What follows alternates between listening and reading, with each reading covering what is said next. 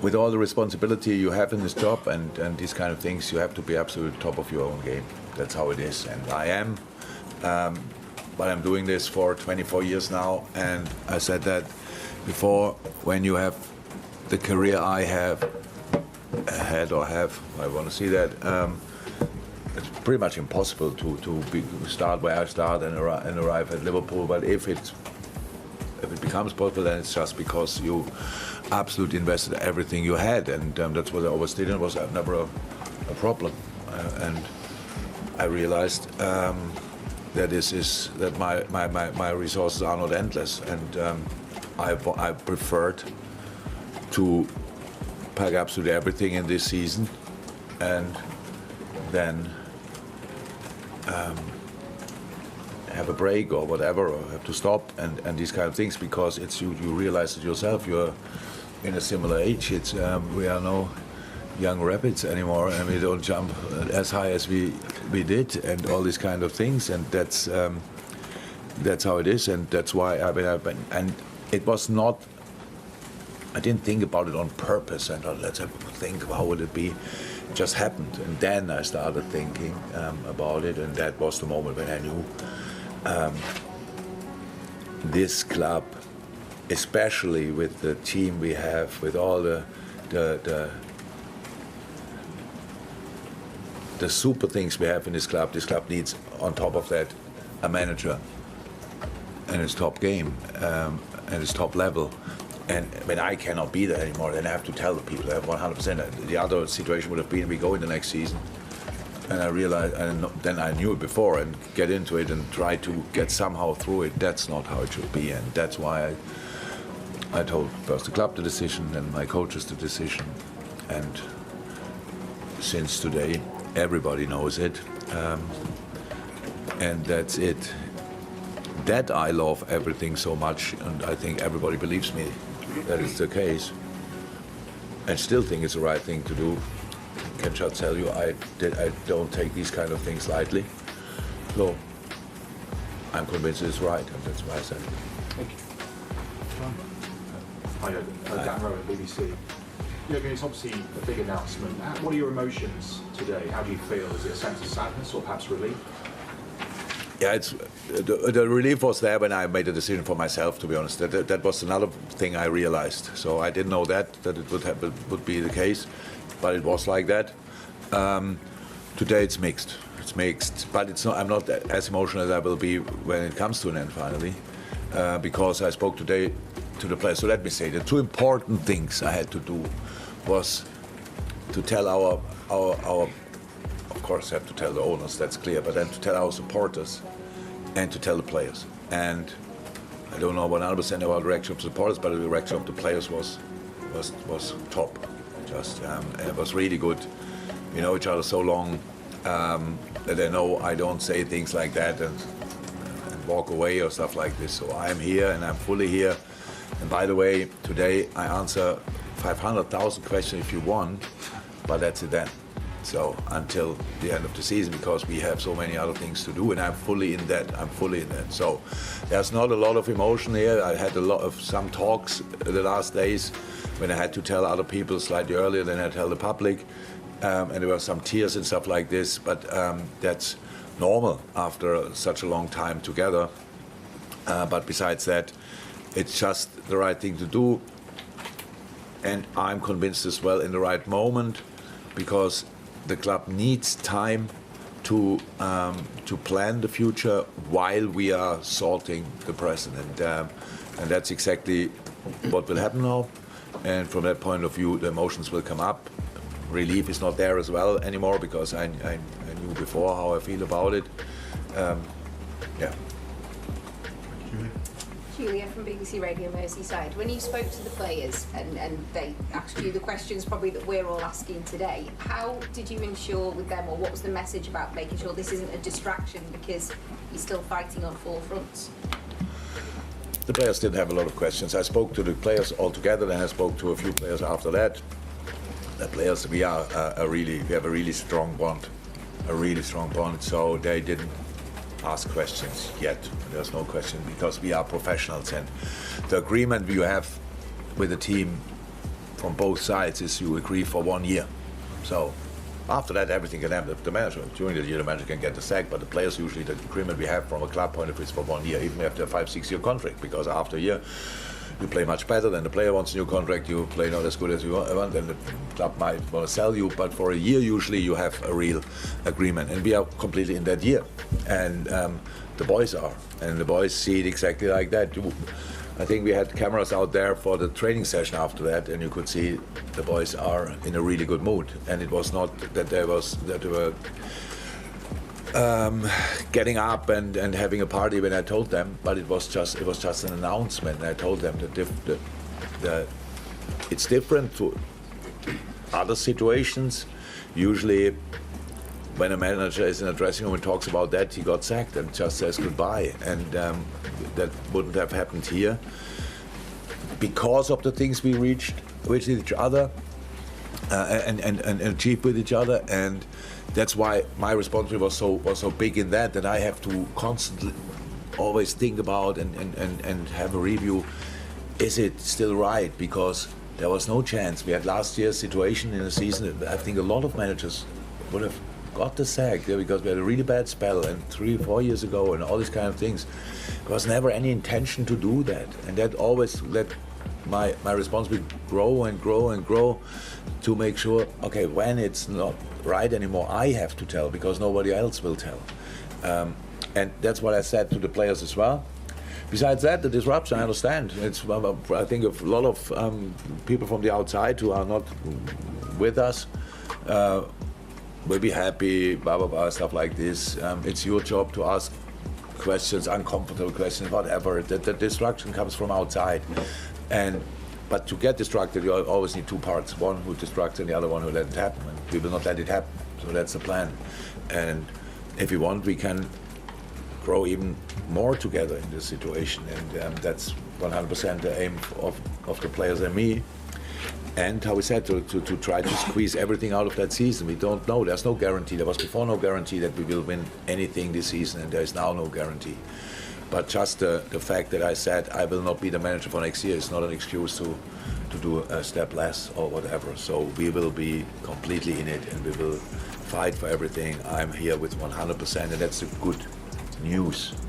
I just know I cannot do the job in the future, but I can do it very well right now, and that's what I will do. When you came back after the summer, you said you were re-energized and refreshed. Did you genuinely believe that was the case, or were you trying to convince yourself that was the case? No, in a sense, it was definitely exactly like that. The reason for that was, the summer was a difficult summer.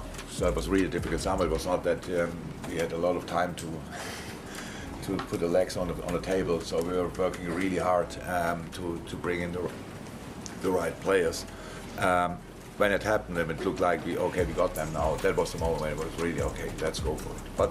And then we had the training, the summer we had, and the preparation we had was absolutely outstanding. And realizing how good this team can be, that of course gave me a lot of joy, especially. So, but it's not about that. It's how I said. I in this moment I love each minute of the team.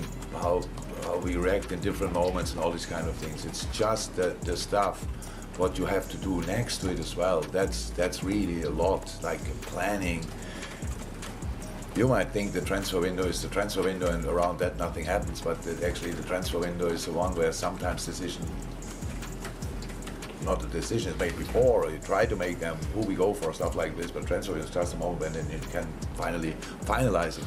So the work around planning pre-seasons, all these kind of things, there you need to be spot on as well, because it's really important. And then I realized that's something I cannot. I did it so often. I had 6 press conferences a week since it feels like 9 years pretty much. We played international football. Honestly, I have no problem with you, but I can't wait for the moment when I don't have to do that anymore. There's so many things in this job where you just think, again. So, and that's, you have to be the best version of yourself. You have to, and especially for a club like Liverpool, because I know it means so much and it's so important for so many people. I cannot do it on 3 weeks. It's not allowed, and I don't never wanted to be a passenger in all that. My managing skills, obviously, so many better managers out there, but it's based on energy, on emotion, on relationships and all these kind of things. And that takes all of you. That's just how it is. It needs all of you. And in the moment you think, okay, they cannot do it like that anymore, then you can do it maybe a little bit different. Also, I'm who I am and I'm where I am because how I am.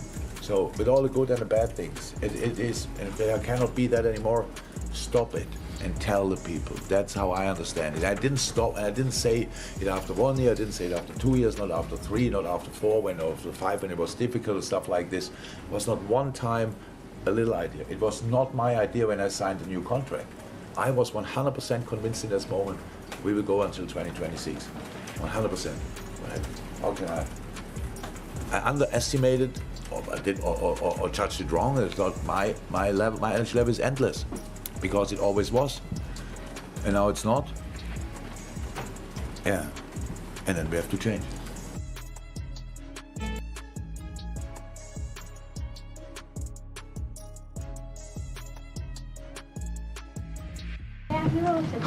Of course you can. I'm 100% sure it's the best question in the whole press conference. It's on the top, please. I can do that as well. The second best question.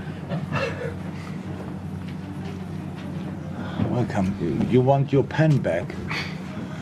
Thank you. You're welcome. So it can only get worse from here. So, before we start, I want to say I will not answer any question about Steve Gerrard today.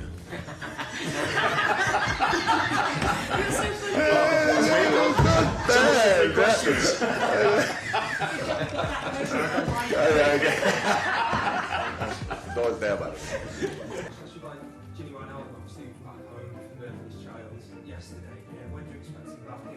After the child is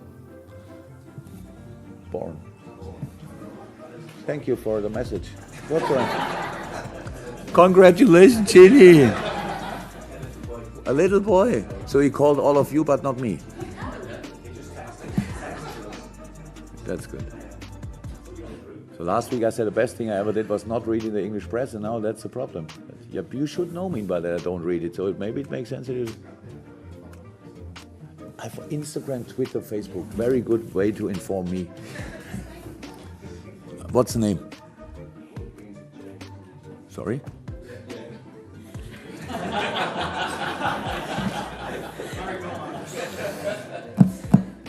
What is it? Teacher's pet? Would it be that, eh? Is that the saying? Oh. Again, any chance I could get a hug? That's probably the best second question I ever heard. I heard it a few times as the first question, so. Hey, I want that hug, boss.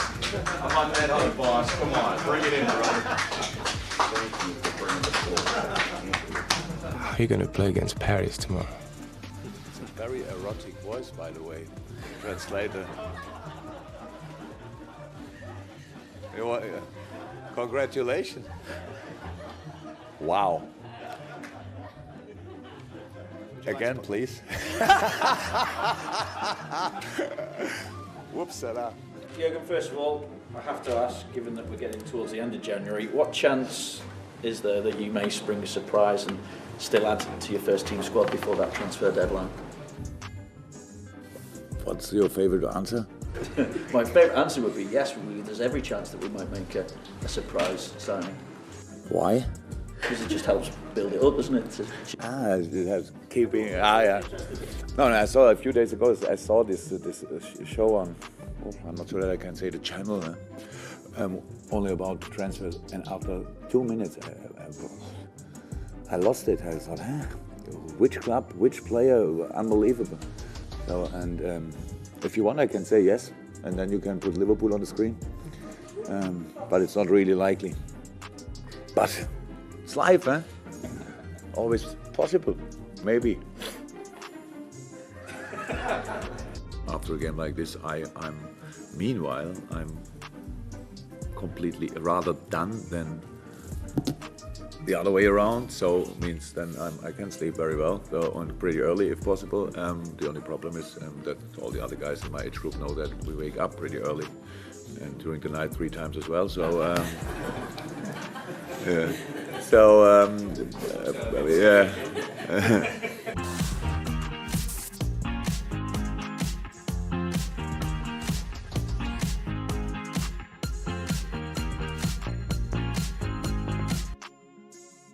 ¿Están disfrutando espectáculo?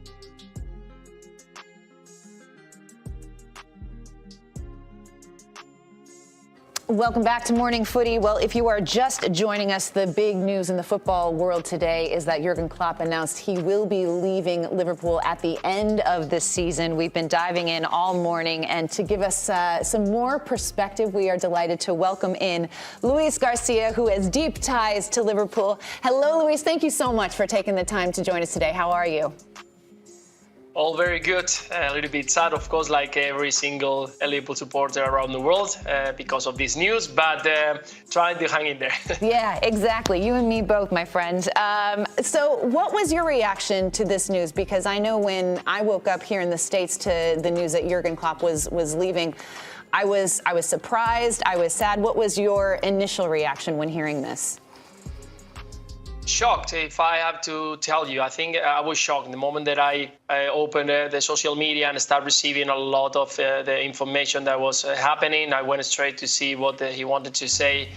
And yeah, my reaction was shocked because I think that no one was expecting something like this. You know, something that is going to happen, but not in this moment, not because of the season the way it's going, not because I'm going next week to watch the game Liverpool against Chelsea, so it's something that kind of impact me straight away. But when you've been in the business for such a long time, you know that these things is going to happen one day or another.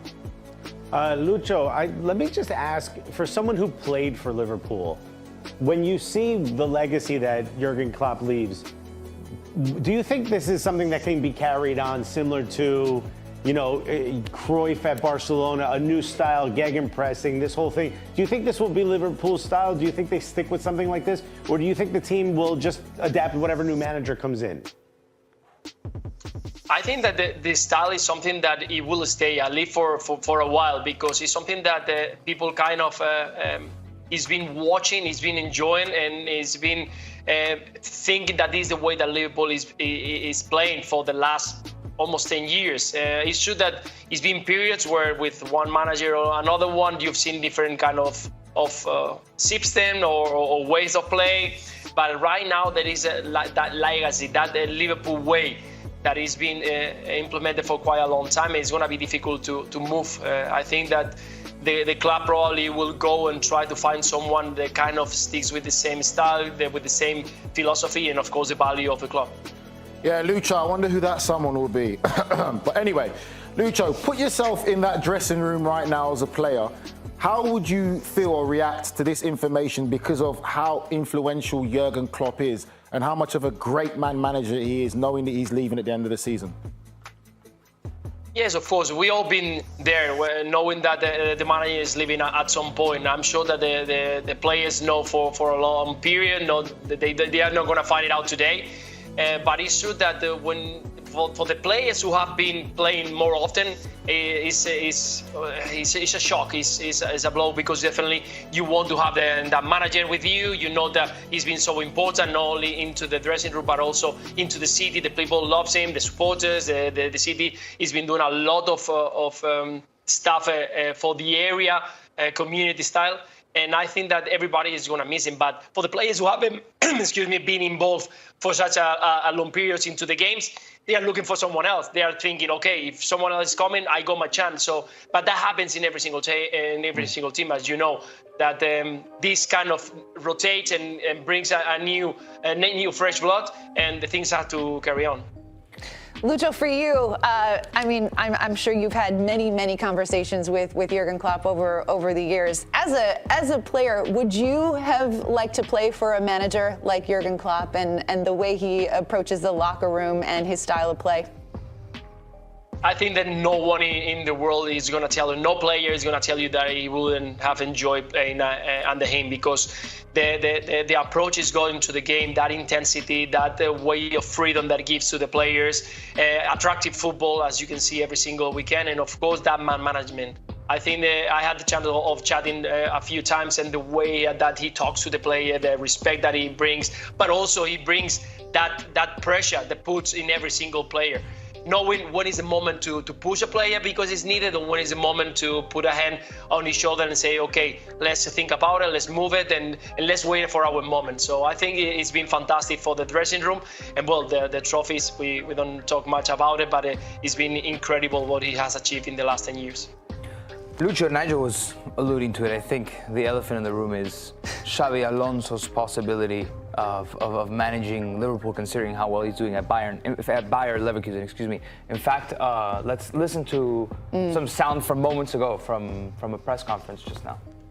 Is there a time, maybe after the end of your contract at Leverkusen, where the Liverpool job would appeal to you? Well, first of all, yeah, it was a surprise. But as well, you know, I have huge respect for Jurgen, huge admiration. Before coming to Liverpool and during his year, it has even been bigger and it has grown. No, the way what he has achieved and the way he has achieved that. And at the moment, I am really happy here. I am enjoying my work here. I am feeling that. Each day it's a challenge, each game is a challenge, and we are in an intense but a beautiful journey here in Leverkusen, and I am trying to give my best to help my players be ready for the next thing, and that's my goal. What will come in next one, I don't know. To be honest, I am not in that moment to think about the next step. I'm thinking about where I am right now, and I think that I am in a great place and I am enjoying, and I think it's the right place, so that's all I can say. I don't know about the paces. My pace is what's going to be at the pace of the team on Saturday, to be honest, because that's what really matters. And I'm going to be happy when we are playing well and we deserve to win. And what's going to happen in the future, I don't know, and I don't really care at the moment. So Lucho, I imagine you're close to Xabi Alonso. You played with him at Liverpool. You won titles with him at Liverpool. Give me your unbiased opinion as to whether Xabi Alonso would be a good fit for Liverpool sooner rather than later. Sometimes rushing things up is not very good. I'm not saying that Xabi is not ready to handle high levels management, because I've just seen what he has done at Leverkusen is really, really remarkable, and he's continued doing. He just signed a new contract. He's been talks and rumors about him leaving for Real Madrid, he leaving to Bayern Munich, but at the end, I like the way that Xabi is managing his career, making it step by step. I don't want to bring Xabi right after Jurgen Klopp, because the legacy that Jurgen he has left is so big that it's going to be very difficult to kind of match it. So everyone is going to expect from Xabi, not even a transition period. They want to deliver the best of the best. They want to deliver to be challenging for every single trophy, challenging for every single competition. That's not easy. So I would like to see Xabi one day arriving to Liverpool with that confidence, with all the mistakes that he has to continue making, because we have to say that Xabi just started his career managing in second division in Spain in a very fantastic way, and arrived to Leverkusen and done an amazing job. But I would like to see him arriving to Liverpool with that confidence and thinking that the next steps, I'm going to make my own legacy. And yeah, that's the way that I see it. And hopefully one day I can see him managing Liverpool, of course. Lucho, we're in a Merseyside pub, mate. Pick one. Two ex-legends played with Xavi or Gerrard. Who are you going to pick for next manager? I mean, what an easy choice. That's a tough one. That's a tough one. Honestly, I think it's going to be difficult to get one of those, because Steven Gerrard just signed a new contract, Xavi as well. But if there is an option right now, I will say that I will leave Xavi waiting for his moment, because I think he's doing a great job right there. And I will take Steven Gerrard and place him in Liverpool side, because I think that his personality will match the style of play of Liverpool at the moment. Great take, man. I'm surprised you answered that, mate. Interesting. Lucho. He found a way to not upset anyone. Yeah. Very smart. I like that, Lucho. Amazing stuff. Oh, Lucho, really appreciate you taking the time to join us this morning. All the best to you. Spectrum Mobile brings...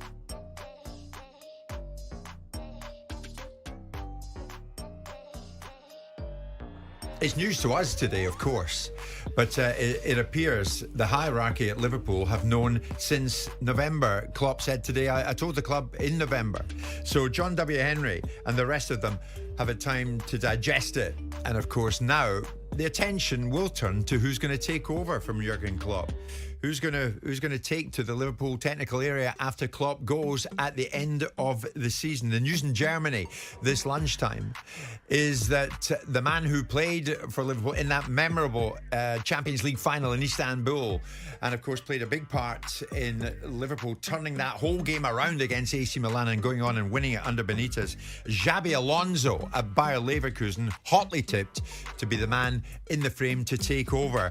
And it's been reported this lunchtime in Germany that Bayer Leverkusen, if Alonso is approached by Liverpool, would not stand in Alonso's way. Funnily enough, this was Xabi Alonso speaking back in 2018, right here on Talk Sport, when he was asked a question about, what about one day you being manager of Liverpool? Yeah, for sure. I have dreamt of it. For sure, I have to prove myself. I need to prepare, but you know, if I decide somewhere along the way to take my chances as a manager, you know, my link, my commitment, my passion with Liverpool is there, and you know, why not? We will see if we can cross paths in our ways. Xabi Alonso, we'll get to that. Simon, now that you've had more time to let the dust settle and digest the news about Klopp, you're a hard man to please. You've got high standards. You demand the best in class. Where does Klopp come in? Oh, I think he's up there. Absolutely. I think for Liverpool, absolutely, because of the manner in which he's brought forward this football club and got, you know, it's almost been like an orchestrator conducting the audience, getting the absolute feel that he wants behind the team, building teams that I've enjoyed watching more, not because I don't like Man City, but I enjoy Liverpool's brand of football more than I enjoy watching Arsenal and watching Manchester City, because it's more feral, it's more aggressive. I think at times he's been a brilliant statesman for the Premier League. I think the prestige he gets isn't quite matched by the achievements, because, you know, four trophies in 9 years, you know, compared to some of the people that have gone before, or some of the people that are very much there now, doesn't stack up. But I still think, and I made the point 2 weeks ago, that in my view, that Klopp is the best manager. I got, confronted by groups of Man City fans outside saying, are you seriously suggesting that Klopp is a better manager than Guardiola? And for me, the brand of football that he plays, he is. And if he was managing Manchester City with the resources that he would have had at Manchester City, I think he would have done everything that Guardiola's He's done. built quite a dynasty there, hasn't he, with all the players that came in. He's one of the great communicators, Jim, without doubt, the way that he communicates. And I think he's being honest and true to his personality. And I think it's all he knows. And he's just behaving as he always has done, with a great deal of honesty. And I think it could give them huge results between now and the end of the season. It's a sad day, of course, because the club doesn't want to see him go, and there will be change. But what won't change, I don't think, is what they're doing right now on the pitch. And I think he'll use this as an energy. I was going to ask you that, Martin, because the worry for me is this football team is so much Jurgen Klopp. And if you take Jurgen Klopp out and you put someone else that's maybe Jurgen Klopp light, irrespective of what's happening in Germany and Xabi Alonso developing himself over 160 games that he's managed, right? But this is Klopp. This team represents Klopp's personality, represents his outlook. Liverpool became what we're now describing as a rock and roll side simply because it was Klopp's will. Now you're pivoting, now you're changing, and you're also taking out all the fabric. So it makes, to me, it looks like a really interesting conundrum for Billy Hogan and those at Liverpool when they make their decision about who takes over from Klopp, because it will be a style of. I can't see how they don't change the style. But within the dressing room, I mean, they now become a reflection of their manager, of that personality, that character. He shapes those players. You know, you'll see another great leader coming out of there. There's no doubt there. You're looking at Van Dijk, you're looking at Alexander-Arnold. These players now will grow they become a reflection. Yeah, they become a reflection of the manager. I don't see them going anywhere. That's a huge football club. A lot of reasons to want to be there. His record is undeniable. It's brilliant. Games managed 466, games won 283, games lost 78. He's got a win ratio of 60.7%. Simon, thank you, mate, as always. Martin Keown, an invincible performance from you, my friend. We brought you the news this morning, and like us here in studio on the 17th floor of the news building, we were as staggered as you, but it's true. At the end of this season, Jurgen Klopp says goodbye to Liverpool Football Club. Whether you want to get used to it or not, whether you like the news or not, it's true. Jurgen Klopp and Liverpool part company at the end of this season. We're coming up to one. Jim White and Simon Jordan. Monday to Friday mornings from 10 on AM, on DAB, via the TalkSport app and on your smart speaker. TalkSport. Spectrum Mobile brings...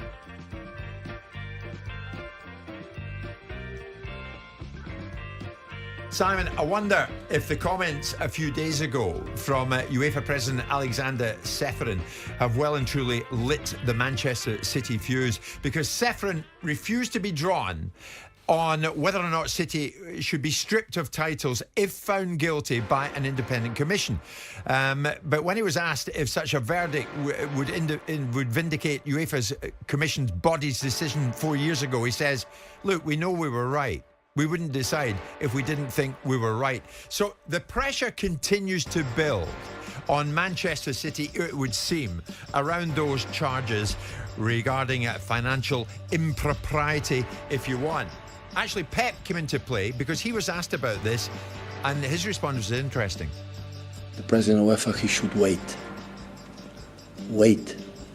And after, do whatever he wants. So it was the sentence, he has to sentence about the UEFA, he has to respect it. And he has to wait.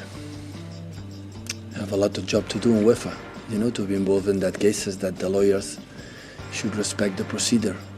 And after, he knows we have the right to defend ourselves. So Pep Guardiola, quite cutely I felt, Simon, biting back saying, listen, calm yourself, Ceferin, calm down.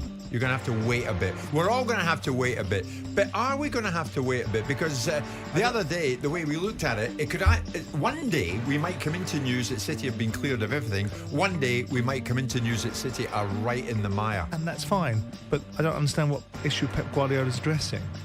Because Ceferin is talking about the case that UEFA brought. He's not talking about the case that the Premier League are bringing. Yeah. And the case that UEFA brought, they found Manchester City to be guilty of the charges that they brought.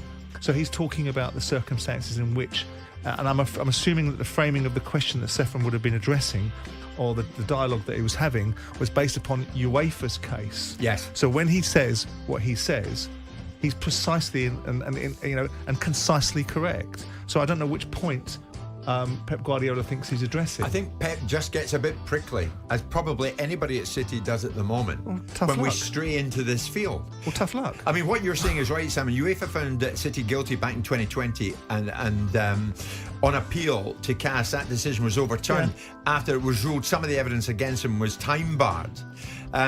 City had already paid UEFA 20 million euros to settle an FFP case back in 2014. Yes, they did. I think they got fined slightly more than that. They got fined 50 million, and then they got it reduced on their conduct. Yeah, I mean, Guardiola obviously feels Ceferin's not respecting a process. And the reasons why they did that is because it was apparently worth less aggravation. I mean, what a wonderful place to be in, that you're completely innocent of something, and you'll accept a £20 million fine as a result of wanting it not to be a problem for you. I don't know what that tells you, but this is a different set of charges. And whether the Premier League fined Manchester... I mean, I think it's ridiculous they brought 115 charges against them, quite frankly. Too many. Well, I think it's ridiculous. If you want to charge them with something, then charge them with something meaningful and just fine-tune it and get to the money shot. And whether they find them guilty or not, we will see, irrespective of what people's opinions are. But Pep Guardiola addressing the issue about Ceferin is just stupid, because he's addressing a completely different issue. You might not like the fact that people have an observation that you've got something to answer. It's really quite simple. Answer it then. You don't want to answer it, and I know that it's a convoluted case, and I know that there's a lot more to it than simply the issues at Everton and Nottingham Forest. But it also is a case that Manchester City have never really addressed, and everybody knows, except the Man City fans who go beside themselves whenever time you mention it, that everybody knows that Manchester City have spent an inordinate amount of time making this a very difficult case for them to have to answer. And I still maintain the view. So others that it suits their agenda will say, well, why should we have to answer these charges? We're completely innocent. That's why we're not particularly cooperative. On the other side of it, I would say, from my point of view, and maybe I have a different mindset to those of huge wealth that don't necessarily operate the same way, that I believe that if you're innocent of something, you move heaven and earth as quickly as you possibly can to squash those with the audacity to accuse you of it. Right, you don't kick it into the long grass. And everybody knows, and whether they accept it or they don't, that even in the case of the newspapers not being, in the court hearings, the newspapers being sought, and I don't necessarily think it's a bad thing, but notwithstanding it being sought to be excluded by Manchester City's lawyers, by Manchester City's own admission, they will spend significant amounts of money to clear their reputation. And I wonder, I mean, my understanding of it is Manchester City have spent tens and tens and tens and tens of millions on, it's a cottage industry around them of lawyers making a fortune. Who's paying those bills, and are they being accounted for in Manchester City's finances would be interesting to see. But notwithstanding it, they have every right to be presumed innocent right now, Manchester City, because they're not guilty of anything. But they were guilty under UEFA's guidelines, and UEFA are right to turn around and say, well, we found them guilty. So what Pep Guardiola's doing is he's barking at the moon. Because he doesn't like it. And of course, one thing we do know, Martin, is it's not going to go away. Whether Pep likes it, whether Pep doesn't like it.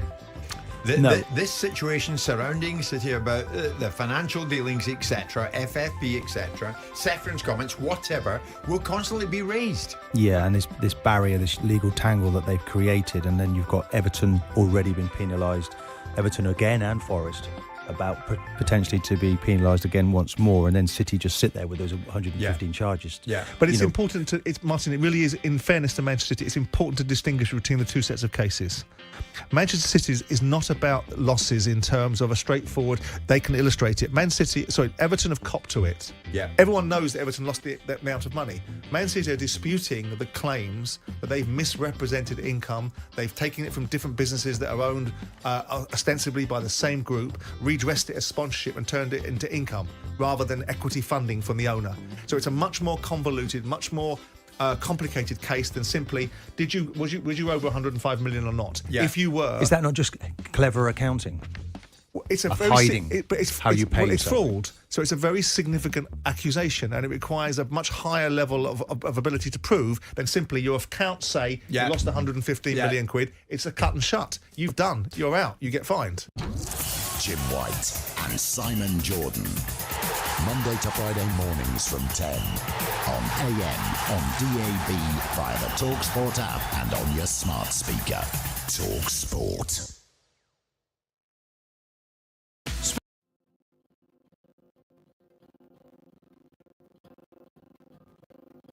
What's your reaction? I mean, you must have been bowled over, as everybody has been. Yeah, I just, it's tough, because people like Simon said, he doesn't get enough credit, and it's tough because, you want to compare Bill Shankly and all that, but obviously I wasn't alive when Bill Shankly was there, so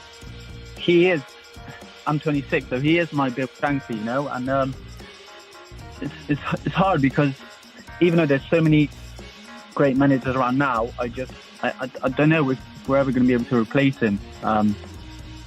They'll have to replace him. They'll have to replace him, David. But the only one I can think of is Xabi Alonso. I think the way they're playing, it's very impressive. Obviously, him playing for Liverpool before as well.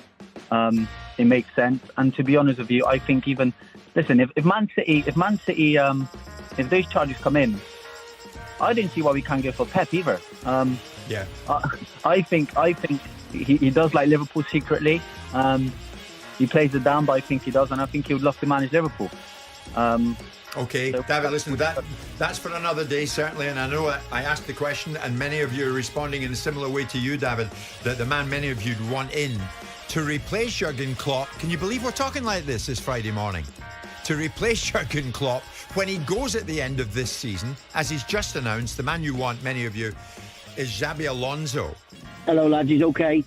Yes, yeah, just a couple of things. Obviously, when you guys rang me before, I mentioned to him, and I think the first thing to say is, obviously, you know, he's brought us some fantastic achievements, and I'm 45 now, being lucky enough to follow Liverpool most of my life and go to most of, obviously, home and away games and stuff like that. So the journey's been incredible, that's first and foremost. You know, we have to take him at face value. I think that's the first thing, and, you know, and I know things change within football. But I was just saying on our WhatsApp group with the lads who I go to game with, Jim. Yeah. There's always a little bit of a cynic in you, and you're wondering. There's been rumours around here now with us for a few months about the equivalent of it, like a Netflix series or an Amazon series, and he was like, not on my watch, it just doesn't happen on my watch. And I've noticed in like the last few days there was potentially an announcement saying this has been agreed and stuff, and it's going to be happening. So you're going to get all types of that stuff.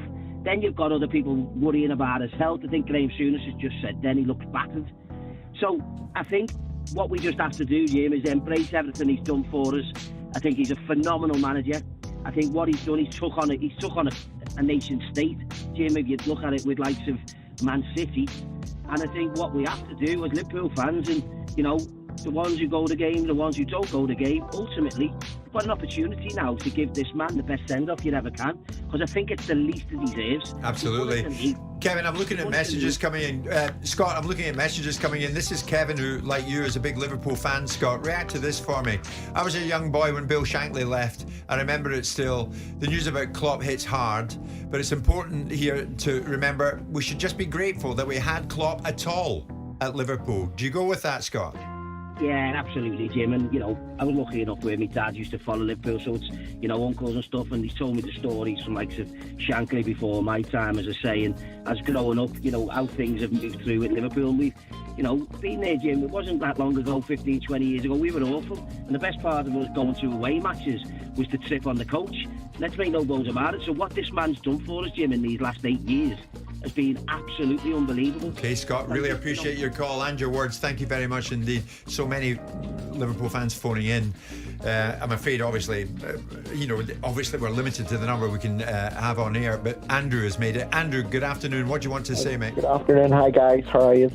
All right, Andrew. How are you? I'm all right. I just want to say three things.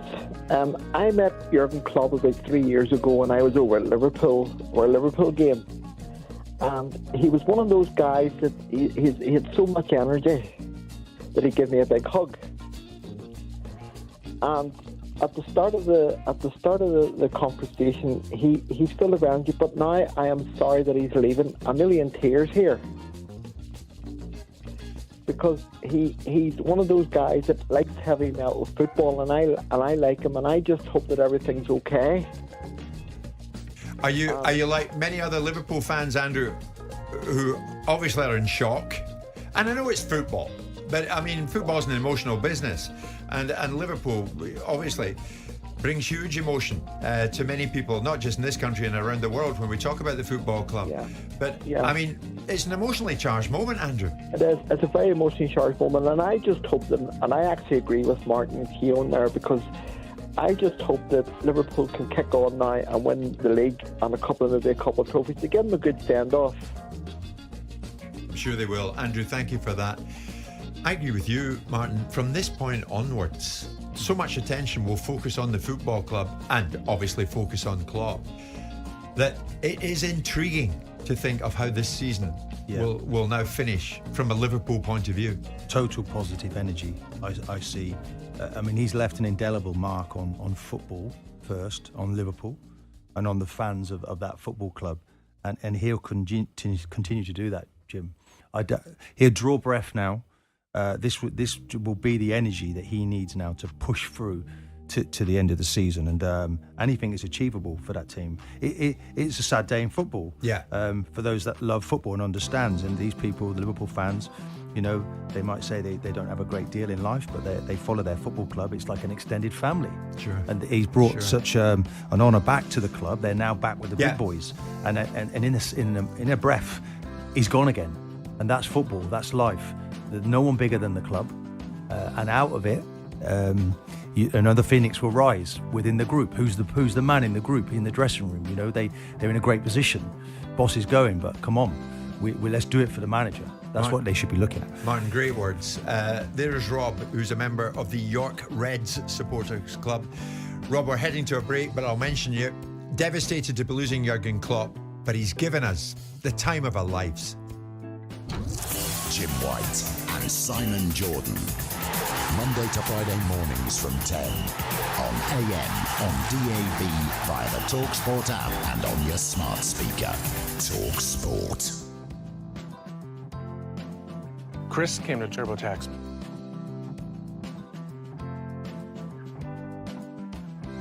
Just how shocked were you by the news with Jurgen Klopp this morning? And is there a time, maybe after the end of your contract at Leverkusen, where the Liverpool job would appeal to you?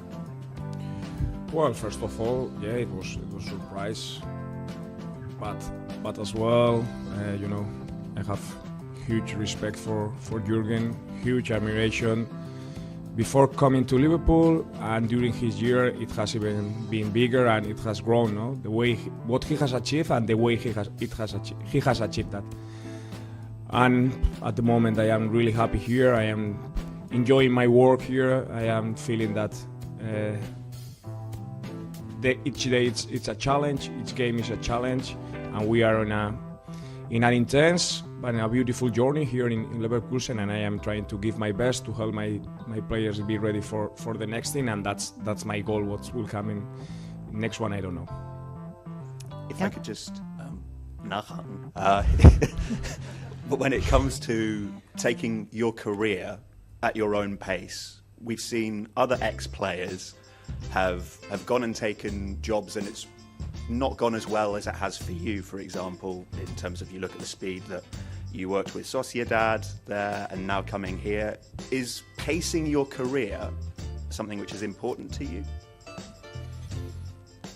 To be honest, I am not in that moment to think about the next step.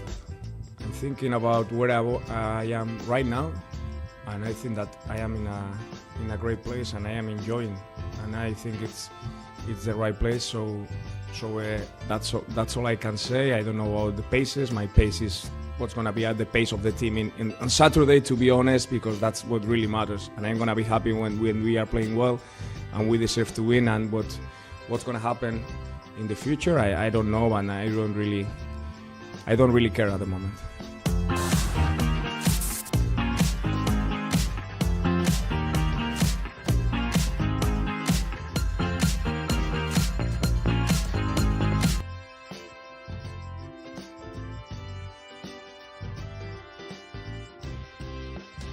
Chris came to... Jurgen Klopp gathered the players today before training.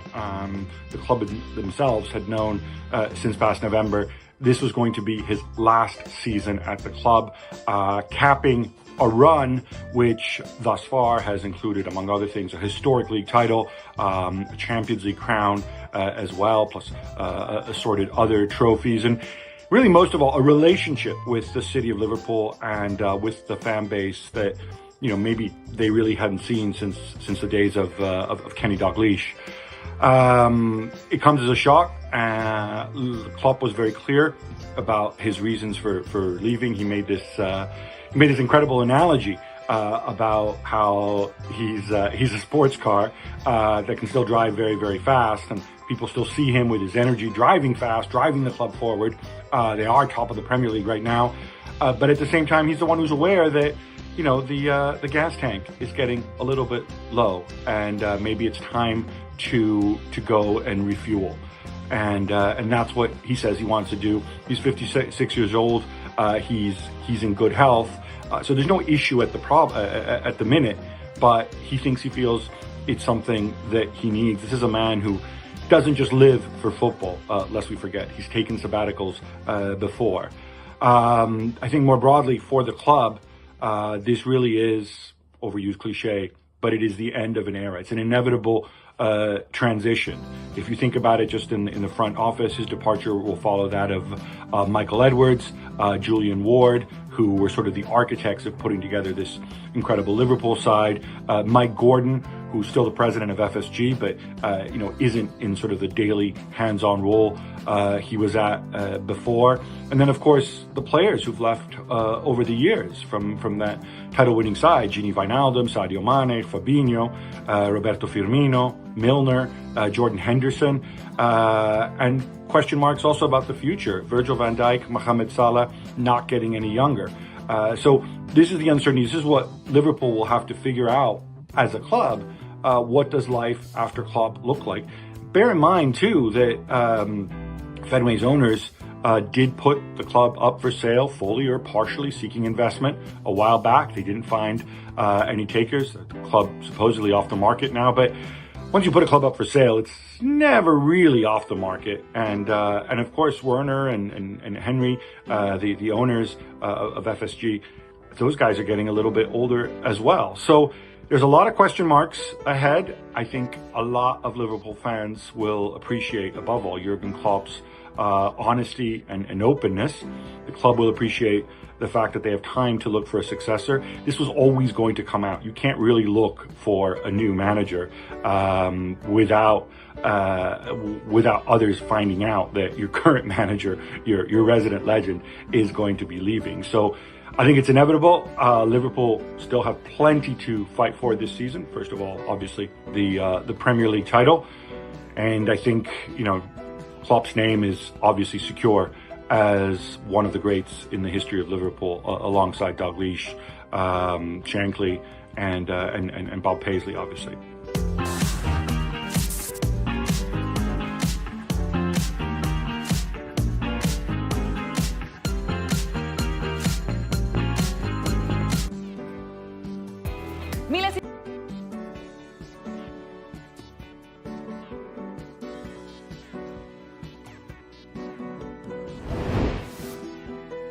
A complete shock.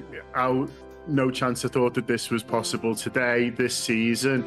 We would all hope that he might sign a new deal. Obviously, he had a couple of years left, but he talks about running out of energy on there, and you feel for him. And if that's how he feels, then he's got to do the right thing for him. But it looked like he was so reinvigorated by this new team, by the young players who come in and brought loads of energy. And we felt like it was the start of a new team, and Jurgen was going to lead that. So to find out today that he'll be no more Liverpool manager at the end of the season is just a massive, massive shock.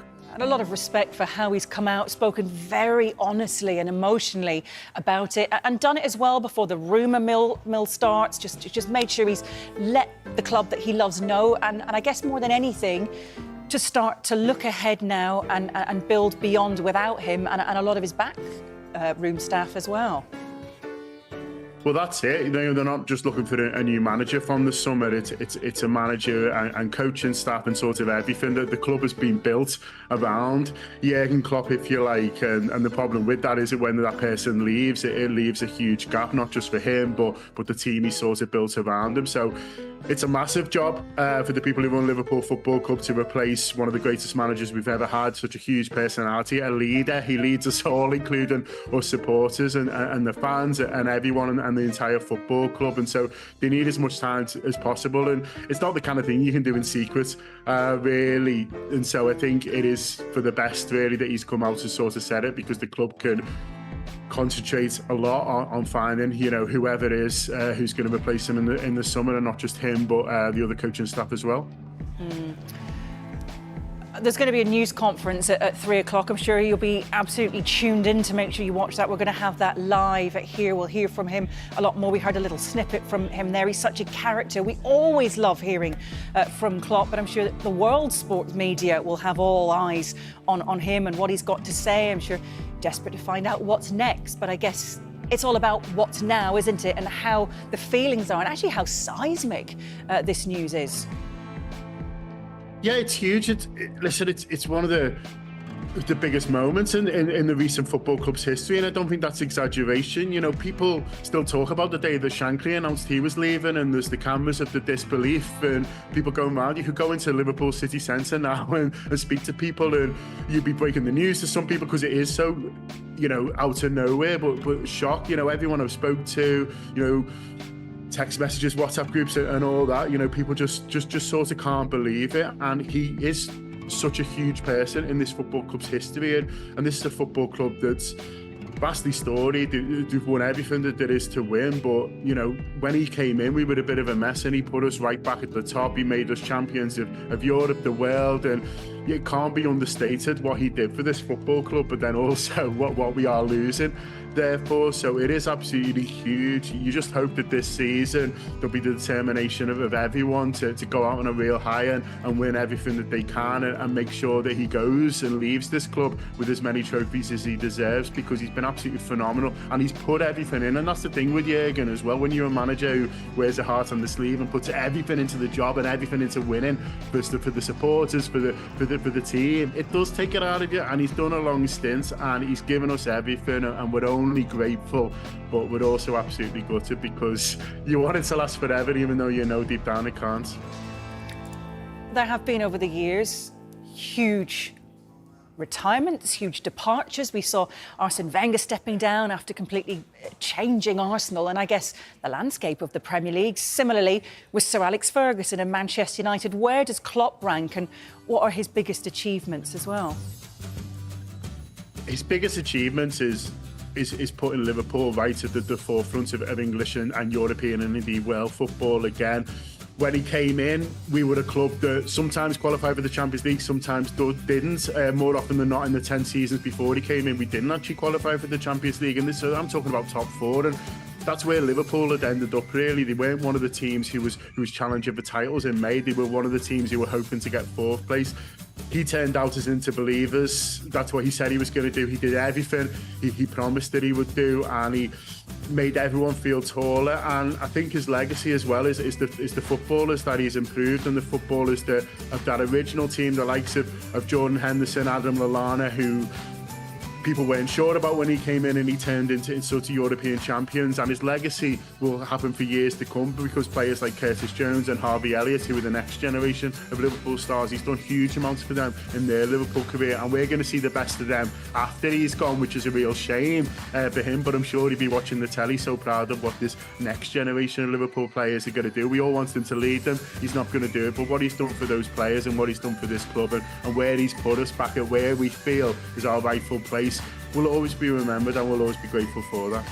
And I guess it won't really matter what happens this season, but he's taken it into his own hands. There's going to be, sackings of any kind. He can walk with his head held high for what he's achieved, what he still has to potentially achieve, fighting for silverware on 4 fronts this season as well, and walking with his head held high and having it in his own hands too.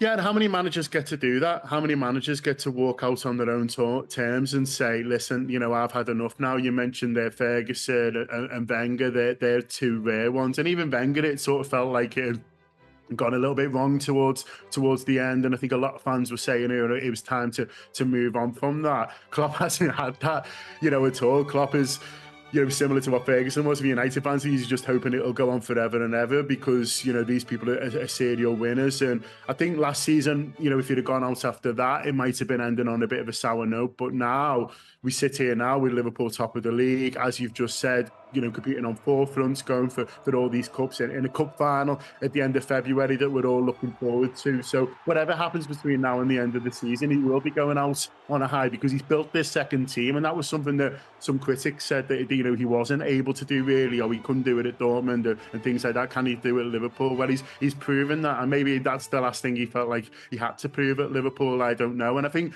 managers like Klopp, people who do care about more than themselves, always want to leave the club in a better position than they arrived. And I mean, Mai's done that. You look at the squad now compared to when he walked in, and the talent that's but also the legacy of winning, the legacy of what he's done. You know, the changes over, you know, to this new training ground, and everything around the football club now is set up to win. That's what the players say. We've got no excuses. Everything's sort of brilliant for us, and that culture of winning, he's reinstalled and will be there, you know, after he goes. And so his legacy is huge. From that point of view, it's obviously a decent moment for him to sort of move on. It's a great job for the next manager because they've got some brilliant young players with the best years ahead of them to come into. Again, I just wish it was Jurgen Klopp leading them, because I haven't been looking out for any other managers because I felt like we had the best one. I want to pick you up on that, actually. We are going to let you go in just a minute as well, a man in demand, John, but we want to celebrate Jurgen. We want to kind of live in the moment. We want to celebrate him, continue with the rest of the season, but people will already be thinking about what's next season, what managers are going to come in. It's going to be a complete change for Liverpool Football Club. What sort of route do you think they're going to go down? You said you've not quite thought about it yet, but you're going to have to soon, aren't you? Well, Billy Hogan will certainly. You know, he's gonna sort of have to think about these things. It's tricky because, you know, do you go for a very sort of experienced manager? Do you think, well, it's Liverpool Football Club and we need a certain sort of stature, someone who's experienced? Obviously, there's the idea of the backroom staff moving on as well, so sort of they're replacing. Or do you go for someone like Xabi Alonso, who's a young coach, who's riding high in Germany, who's a Liverpool legend, who understands the club, who knows the club? But it feels like even Xabi might be saying, well, this is a little bit big for me now. So the timing in that instance doesn't feel sort of fantastic. I wouldn't be surprised if Alonso's the name that a lot of people are talking about, because he is doing so well in Germany and he's always spoken so well. But my worry was it'd be a little bit early for him, and maybe, you know, ideally you'd be looking at him in a few years' time. But life doesn't work like that. Sometimes football certainly doesn't. So sometimes you just need to work with, you know, the opportunities that are there and the moments that are there and see what you can do.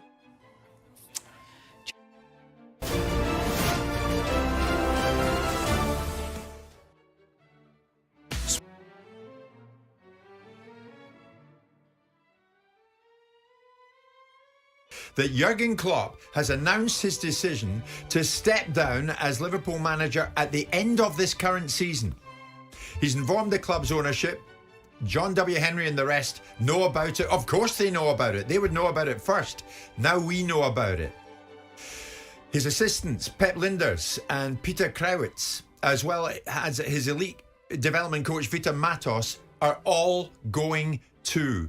But the massive news, the bombshell news, is that the man that every Liverpool fan in the land loves, Jurgen Klopp, is calling time on his managerial career at Liverpool. Simon's with me, so too is Martin Keown. Huge reaction to this, and nobody better than Graham Souness to react live on this show. Graham, good morning to you. What is your reaction to this massive news, Graham? I'm amazed, Jim. I'm amazed. I just think it's, you know, the demands of that job. It's one of the best jobs in the world if he can get it right. He's certainly done that, and it would appear that, you know, having a very difficult season last year, he's got a team again. But it's just the toll it takes on the individual. And when I look at Jurgen Klopp, I mean, he's such a perfect fit for Liverpool because, you know, he's on it. He's at it. He's aggressive. He's very emotional. You know, he's confrontational. Yeah. He's everything people support love. But that takes a toll. You know, the pressures of being a manager at a big football club are enormous. Well, that's what he's saying, Graham. He's saying, I'm running out of energy. I have no problem now, but I am absolutely fine now. But I know I cannot do the job again and again and again and again. That's what he's just been saying. Well, you know, he's been at the coal face. How long has he been at Liverpool? Is it the best part of 10 years? Since 2015, Gray. Yeah, so he's done the most remarkable job. You know, when you think how he's been competing against, firstly, Chelsea with their spending power, Man United with their consistent spending power, and of course, Man City have joined that group. And he's won a couple of big trophies, the biggest trophies. The job he's done quite remarkable. And when I look at him, I mean, he looks. I don't think I'm overstating it, but it looks like he's been beat up. You know, metaphorically, he looks like a man that's so intense and so on it. He looks like, he's going through the mill.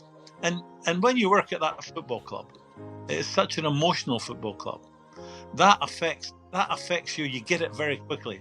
I worked at Glasgow Rangers. I worked at Liverpool. I worked at Galatasaray, Benfica. That gets to you. It gets to you. You feel passion coming from the supporters. It sort of increases the responsibility. You feel for the job and what job you're doing, and the pressures are enormous. I'm surprised because I believe he's got a team that's got a lot of life going forward. When I say a lot of life, it's got years ahead of it.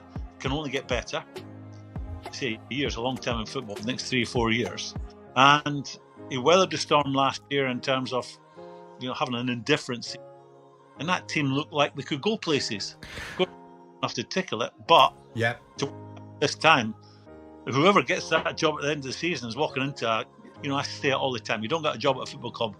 Very, very rare job at a football club as a manager because it's going well. Great. I mean, a couple of years ago, he talked about he signed a new contract in April 22, which took him up to 2026. Last year, I think he talked about lacking energy and feeling the pace a little bit. This season, he's obviously been rebuilt, and now the side are top of the Premier League in a situation where they could win the quadruple. I know it's a very tall ask, but in the Europa League, they're in the FA Cup, they're in the League Cup final. Do you think it's a case of that energy lost last year, engineered a focus on him this year, but because the team is now looking like a successful side, go out now, knowing that I've expended all the energy to get to the side, get it back again, and leave it with people wanting more from me rather than wanting less? I'm not sure how there's any benefit in announcing it now. Is that going to give, other than it making it very emotional every time he's in the dugout at Anfield, are the players going to be reacting? I wouldn't have thought so. I think the fact,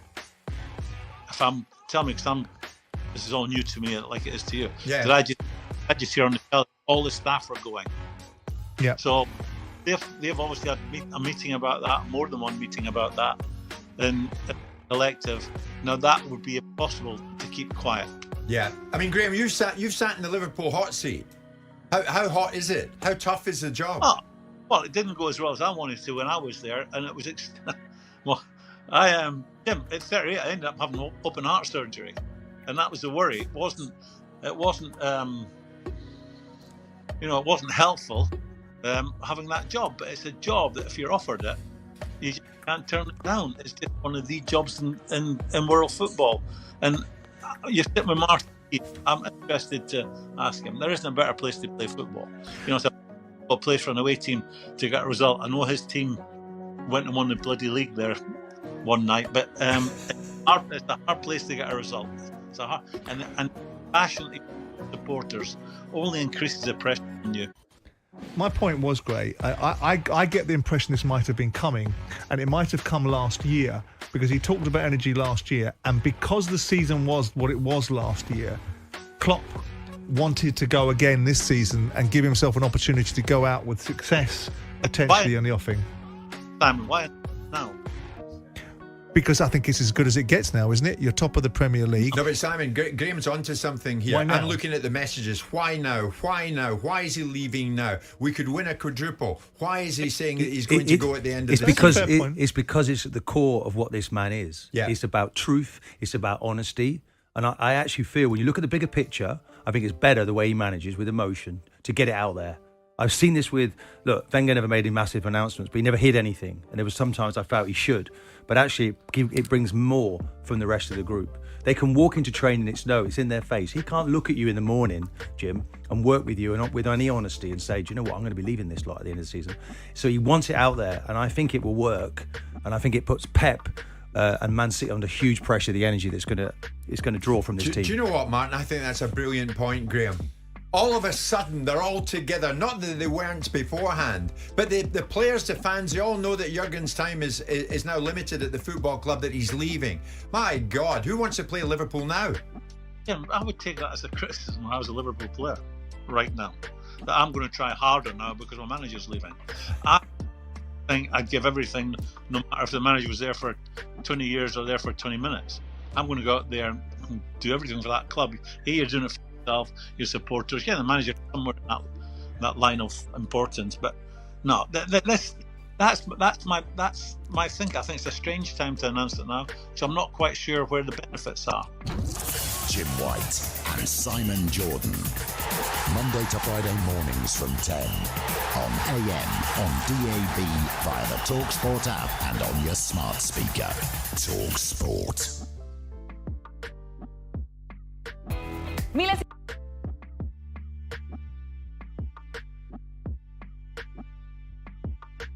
Well, Jurgen, we're here because you have an important message to deliver to our supporters. Would you like to tell them what that is? Yeah, I have to. I will leave the club at the end of the season. I can understand that it's a shock for a lot of people in this moment when you hear it the first time, but obviously I can explain it, or at least try to explain it, and I love absolutely everything about this club. I love everything about the city. I love everything about our supporters. I love the team, love the staff, love everything. That I still take this decision probably will, or shows you that I'm convinced it's the one I have to take.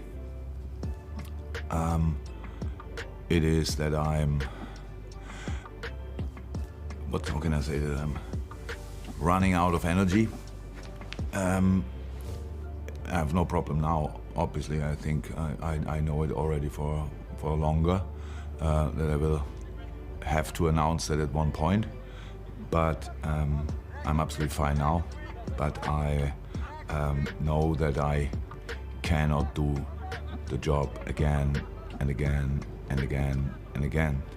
And after all the years we had together, and after all the time we spent together, and after all the things we went through together, the respect grew for you, the love grew for you, and the least thing I owe you is the truth. And that's the truth.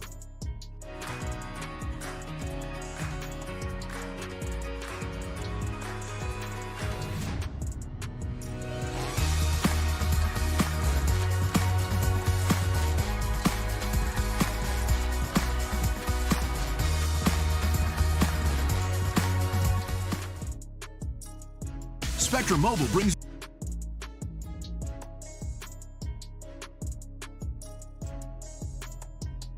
Jurgen Klopp is to step down from Liverpool at the end of this season. Jurgen Klopp has been speaking in the last few moments, and Jurgen Klopp has announced that he's coming to the end of his reign at Liverpool, and he will step down from his job as manager of Liverpool at the end of this season. Liverpool fans, catch your breath, compose yourselves, because this is what Jurgen Klopp has just said. Well, Jurgen, we're here because you have an important message to deliver to our supporters. Would you like to tell them what that is? Yeah, I have to. I will leave the club at the end of the season. I can understand that it's a shock for a lot of people in this moment when you hear it the first time, but obviously I can explain it, or at least try to explain it, and I love absolutely everything about this club. I love everything about the city. I love everything about our supporters. I love the team, love the staff, love everything. That I still take this decision probably will, or shows you that I'm convinced it's the one I have to take. It is that I'm, how can I say, that I'm running out of energy. I have no problem now, obviously, I think I know it already for longer, that I will have to announce that at one point. But I'm absolutely fine now. But I know that I cannot do the job again and again and again and again. And after all the years we had together, and after all the time we spent together, and after all the things we went through together, the respect grew for you, the love grew for you, and the least thing I owe you is the truth. And that's the truth. Well, who is ready for this news? I would suggest absolutely no one. In the last few moments, that was Jurgen Klopp, who has announced his decision to step down as Liverpool manager at the end of the current season, having informed the club's ownership of his wish to leave his position when this season and Liverpool's campaign this season comes to a close. Assistant managers Pep Linders and Peter Crouert, as well as elite development coach Vitor Matos, will also vacate their positions at the end of the season, with Linders keen to pursue his own career in management. So one would think maybe Linders, because of his close association with Klopp and because he knows the football club inside out, makes himself a candidate to take over from Klopp. But that's not for now. This is for now. Liverpool fans getting used to this. Jurgen Klopp, in the last few moments, has announced his decision, and you heard him first on TalkSport, has announced his decision that that's it. And Jurgen Klopp steps down as Liverpool manager at the end of this current season. Arsenal Invincible Martin Keown is with me, so too my good mate, Mr. Simon Jordan. Simon, not often you're stuck for words. What on earth do you make of that? Yes, everything comes to an end, but he'd signed a contract until 2026. So it's curious to see why now, whether there's something behind the scenes in his personal life, something else that's going on that's taking precedence that he requires energy for, and I hope it's not something sinister. But it's a massive challenge for Liverpool. Yeah. Because this is a regime that's presided over Liverpool for 9 years. This is as seismic as Shankly leaving, Paisley, and the changes of direction, because the culture of the football club has really inherently been built around Jurgen Klopp now, and his ability to relate to the fans and build a side that plays in a unique fashion. It's a huge loss to the Premier League. It's a huge loss to Liverpool. Everything goes on, but it's fascinating to hear someone say that their reasons for leaving is that they're running out of energy, because the very embodiment of energy is Jurgen Klopp and his sides. So they've had it before Liverpool. I can remember Kenny sitting there saying, "That's it, I'm done. I've run out of gas." For different reasons. I mean, obviously, different reasons, that was of obviously course. off the back of tragedies and very difficult matters for him to contend Jim, with. this is this is a massive day, isn't it, for football in general? I think the guy's been absolutely magnificent. One of the all-time greats. Yeah. It's a sad day for the Liverpool fans. I think this manager, he manages with integrity and on honesty, and he has to tell the truth. Yes. And he works with emotion. Yeah. And the emotion now that will be swelling up around, I can just envisage these remaining games of the season. You know, if it wasn't emotional already when you go to Anfield, can you just imagine it now, the support? Now, he needs that energy from everybody around him. He's talking about, it's not an easy thing, Jim, to keep getting up every season, to keep doing it. This is another group now. They've been quite magnificent, Liverpool. And he needs help from everyone else. I think it's admirable that he recognises that he has to step down, and I think his timing. All the great leaders seem to find the right exit. I think there'll be an outpouring of emotion for him and from his players. They'll bounce back, Jim, from this, and it's probably a massive tonic. It's a shame they're going to have to lose him. Yeah. Because I still feel, and it maybe feels different at the end of the season. You hope that. But this is leadership. This is leading from the front, Jim. We are under an absolute avalanche of reaction here from Liverpool fans. If you want to come to air, and I know you're trying to get your breath back from the announcement that we just heard Klopp make, and you heard it first in TalkSport. 03717 223344.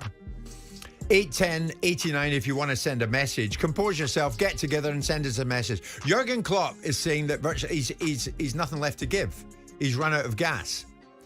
That's what we've just heard. Martin Keown just made a great point from now on in, anything to do with Liverpool and Klopp is the hottest ticket in town, and it starts on Sunday. The FA Cup tie, Liverpool-Norwich, a 2:30 kickoff, has suddenly become the hottest ticket in town. Because Jurgen Klopp stays now at Anfield, and I never thought I'd say this. Certainly not this morning, certainly not anytime soon. Jurgen Klopp's time at Anfield is now very limited because Jurgen Klopp is to leave Liverpool at the end of this season. We'll get reaction after this. Jim White and Simon Jordan. Monday to Friday mornings from 10 on AM, on DAB, via the TalkSport app and on your smart speaker. TalkSport. Hi now. So this is Jurgen Klopp speaking via the statement saying, I know that I cannot do the job again and again and again. He said, after the years we've had together and after all the time we've spent together and after all the things we went through together, the respect grew for you, the love grew for you, and the least I owe you is the truth. And that is the truth. Of course, he was appointed Liverpool manager, wasn't he, back in early October 2015. A decision that would revolutionise the club and establish it as a force as well at home and abroad once more. And Liverpool Football Club have just outlined under his stewardship what he has achieved at the club. They list the UEFA Champions League, of course, the Premier League, the FIFA Club World Cup, the FA Cup, League Cup, UEFA Super Cup, as well as the FA Community Shield. And of course, this season as well, they're still in the running as well, aren't they, for silverware in 4 competitions. And Jurgen Klopp has added to this statement. He says, I told the club already in November, I have to explain a little bit that maybe the job I do people see from the outside. I'm on the touchline and in training sessions and stuff like this, but the majority of all the things happen around these kind of things. That means a season starts and you plan pretty much the next season already. He said, when we sat there together talking about potential signings, the next summer camp, and can we go wherever, the thought came up, I'm not sure I am here then anymore. And I was surprised myself by that. He said, I obviously started thinking about it. So obviously he's done very well to make sure this is kept quiet. It's kept very much to those in the know at Liverpool Football Club. Hence, this has come as quite big, breaking, shocking news today. I just want to continue with a few more of his quotes on the Liverpool Football Club website, saying it didn't start then. This was when he had those thoughts at the beginning of the season and spoke to the club in November, he said. But of course, last season was kind of a super difficult season. And there were moments when at other clubs probably the decision would have been, come on, thank you very much for everything, but probably we should split here or end it here. He said that didn't happen here, obviously. For me, it was super, super, super important that I could help to bring this team back onto the rails. You can just hear him say it like that as well, can't you, right now? He said, it was all I was thinking about. When I realised pretty early that happened, it's a really good team with massive potential and a super age group as well, super characters and all that. Then I could start thinking about myself again, and that was the outcome. It is not what I want to do, it is just what I think is 100% right. But of course, we've got 5 months left on this current campaign, haven't we? They're involved in 4 competitions as well, still trophies left to chase for Jurgen Klopp, and he has said it will ensure goodbyes are put firmly on hold, of course, until his final game in charge of Liverpool Football Club, which I'm pretty sure will be in May. Well, we've got James Savundra, who joins me on a set here. This is definitely not news we were expecting, but how much of a shock is this? Had you maybe said at the end of last season, as Jurgen Klopp has alluded to there, might not have been as shocking, but in the middle of the season. It feels like a really strange time to announce it, but obviously Jurgen Klopp's had a long time to consider it. The club have known for a while. He's made the decision clear in November.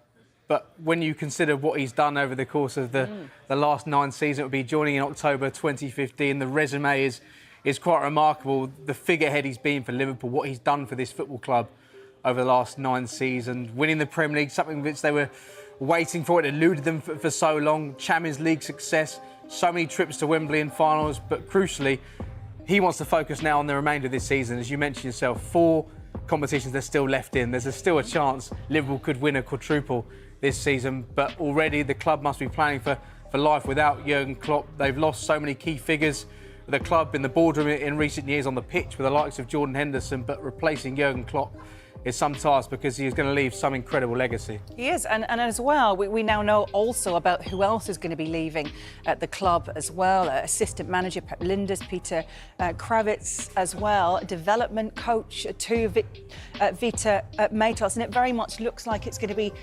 almost a complete overhaul. And we've been talking a lot, haven't we, on the shows this week, on the football show, on the transfer show, about all this young talent that we're starting to see come through at Liverpool. It feels like almost a bit of a lovely natural transition, but this huge change at the top now in order to maybe do it.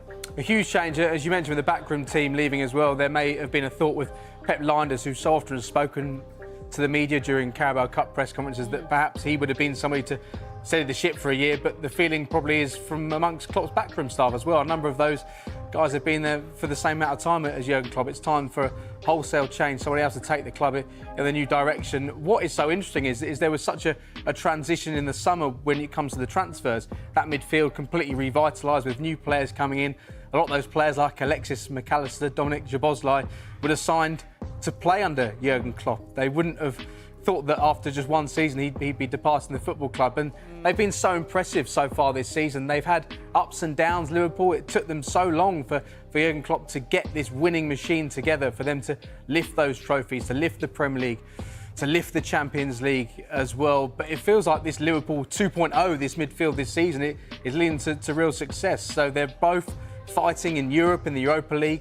Unfortunately, you won't be able to win another Champions League with Liverpool, but they're in pole position when it comes to the Premier League. They're in a Carabao Cup final against Chelsea next month. They take on Norwich in the FA Cup as well. So there's still plenty of good times left potentially for Jurgen Klopp at Liverpool, but unfortunately time is ticking now and he will be departing the club in May, and the search now starts for a new head coach. And what a difficult ask it's going to be to replace Jurgen Klopp. It will almost be like Manchester United trying to replicate and replace what Sir Alex Ferguson has done. So the fears will be, what can Liverpool do now and what does the future hold? Life after Jurgen Klopp.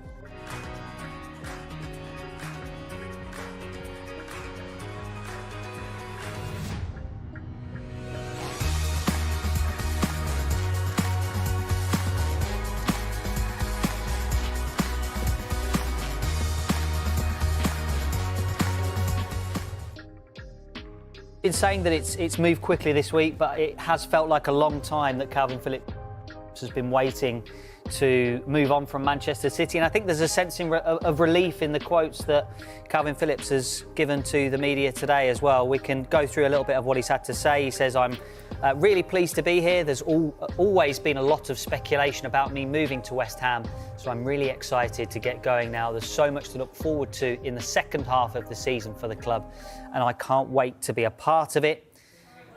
He goes on to say, there's an unbelievable group here, and if I can come in and add the quality that I know I'm capable of, I'm sure we can give the West Ham fans plenty to be excited about between now and the end of the season. Those quotes just reaching us from Calvin Phillips this morning. And James, David Moyes has also spoken, hasn't he? Yeah, we know David Moyes has been such a long-term admirer of Calvin Phillips. He tried to sign him in the summer of 2022 when he left Leeds and went to Man City, but finally David Moyes has got his man. He said, we're really pleased to bring a player of Calvin's quality to West Ham United. We've been big admirers of him for a long time. We believe that he will add strength and competition to our squad. Calvin is an England international midfielder with proven Premier League experience. We're excited to welcome him into the group and look forward to working with him. So he's all set to team up with his teammates shortly and could feature next Thursday on deadline day against Bournemouth. And you will be there. Can't wait, can't wait. Maybe some more signings as well. Maybe there's still a bit more work to do in this window. And just looking at the deal in more detail, it is a straight loan, no option to buy. Can you understand why there isn't an option to buy?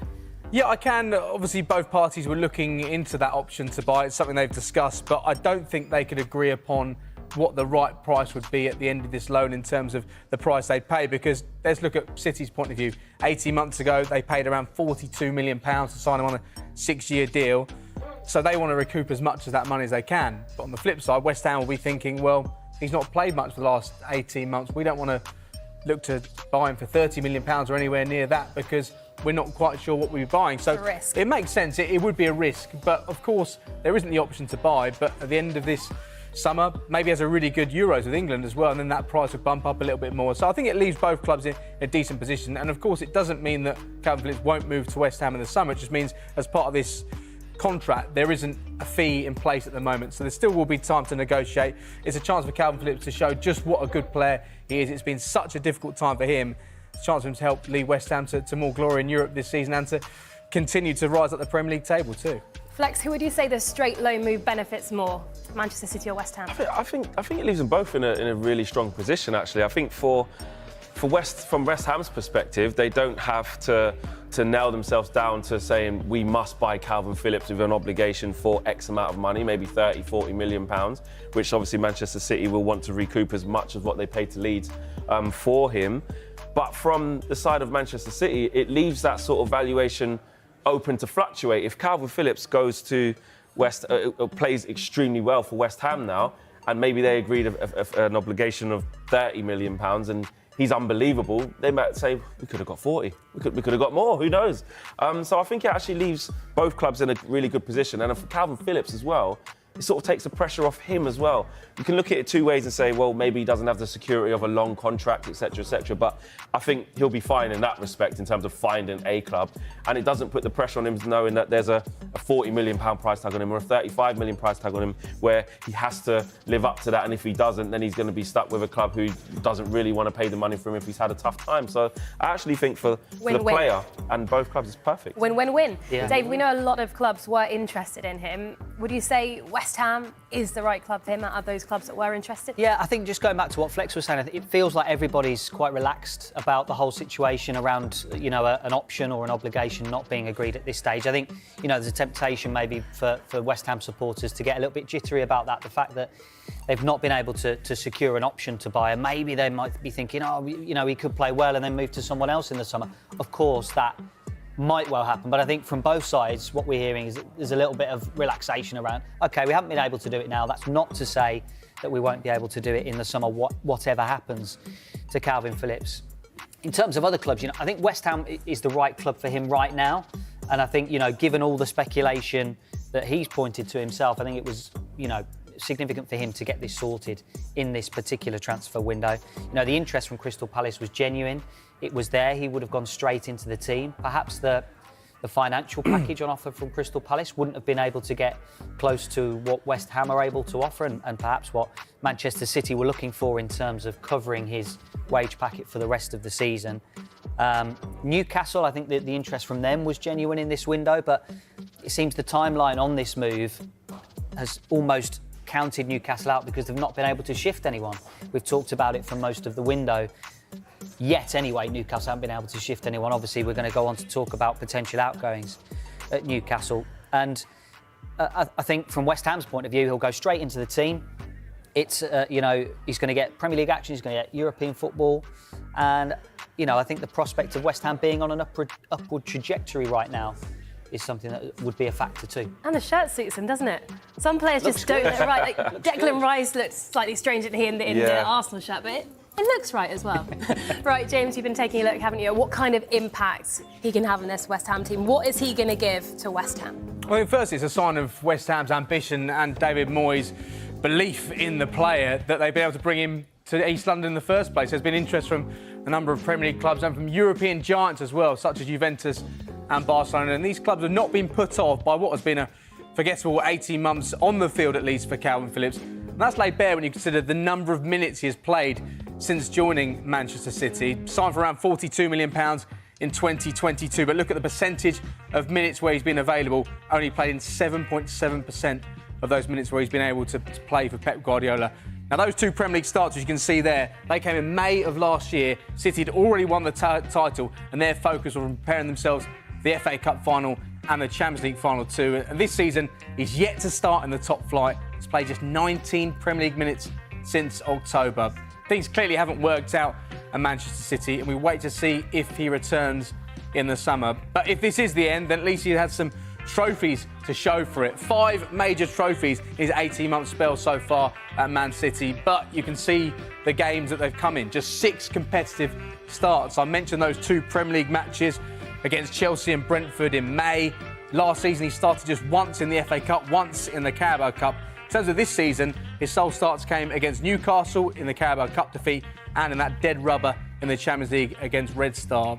Now, West Ham's midfield, we know, has been completely revamped since selling Declan Rice to Arsenal in the summer. They bolstered their ranks with the signing of James Ward-Prowse, Edson, Alvarez. Thomas Souček has been a constant for West Ham over the last 4 years, and he's signed a new contract until 2027. So it's going to be interesting to see how David Moyes fits all these pieces into the midfield jigsaw puzzle. Souček and Ward-Prowse have struggled as a midfield duo. So perhaps we see Alvarez and Calvin Phillips as a double pivot. Maybe Ward-Prowse further ahead. Souček potentially being the player to find himself on the fringes. But with West Ham fighting on both fronts in the Premier League and the Europa League, all four will be vital in ensuring a successful end to the season. Flex, when you consider the midfield options that David Moyes now has at his disposal, how do you think he'll look to fit Calvin Phillips in? We've seen him as the box-to-box midfielder for England, but so successful for Leeds as the deepest player, that number 6 role. Just quickly, I've got to say, I thought we was going to get a weather update over there. Well, that was brilliant. Well, it was raining as I came in. I don't know what it's like now. That's absolutely brilliant, James. Thank you for that. How does he fit in? Listen, I actually think, like you said, Thomas Souček, actually will probably be the casualty in this. And he's a player who sometimes, if he's not in the best form, it could be fairly limited. But when he's in his best form, he's an honest player, he knows his job, he's going to chip in with goals, he's an aerial threat. But like I've said throughout this whole transfer sort of saga with Calvin Phillips waiting to get to West Ham, the best version of Calvin Phillips versus the best version of Souček, should I say, alongside Alvarez, I think would be really what David Moyes is looking for. And you see what James read out about the quotes from David Moyes about them trying to sign him from before. We've been long admirers, we can't wait to have him here. He's playing. He's playing. So I think actually him alongside Alvarez, which would free up James Ward-Prowse to go roaming, go behind, Jarrod Bowen, obviously Mikel Antonio to come back as well. Or if they want to be a little bit more pragmatic, a little bit more stable, they can play in, you can slot back into a 3. So it does give them a lot of options. And then when they're ready to maybe go a little bit more direct, Souček can come in as well and they can mix it up a little bit. So actually, it gives an extra string to West Ham. Yeah, well, we'd love to hear from some West Ham fans this morning as well. Let us know, how happy are you about this loan move? Does he look good in the West Ham shirt? Where does he fit into your team? Use the hashtag GMSF on X. Not GMSF, sorry, that's the show I normally present. What is it? Good morning, Transfer Talk. There we go. You could use the hashtag GMSF, but hashtag Transfer Talk. So Phillips' time for now at Manchester City comes to an end. This is what Pep Guardiola had to say about the midfielder yesterday. Hopefully he can play the minutes that he deserves and I could give them to him. I mean, it's just not happened for him here, has it? It's never appeared as though he could get a regular place in your side. That's what it is. So I wish him was, I said many times, an exceptional human being, and even a football player. Otherwise, would not be in a national team from UK, and so hopefully he can prove what really is. Right, so what is going to happen in the summer? Do you think, Dave, there's any possibility of him playing for City again? Difficult to see right now, despite what Pep Guardiola has said there about, there is an opportunity for him to come back to Manchester City in the summer. It just doesn't seem likely, given the track record that we've already pointed out today. And, I'm not expecting Pep Guardiola to come out yesterday and kind of dump him on live TV. It's just not going to happen. And he's always liked him, hasn't he, as well? Exactly, he's always never liked to do him. With that. And also, if he turns around and says there's no future for Calvin here, then it damages Manchester City's negotiating position when it comes to the summer as well, because clubs might try and lowball them on the fee. So I wouldn't expect that, but it does look difficult to see a future for Calvin Phillips at Manchester City. And, we've pointed out the number of starts he's made, but even if he's on the bench for Manchester City, Pep Guardiola, just in general, in broad terms, doesn't like to use substitutions. They've made the fewest substitutions this season in the Premier League, and it averages out at 2.6 per game, even though there's 5 available to him. He doesn't like to change things mid-game.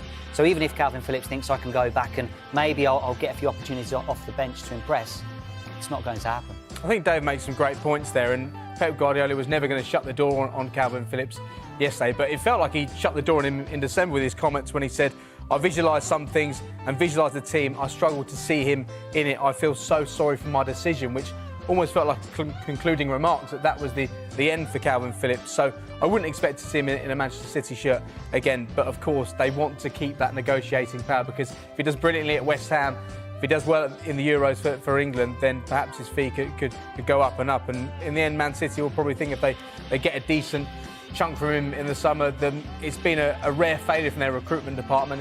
hasn't been the right fit, but it won't be too bad financially if they are to get a good fee from it in the summer. We wish Calvin Phillips well. It's been a really difficult time. He's a great character. Gareth Southgate has been so loyal to him, and now his loyalty will be repaid because he's going to get some opportunities for West Ham now. And you look at it, and Chelsea are favourites at 11-10. Meanwhile, Aston Villa, not worth a bet, you'd reckon, surely, at 9-4. That looks great value going into this tie. Chelsea, of course, played just a few days ago. But did they really play, Don? They didn't really have to. Take a look at the table. Obviously, Chelsea at 9th in the table, Villa 4th. Chelsea thrashing Middlesbrough. Wasn't a contest, over and done with in the first half, really. Meanwhile, for Aston Villa, they've had a bit of a break going into this tie. I think it's another game where I think, in my opinion, I think Aston Villa are favourites. I mean, Chelsea fans will try and be optimistic that they're Premier League form. They've won 3 on the spin, although that was against 3 lower league sides. I wouldn't read too much into that. Like you said, the Middlesbrough game was a strange one because they'll take a lot of confidence from their win, but Middlesbrough are very, very naive. And I just think the way Unai Emery in a cup competition will have his team drilled.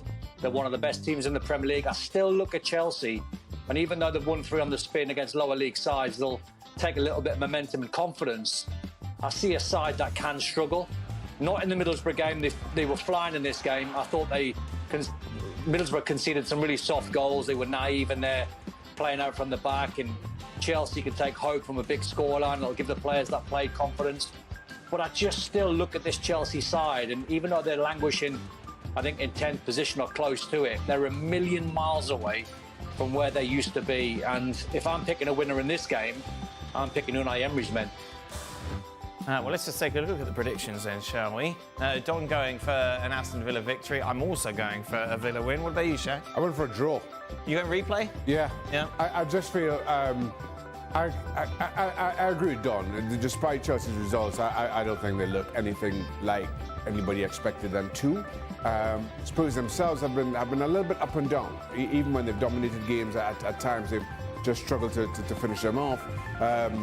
But I continue to think that Unai Emery is an outstanding manager, and this is a very good Villa team. So while things haven't been great, I think they have more than enough to at least get a draw at Stamford Bridge and then go back to Villa Park. So there you have it. Chelsea will win then, given all of that. Just a reminder, every single FA Cup tie is live on ESPN+. We've got those 2 great matches for you on Friday. And then on Saturday, intriguing ties there at Craven Cottage. Fulham taking on Newcastle. Sunday, Watford, Southampton, Liverpool, then Norwich. And then what about this? Newport County in the 4th tier of English football taking on Manchester United. What could go wrong, United fans? We all fine. And then on Monday, to round things up at Ewood Park, it's Blackburn against Wrexham.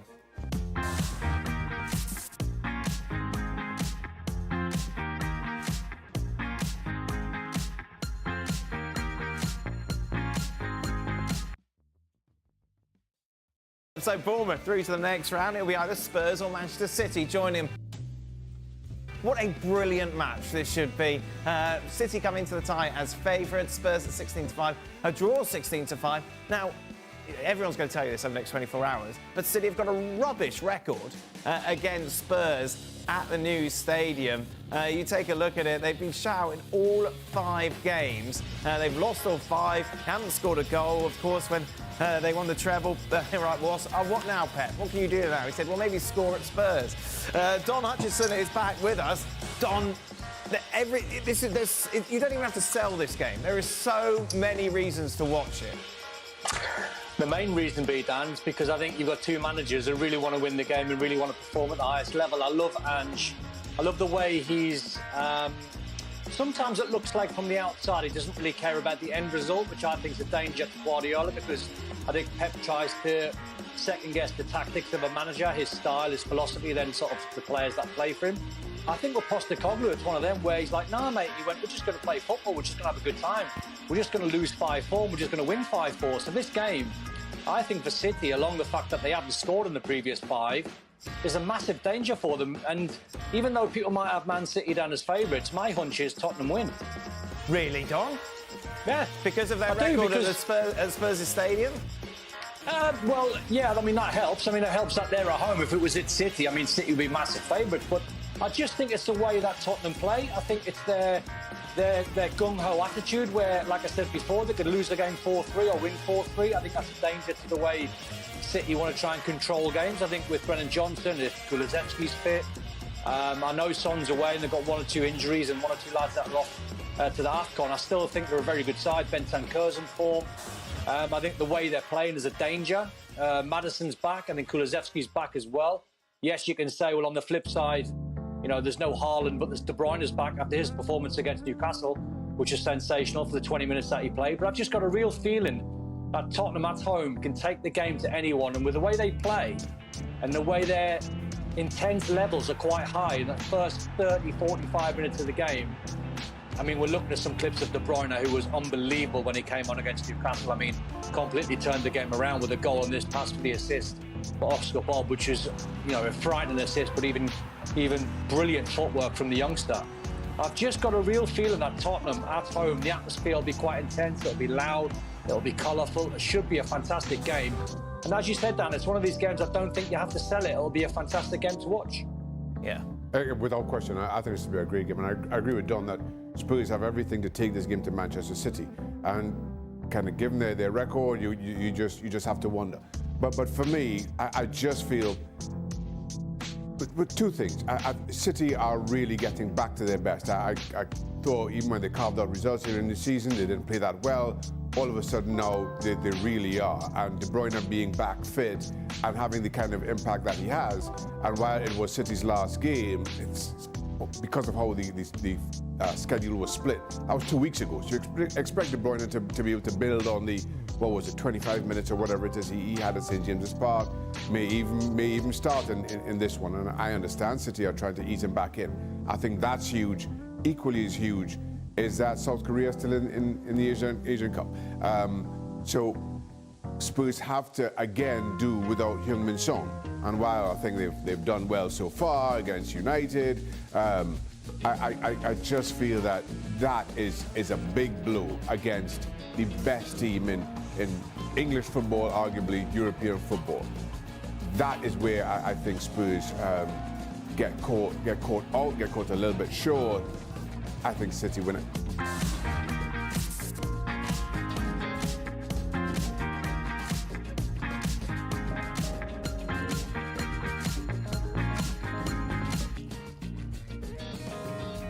Barcelona. 4-2 it ended, of course, in Bilbao after extra time. They're out of the quarterfinals. Knockout, says Sport. Too much, says Mundo Deportivo. For more on this, Sid stays with us. Gemma Soler joins us.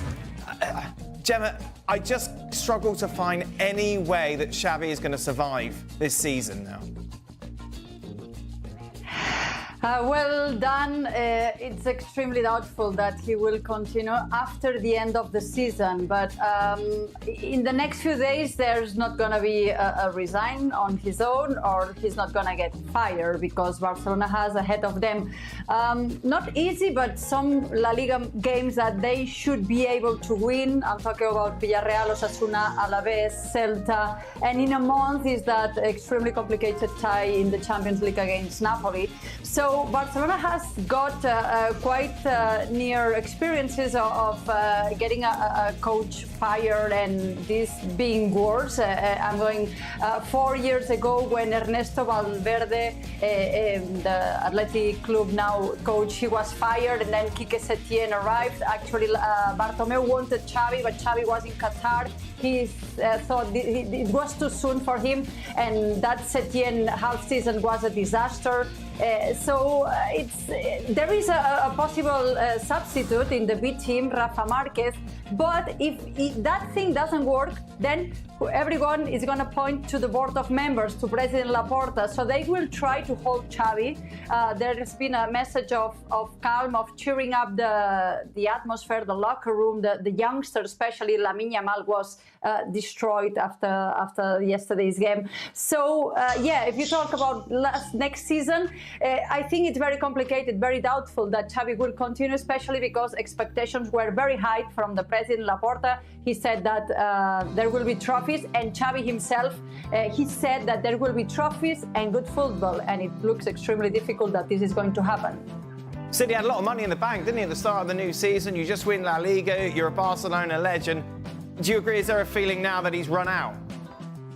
Yeah, absolutely. And I think you can tie that into the things that have been said as well and the way that they've been said. It was very striking listening to Xavi yesterday talk about a new era, talk about the young players, but then very explicitly say something that he didn't need to say, which was to add that this is a really good generation of players coming through. Obviously, this is a team that played with two 16-year-olds at Betis at the weekend that's got lots of talent, that's about to become more and more of a fixture in the first team, he said. And these guys have a great future, whether or not I'm here. Now, it's not the fact that he said that, it's the fact that he chose to add that when he didn't need to say it. And this, of course, comes off the back of his discourse in the previous week when he made the point very explicitly, which, again, he didn't need to, that if you don't win at Barcelona, you don't continue. He didn't need, I don't think, to publicly link his future to trophies, to something as tangible as that, to something as unarguable as that. Because, of course, you could get in a position where you play reasonably well for the rest of the season, you compete in the competitions, but you don't win anything. But Xavi has explicitly said, if you don't win things at Barcelona, the normal thing is you don't continue. And I think what that's done, of course, is it kind of effectively set a bar. And if you don't reach that bar, then you're not going to continue. And frankly, right now, looking at Barcelona, of course, they're out of the Supercopa. They've now just been knocked out of the Copa del Rey. None of us truly believe that they're going to win the Champions League. I think it's 8 points behind in La Liga. So the chances are they won't win anything. So Xavi will be almost certainly on his way out. Now, as you say, he had a lot of credit in the bank at the start of the season, but I think this year it's been about performances as well as results. It's about the way they play as well as results. Look at these last 3 games, and I don't want to kind of push this too much about just these 3 games and not look back at the whole season. But these last 3 games in each of the 3 competitions that kind of defined what Barcelona can genuinely aspire to this year. The game against Girona, which was seen as a big game at the top of the table between 2 aspirants. Barcelona conceded 4 goals. The game against Real Madrid in the Super Cup, Barcelona conceded 4 goals. And now against Athletic Club in the quarterfinal of the Copa del Rey to knock them out, Barcelona conceded 4 goals. So it's not just the fact that they're not in those competitions, it's the way it happened. As an inexperienced coach, Shaq, is it easier to deal with youngsters than some of the veterans in the squad? Because we've heard, of course, murmurings of Lewandowski not being happy. Absolutely it is. I think one of the most difficult things in Sydney football management is dealing with some of those experienced players who've been there and done it all, and now you're trying to manage their minutes on the park, when you rest them, whether they're upset or not. Lewandowski, as you discussed on the show yesterday, brought up early, 2 games in a row now. And to Gemma's point, I would love to see Xavi just say, for those experienced players, for those big-name players who, it seems, have been kind of speaking out of turn, certainly behind the scenes, at times very much in front of the cameras, and Xavi hasn't been overly enamored with. Just leave them out now and just think, I'm going to give the young... That's the one last roll of the dice. That's the Ruud Gullit, Alan Shearer scenario. Right, at this point, he's saying, I'm on my way anyway. Right, Pedri, of course, out as well for a lot of the season.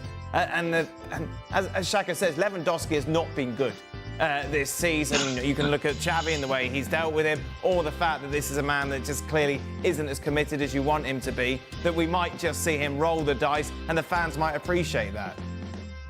Yeah, I think there's another thing as well when you look at the young players. If you're a manager who feels like you're in a position where you've got to go because you're not winning anything, then you might start to think a little bit about your legacy and about how people look back on you. And of course, if you are the manager that gives an opportunity to 4, 5, maybe even 6 young players who in 3 or 4 years' time are first team starters, and that's always the thing that you did, so you feel like you've made a contribution beyond winning trophies. So I think that's part of it as well. In terms of, as you say, the sympathy for him, I think there's a huge amount of sympathy for him. I think obviously everybody remembers him as a great player. Everybody knows that he's a Barcelona fan through and through, that he came through the youth system, that he played all of his elite level club career at Barcelona, that he won the World Cup, that he was absolutely everything, and that he's very, very committed to the kind of footballing identity that Barcelona are supposed to express. Of course, begins with Cruyff, goes through Van Gaal into Guardiola, and he's very much a kind of a defender of that ideology. Although when you watch the team play, you don't see that ideology. That's part of the problem. So there's lots and lots of criticism of Xavi and lots of doubts about whether he's really as good as they wanted him to be.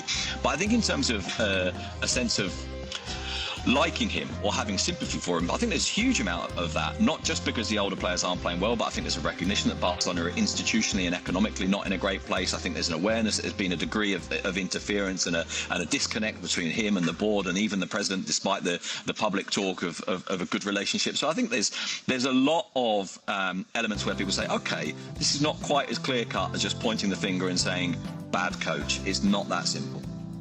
Who will be the next coach, Gemma? You mentioned, of course, Rafa Marquez. He's doing well with Barca B, but overall, considering everything that's happened with Xavi, surely you want someone more experienced to come in.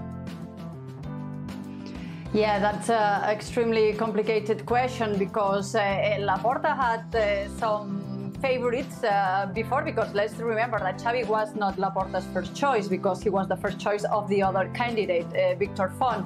So there were some names on the table at the point. Tuchel, there was even some talks about Pochettino, some other experienced coach, but we're talking about a scenario with no money in the bank. So there is no money for signing. Why would you bring a very expensive coach? But it's true that one of the arguments of sacking Xavi is that he has no experience and they need someone like this. At this point, I mean, for me, right now, the second choice, I mean, if they decide to sack Xavi, the second coach would be, of course, Rafa Marquez, because it was an operation made by Laporta. It worked really well in the B team. He has got some experience of bringing the B team to the first team and being successful with Pep Guardiola. So right now, he's the big name on the table, even though, as I mentioned, this will not be happening the next week unless there is a big disaster this weekend against Villarreal. There will be a little bit of patience and to see how the team reacts after this another setback. Sid, a big name manager, not employed at the moment, plenty of experience in La Liga. Jose Mourinho, surely. No. Wouldn't that be hilarious? It's not going to happen. It's very funny. He was actually in Barcelona at the weekend, and of course everybody got very excited about this possibility that he's in Barcelona. And of course, as well, when it's Jose Mourinho, people tend to be suspicious. Even if he's just there because he wants to be there, there's always a suspicion that says, hang on, is he playing games with us? Is he trying to say something? Is he trying to say to people, look, I'm here, look, I could come and be your manager? I'm sure that at some level he would absolutely love it, but there's just no way that can happen. And if that does happen, you might as well just close up now and pack up and just not carry on anymore. Hey, be good for your appearance fee, though, Sid. You'll be on every day. That'll be all right.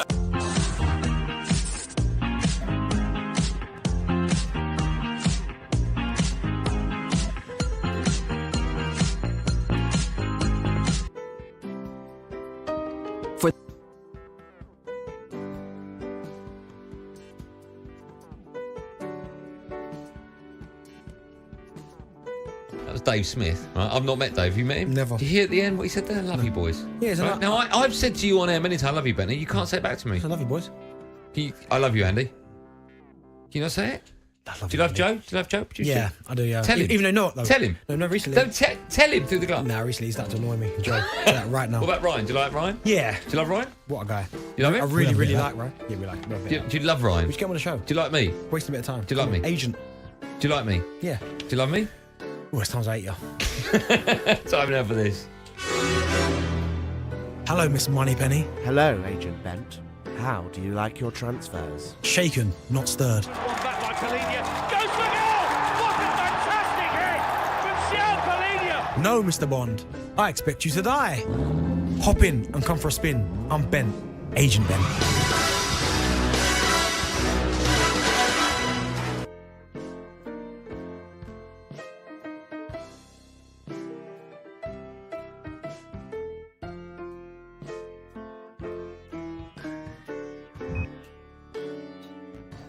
And you look at it, and Chelsea are favourites at 11-10. Meanwhile, Aston Villa, not worth a bet, you'd reckon, surely at 9-4. That looks great value going into this tie.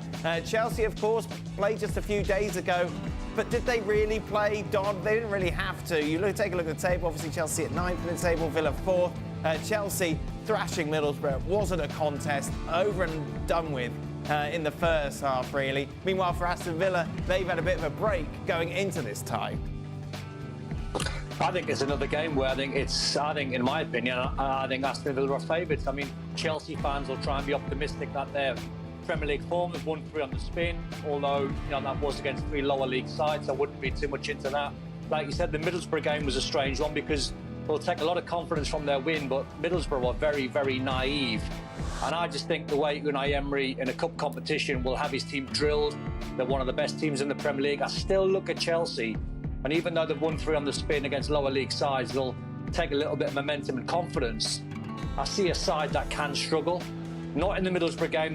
They were flying in this game. I thought Middlesbrough conceded some really soft goals. They were naive in their playing out from the back, and Chelsea can take hope from a big scoreline. It'll give the players that play confidence. But I just still look at this Chelsea side, and even though they're languishing, I think in 10th position or close to it, they're a million miles away from where they used to be. And if I'm picking a winner in this game, I'm picking Unai Emery's men. Well, let's just take a look at the predictions then, shall we? Don going for an Aston Villa victory. I'm also going for a Villa win. What about you, Shaq? I went for a draw. You going replay? Yeah. Yeah. I just feel I agree with Don. Despite Chelsea's results, I don't think they look anything like anybody expected them to. Spurs themselves have been a little bit up and down. Even when they've dominated games, at times they've just struggled to finish them off. But I continue to think that Unai Emery is an outstanding manager, and this is a very good Villa team. So while things have been great, I think they have more than enough to at least get a draw at Stamford Bridge and then go back to Villa Park. So there you have it. Chelsea will win then, given all of that. Just a reminder, every single FA Cup tie is live on ESPN+. Got those 2 great matches for you on Friday. And then on Saturday, intriguing ties there at Craven Cottage. Fulham taking on Newcastle. Sunday, Watford, Southampton, Liverpool, then Norwich. And then what about this? Newport County in the 4th tier of English football taking on Manchester United. What could go wrong? United fans, we all fine. And then on Monday, to round things up at Ewood Park, it's Blackburn against Wrexham.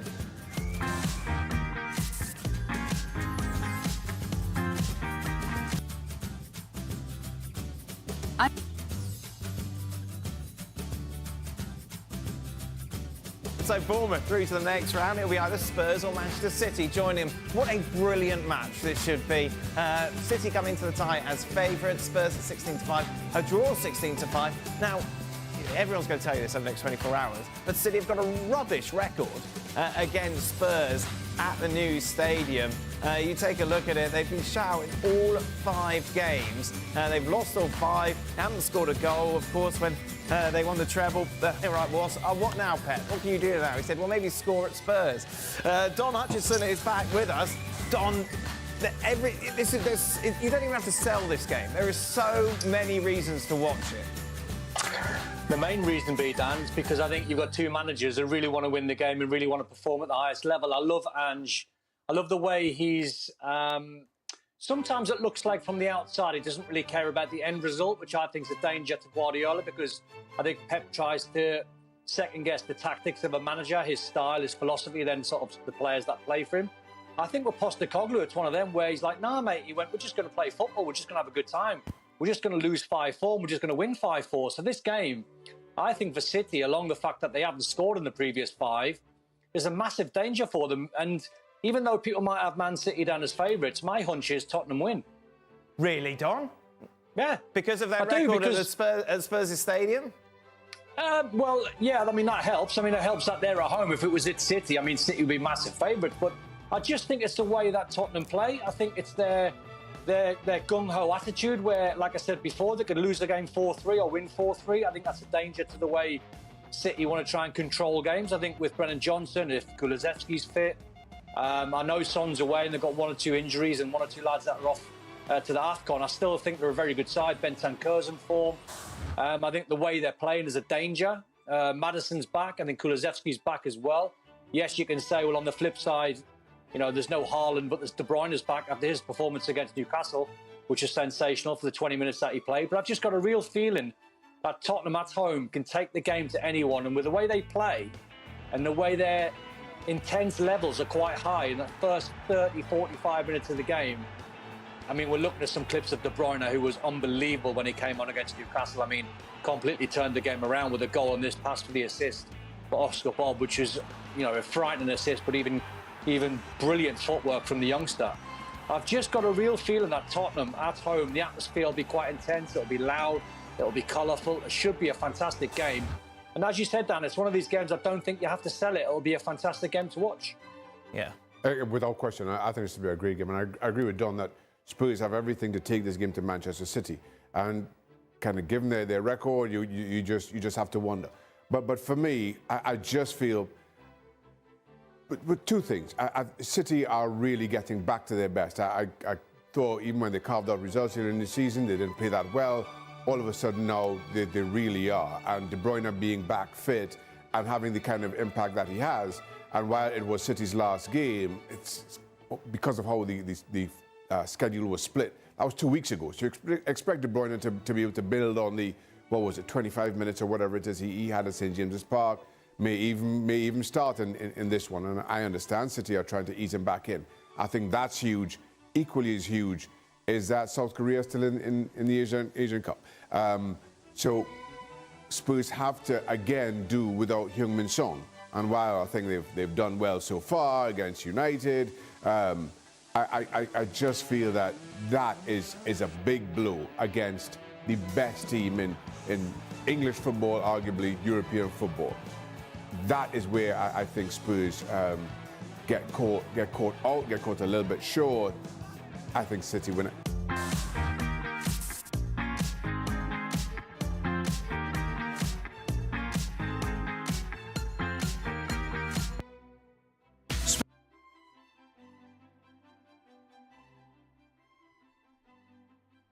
That was Dave Smith, right? I've not met Dave. Have you met him? Never. Did you hear at the end what he said there? Love you, boys. Yeah, right? Now, I've said to you on air many times, I love you, Benny. You can't say it back to me. I love you, boys. I love you, Andy. Can you not say it? I love do you love Joe? Do you love Joe? Yeah, I do, yeah. Tell him. Even though not, though. Tell him. No, recently. Don't tell him through the glass. Nah, recently he's starting to annoy me. Joe, say that right now. What about Ryan? Do you like Ryan? Yeah. Do you love Ryan? What a guy.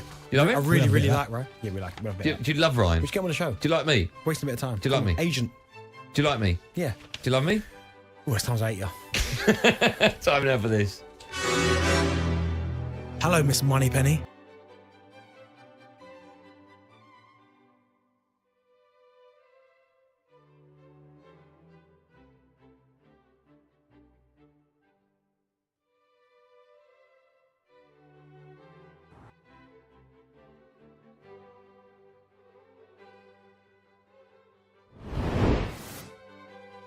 One player who has been in the headlines in the last week and I guess has been in the headlines in previous transfer windows is a certain Victor Osimhen. Now, he's actually said that he's decided on the next step of his career already. What's your understanding of his next step? In his renewal of contract with Naples, he talked to his chairman, Aurelio De Laurentiis, and obviously De Laurentiis gave him an important salary, very high, and I think that all the two parties they talked about the future, and even Naples know that it's difficult to keep Osimhen for another year in Naples because he received a lot of offers last year, and De Laurentiis said no. So I think that Osimhen would like to go. He obviously he had the possibility, and he will have the possibility to go in Premier League. I don't know if it will be Chelsea or Manchester United, Paris Saint-Germain too. So they agreed that if will arrive an offer of around 100 million, 120 million, Napoli will think about that. There is an exit clause of 150 million euro. So I think that this will be the possibility for him to go in the summer, but with a high price. Because if he didn't renew the contract with Naples, Naples should have sell him for 50, 60, 70, not so much. With the renewal of the contract, now Naples will earn from his departure the right amount of the value of Victor Osimhen. And then another thing about Naples and Premier League, we are waiting for the official announcement of Dendoncker from Aston Villa to Naples. He's in Italy. He had medicals yesterday. We are already waiting for the signature, and the announcement obviously is done. Luca, I must just pick you up on what you said about Osimhen there, though. Two things. First of all, the release clause, 150 million euro, and the name of the chairman, Aurelio De Laurentiis, who always drives a hard bargain. Given that they've renewed his contract, but given that they put this release clause in, whoever does come in for Victor Osimhen, do you feel they will have to go to the release clause to sign him? I think that the offer should be close to this amount. I don't think that Naples will sell Osimhen for 70, for 80, for 100. No, I think that the offer of a Premier League team or Paris Saint-Germain, the offer should be very, very close to the exit clause. If it's 130 or 140, I think should be okay to let Osimhen go in another place.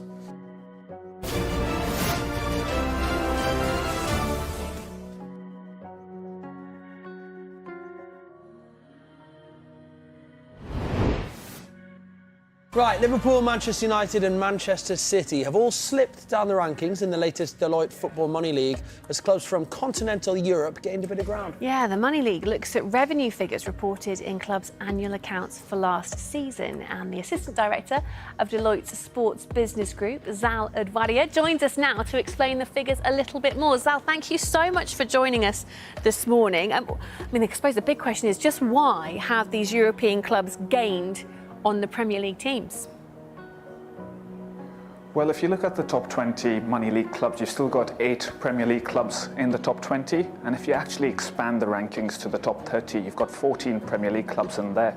That's nearly 3/4 of the Premier League amongst the highest revenue-generating clubs in the world. So the Premier League is still really in a dominant position in global football.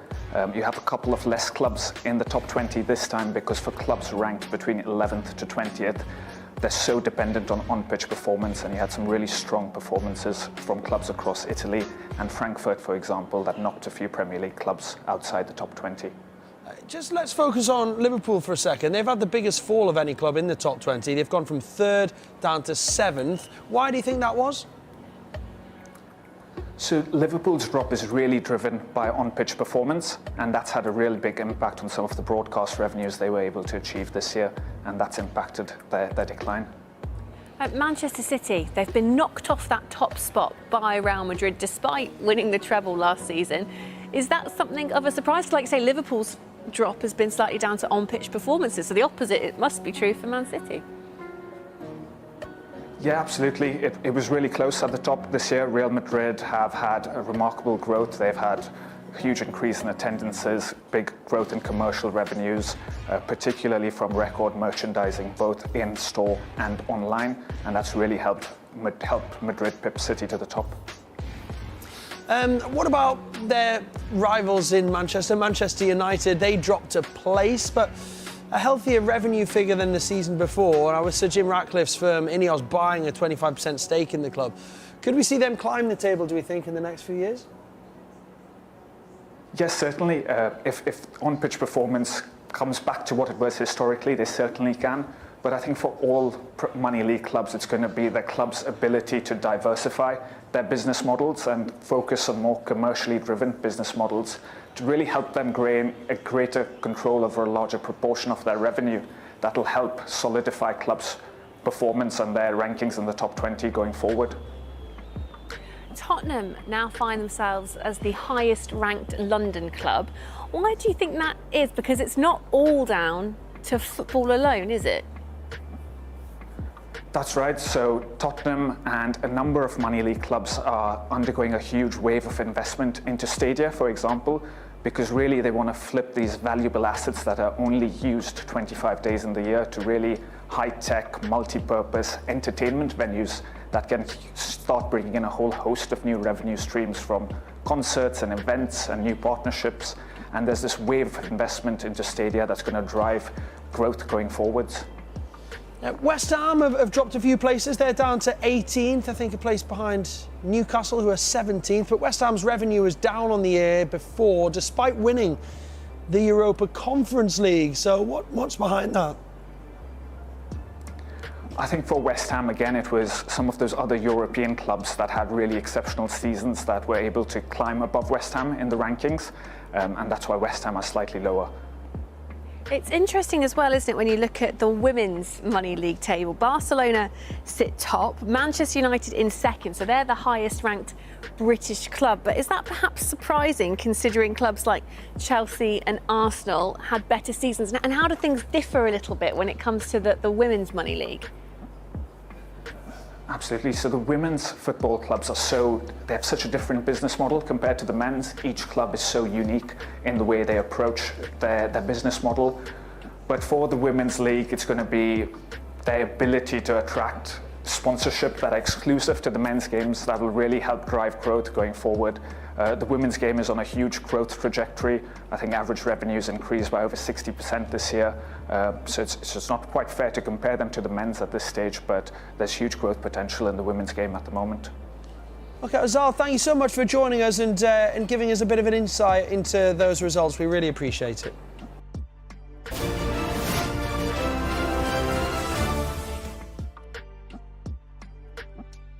There is a possibility of some defensive reinforcement that would be a bit of a sort of reactive move to things happening in the market and Mikel Arteta deciding that he needs some extra cover because they are short in defence, which he's spoken about on the record, and the right opportunity for him arising and the terms of the deal being acceptable. And they are looking at players. There will be options that they have considered and know whether they are or are not movable on.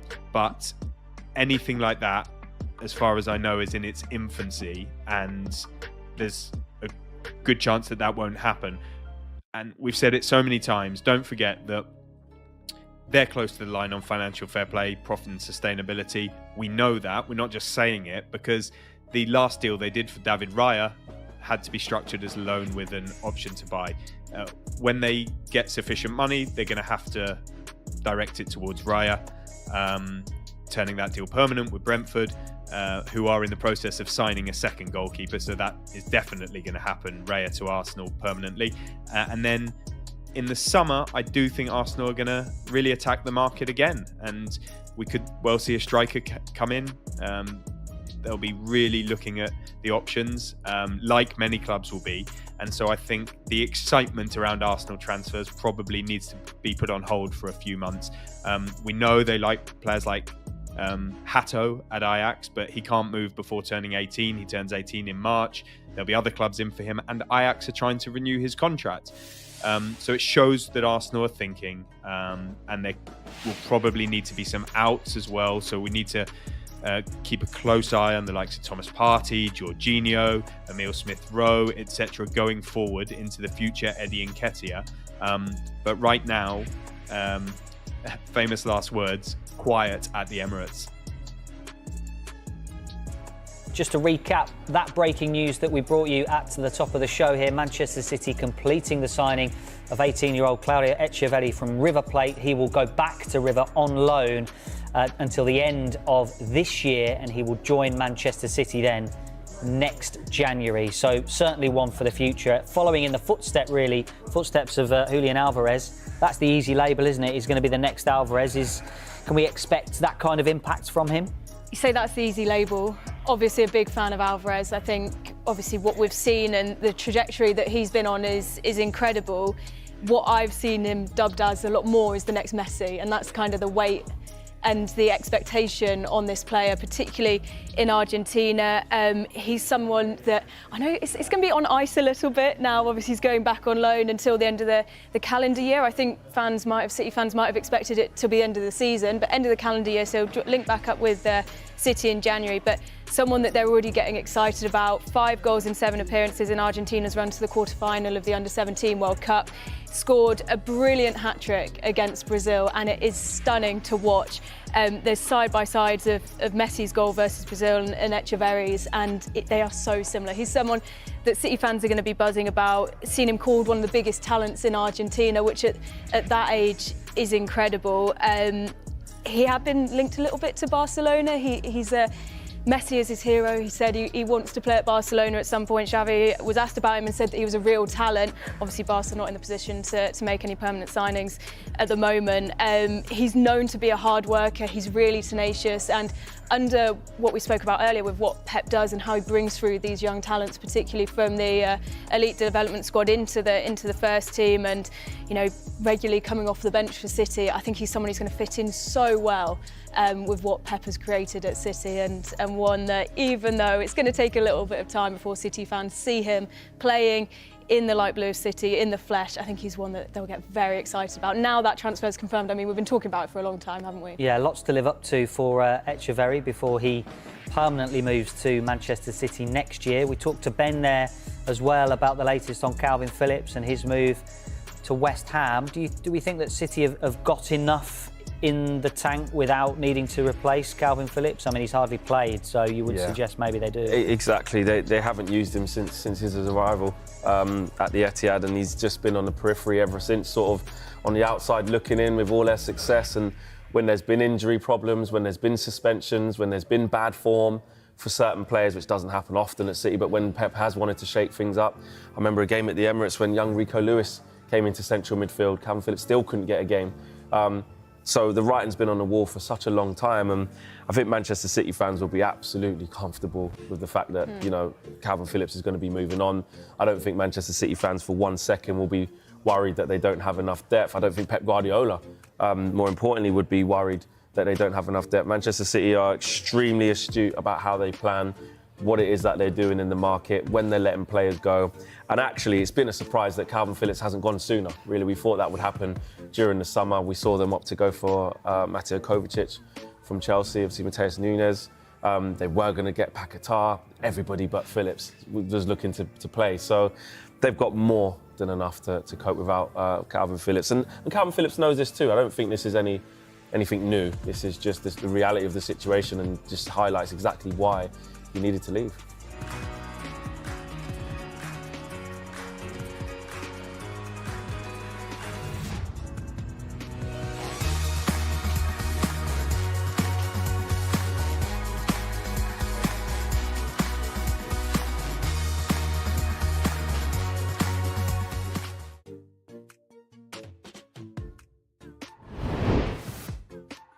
What a few days it has been at Newcastle. We can speak live now to our North East reporter, Keith Downey, who's joining us here on Good Morning Transfers. Good morning to you, Keith. Let's start with Kieran Trippier then. Looks like he's not going anywhere this January transfer window. Yeah, Dave, it's the story that's sort of kept us all busy here on Sky Sports News and up here covering the club in the North East for the last few days. It was a surprise, I think, to many of us when we heard that Bayern Munich had contacted Newcastle last Friday asking about his availability. Then, of course, we know what happened after that. 3 separate offers. First of all, a loan deal. Second, a permanent transfer for a nominal amount, I believe. And thirdly, an offer about 48, just short of 48 hours ago for around about £13 million that Newcastle rejected flat out. So that was Newcastle's stance. Kieran Trippier was going nowhere. Yesterday, Bayern Munich, of course, told us that through Sky Germany, they told us that they were planning to walk away. I thought that might mean they still had a little bit of legs in it and they might have still come back to the table, but no was the answer, because our sporting director, Christoph Freund, last night told our colleagues over in Sky Germany, he said, the topic of Trippier has been resolved.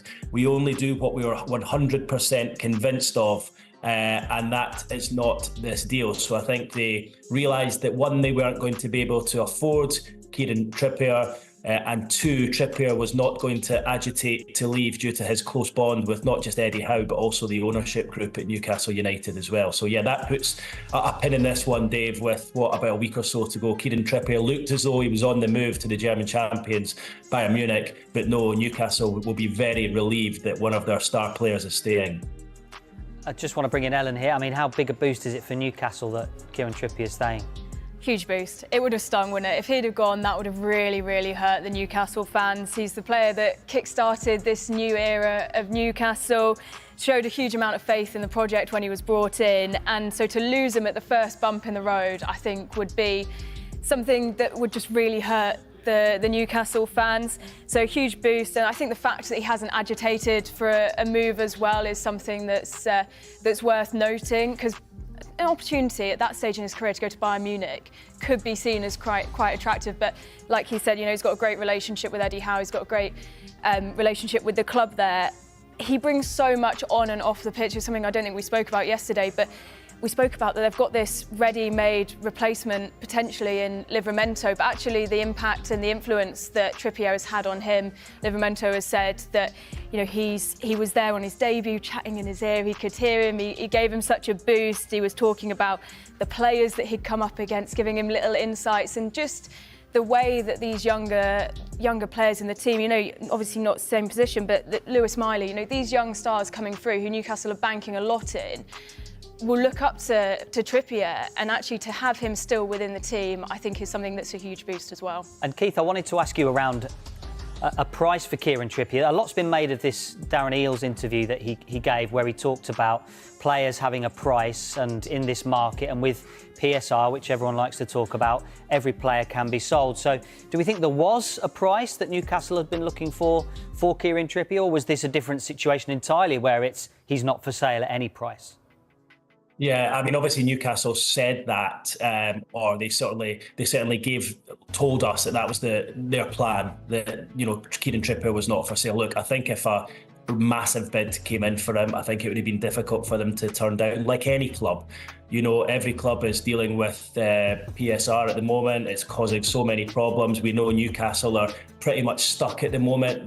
They've told us, both Eddie Howe and Darren Eales, the chief executive, in recent weeks have said we need to sell before we can buy. And look, we're all aware of that. So I just think with Kieran Trippier, though, with the amounts that were being talked about, £13 million, could they have done a huge amount with that? Not really. If they managed to sell one of the other players, a younger player with a higher value for, say, £20-30 million, then yeah, they could do a lot with that. I think Trippier, he's invaluable, not just in terms of the way he plays and what he brings to the team. We all see his assists and, just his set piece work and everything he's done over the years in terms of experience, but what he's like behind the scenes as well, the way he speaks to the younger players, as Ellen says there, even the way he is with us guys in the media as well, he's a real talisman, and he's a leader, and he would be the club captain if it were not for the fact that Jamal Lascelles has been there for around 10 years, but he is the on-field leader. Look, to answer your question, I think if a huge bid came in, I think Newcastle would have found it very difficult, but I think at the figures that were being mentioned, it wasn't worth it for them. Remember, Newcastle paid round about 12 million for Kieran Trippier just 2 years ago. If they were to have accepted that 13 million, they would have only really made a £1 million profit. Now, yes, he is 33 years old, but as I say, everything that he brings to the table behind the scenes and on the pitch, I think made that one of the few players within the squad that Newcastle really did not want to lose, unless, as I say, it was a huge price that we couldn't turn down. So Trippier stays. What about Miguel Almiron? What's the latest there? Yeah, well, this is an interesting one, Dave, because he is a player I think they could probably just about get away with losing. They've got Harvey Barnes and Jacob Murphy both coming back in, and they both play in the same position as him. Look, Newcastle are light all over the pitch due to their injuries at the moment, but you look at Almiron, 29 years old, a Paraguayan international, he will command a fairly big fee, and it will be bigger than the one that was being offered by Bayern for Kieran Trippier. So my understanding of the situation just now is that talks are still ongoing between Newcastle and the Saudi Pro League club Al Shabab. Al Shabab, I understand, are confident they will get a deal done. And I think he is a player that Newcastle could potentially let go. They need to sell to buy, as mentioned earlier, and you know, Newcastle would, as I say, command a fee bigger than that of what was being offered for Trippier, probably around about 20 to 25 million pounds. The difficulty in this deal is that the player, as I'm told, wants to stay, whereas Kieran Trippier, although he was happy to stay, he was flattered by the interest from Bayern Munich. I'm not quite sure whether Al Shabab is quite as appealing or interesting to Almiron as Bayern Munich was to Trippier. So look, we'll watch that one as the window ticks on, but I think he is the one of the 3 or 4 Newcastle players mentioned this week that could potentially go before the deadline. So Flex, does selling Almiron just make more sense than selling Trippier just because of the finances involved, just because they're going to get more money in? Absolutely. From the club's standpoint and the financial standpoint and a PSR standpoint, absolutely, and that's what we've just heard there. It would make much more sense to sell Almiron than it would for Kieran Trippier. What they can command for Miguel Almiron would be a lot more than Kieran Trippier as well. So in terms of balancing their books and being able to go and reinvest, they would have a lot more financial flexibility should they let Miguel Almiron leave the club. From Miguel Almiron's point of view, like we've just heard, or Miggy, as the Newcastle fans like to call him, he's endeared himself to the fans. You know, when you look at how Newcastle play under this Eddie Howe style, he is at it. He just does not stop running. He does not stop working. He works tirelessly. And, you know, to the point where Jack Grealish had to apologise to him. You know, it was a bit of a meme. Jack Grealish had to come out and say, I'm sorry for likening, I think it was Bernardo Silva to Miguel Almiron, something like that. But that sort of meme was sort of dropped by him, and we could see the sort of, yes, it was a bit of a purple patch, but in terms of his importance to this Newcastle side, it couldn't be understated. So I can see why he wants to stay at Newcastle. The fans love him, he loves the city, he loves the fans, and he's an integral part to that right-hand side of Newcastle as well, by the way, by retaining Kieran Trippier. And if they do retain Miguel Almiron, that is their right-hand side intact. It is a big move for him to leave. But financially, it does make more sense for Almiron to leave. And at the start of the week, Keith, we were talking about Newcastle potentially losing 3 players this week, if you include a Callum Wilson involved in a potential deal. So the fact that they may only lose 1, they've lost a player, but does it count as a successful week for Newcastle? Yeah, Dave, look, I don't think they were ever going to lose 3. I don't think they could afford to lose 3. Their injury situation is critical. They're missing, I think, 10 players at the moment. They wouldn't be able to lose that. I think what's happened there is, I think clubs have been alerted to the fact that Newcastle are up against their PSR restrictions. They know that they need to sell, and that is because Darren Neal's the chief exec and Eddie Howe have both underlined that in recent weeks. So I think some of the clubs, like Bayern Munich, like Atletico Madrid, like Al Shabab here, are seeing Newcastle and thinking we've got an opportunity to maybe pinch 1 or 2 of their players on the cheap here. So that's why a few of them have been linked. I don't think Newcastle would ever have sold 3. I think it was always going to be maximum of 1 out of that 3. Now, if Almiron does go and they manage to bank some money for that, I think they'll then turn their attentions to try and bring in a midfielder, because they are very light in that position at the moment. Of course, Sandro Tonali suspended until August. Joe Linton out probably until the end of the season, having had surgery earlier on this week, and they definitely need another midfielder. So if Almiron reluctantly, on his part, and I think the club's part as well, they don't really want to lose him, but they might have to. If he does go, they will then try and reinvest that money into bringing in a central midfielder to complement the likes of Sean Longstaff and Bruno Guimaraes and Lewis Miley, who's we mentioned, 17 years old. He's played a lot of games this season, and there'll be a lot of pressure on his shoulders if they asked him to play from now until the end of the season. So that is why they're looking at settling someone, because they need to bring someone in, which just sums up how difficult this PR situation is to clubs like Newcastle, who have spent a lot of money the last 2 years but have not sold anyone. They have not traded very many players at all, and that is why they're in this position and they find themselves a little bit stuck this window.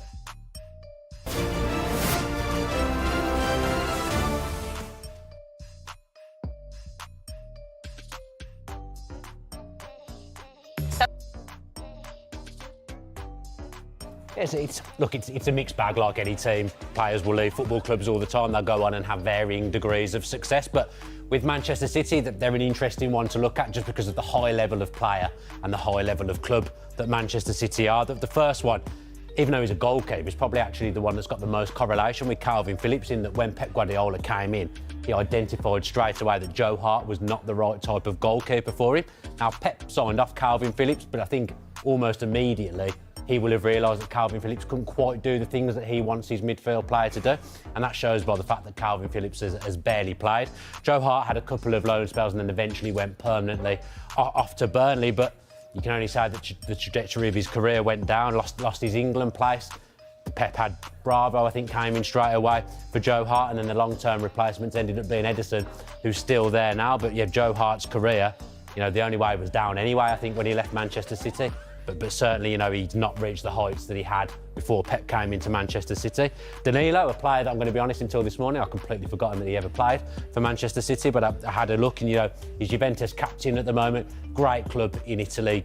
I thought he'd have gone there and won more, but actually he's only got a couple of Italian Cups, one Italian Cup and the Super Cup. Hasn't actually won the league since he went to Juventus, so he's obviously missed out on a big haul by not being at Manchester City.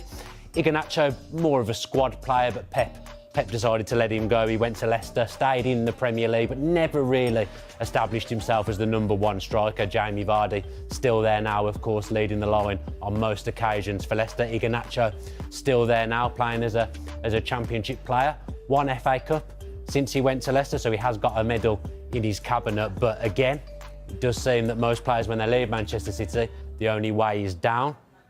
Sané's an interesting one, because you know, he's gone to Bayern Munich. That move was on the cards for probably a year, 2 years before he made that move, big money move back to Germany. Sané was a player who was fantastic for Manchester City. They were really exciting at one stage with Sterling on the right, Sané on the left and Aguero up front. Sané went back to Germany. A hard start, I think he had in the Bundesliga, but he's a regular in the first team. Hasn't managed to win the Champions League since he went to Bayern Munich, and Manchester City, of course, have won that trophy. So again, has missed out on medals, but I think you can probably say that he's about par. Sergio Aguero in 2021, he went to Barcelona, wanted to link up with his Argentine teammate Lionel Messi, but unfortunately Aguero had to cut short his time at Barcelona due to a heart condition. But one of the best strikers the Premier League has ever seen.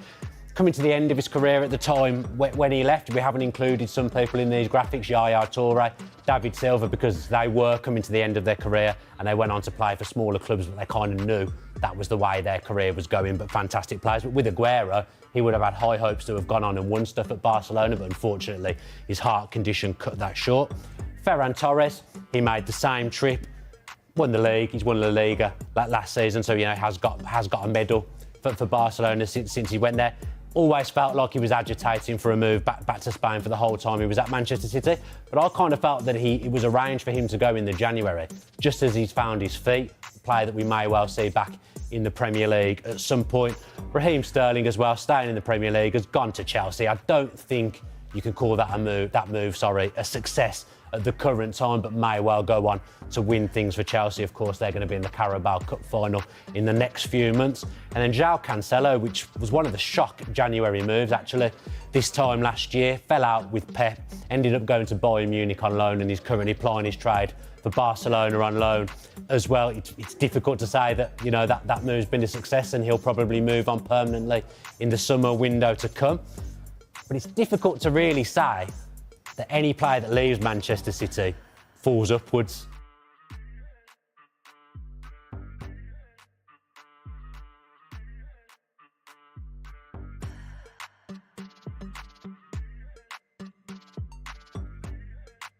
Está disfrutando.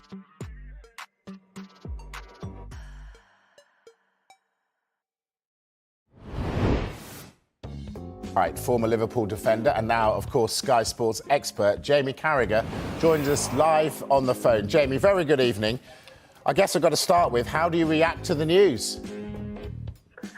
I think the same as most Liverpool supporters around the world. It's shock and feeling really, maybe a little bit emotional, sad really, that, you know, this day was always going to come at some stage, but I thought that, you know, be another couple of years. Jurgen Klopp just mentioned his contract ran until 2026, and when I heard this morning that there was news coming out of Liverpool and Jurgen Klopp was doing an interview, if you'd have asked me, you know, before the interview what I thought it would be, it'd have probably been the fact that he might have signed a new contract, because I just felt, you know, there's no doubt last season would have taken its toll on him.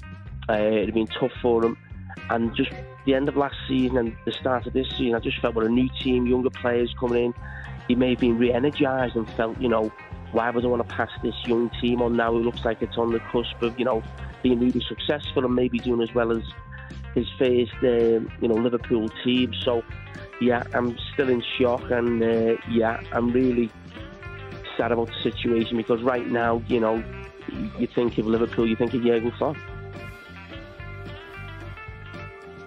Jamie, you talk about the surprise of the decision, but Jurgen Klopp has always maintained that he wants to leave the club in good health when he departs. And with the squad doing so well, and he speaks about the potential, the capacity they have to improve, that they've all connected so well together, he feels it's the right time for him to step down at the end of the season. Can you see that?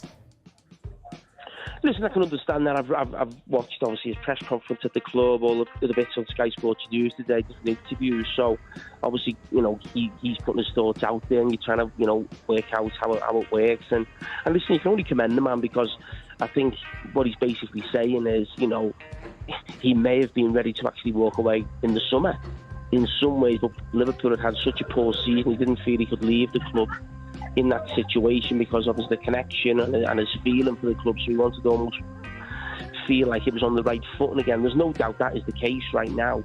It looks like it could be really exciting the last sort of 3 or 4 months for Liverpool in terms of winning trophies, but I think when you're a manager and you go through that pain of last season and then you come out the other side, I think most managers would say, I want to enjoy the fruits of maybe this team and where this team can go in the next sort of 2 or 3 years, because as I said, as a manager, I had to go through that pain of just the last season when Liverpool were putting in really poor performances and results around this stage of the season. I remember sort of losing at Wolves, losing at Brighton, there was another bad result, I think, at Brentford, all coming really close together. And, sometimes we think, certain managers, the greats in the Premier League, Alex Ferguson, Pep Guardiola, Jose Mourinho for a time, Arsene Wenger, that in some ways these people are superhuman, but they're not.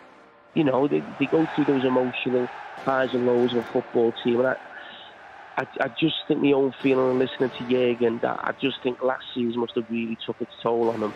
And he's just in a position now where he feels like, Liverpool can still prosper and he needs a break. Talk about how exacting that job of being a manager is, especially at the elite end when you are competing with Manchester City. And we've seen Klopp over and over again put Liverpool before himself. He's earned the right now to put himself first. Well, of course, that's not just Jurgen Klopp, that's any manager. You've got to, look after yourself and your health, and you've got to have the right energy, to take a football team on.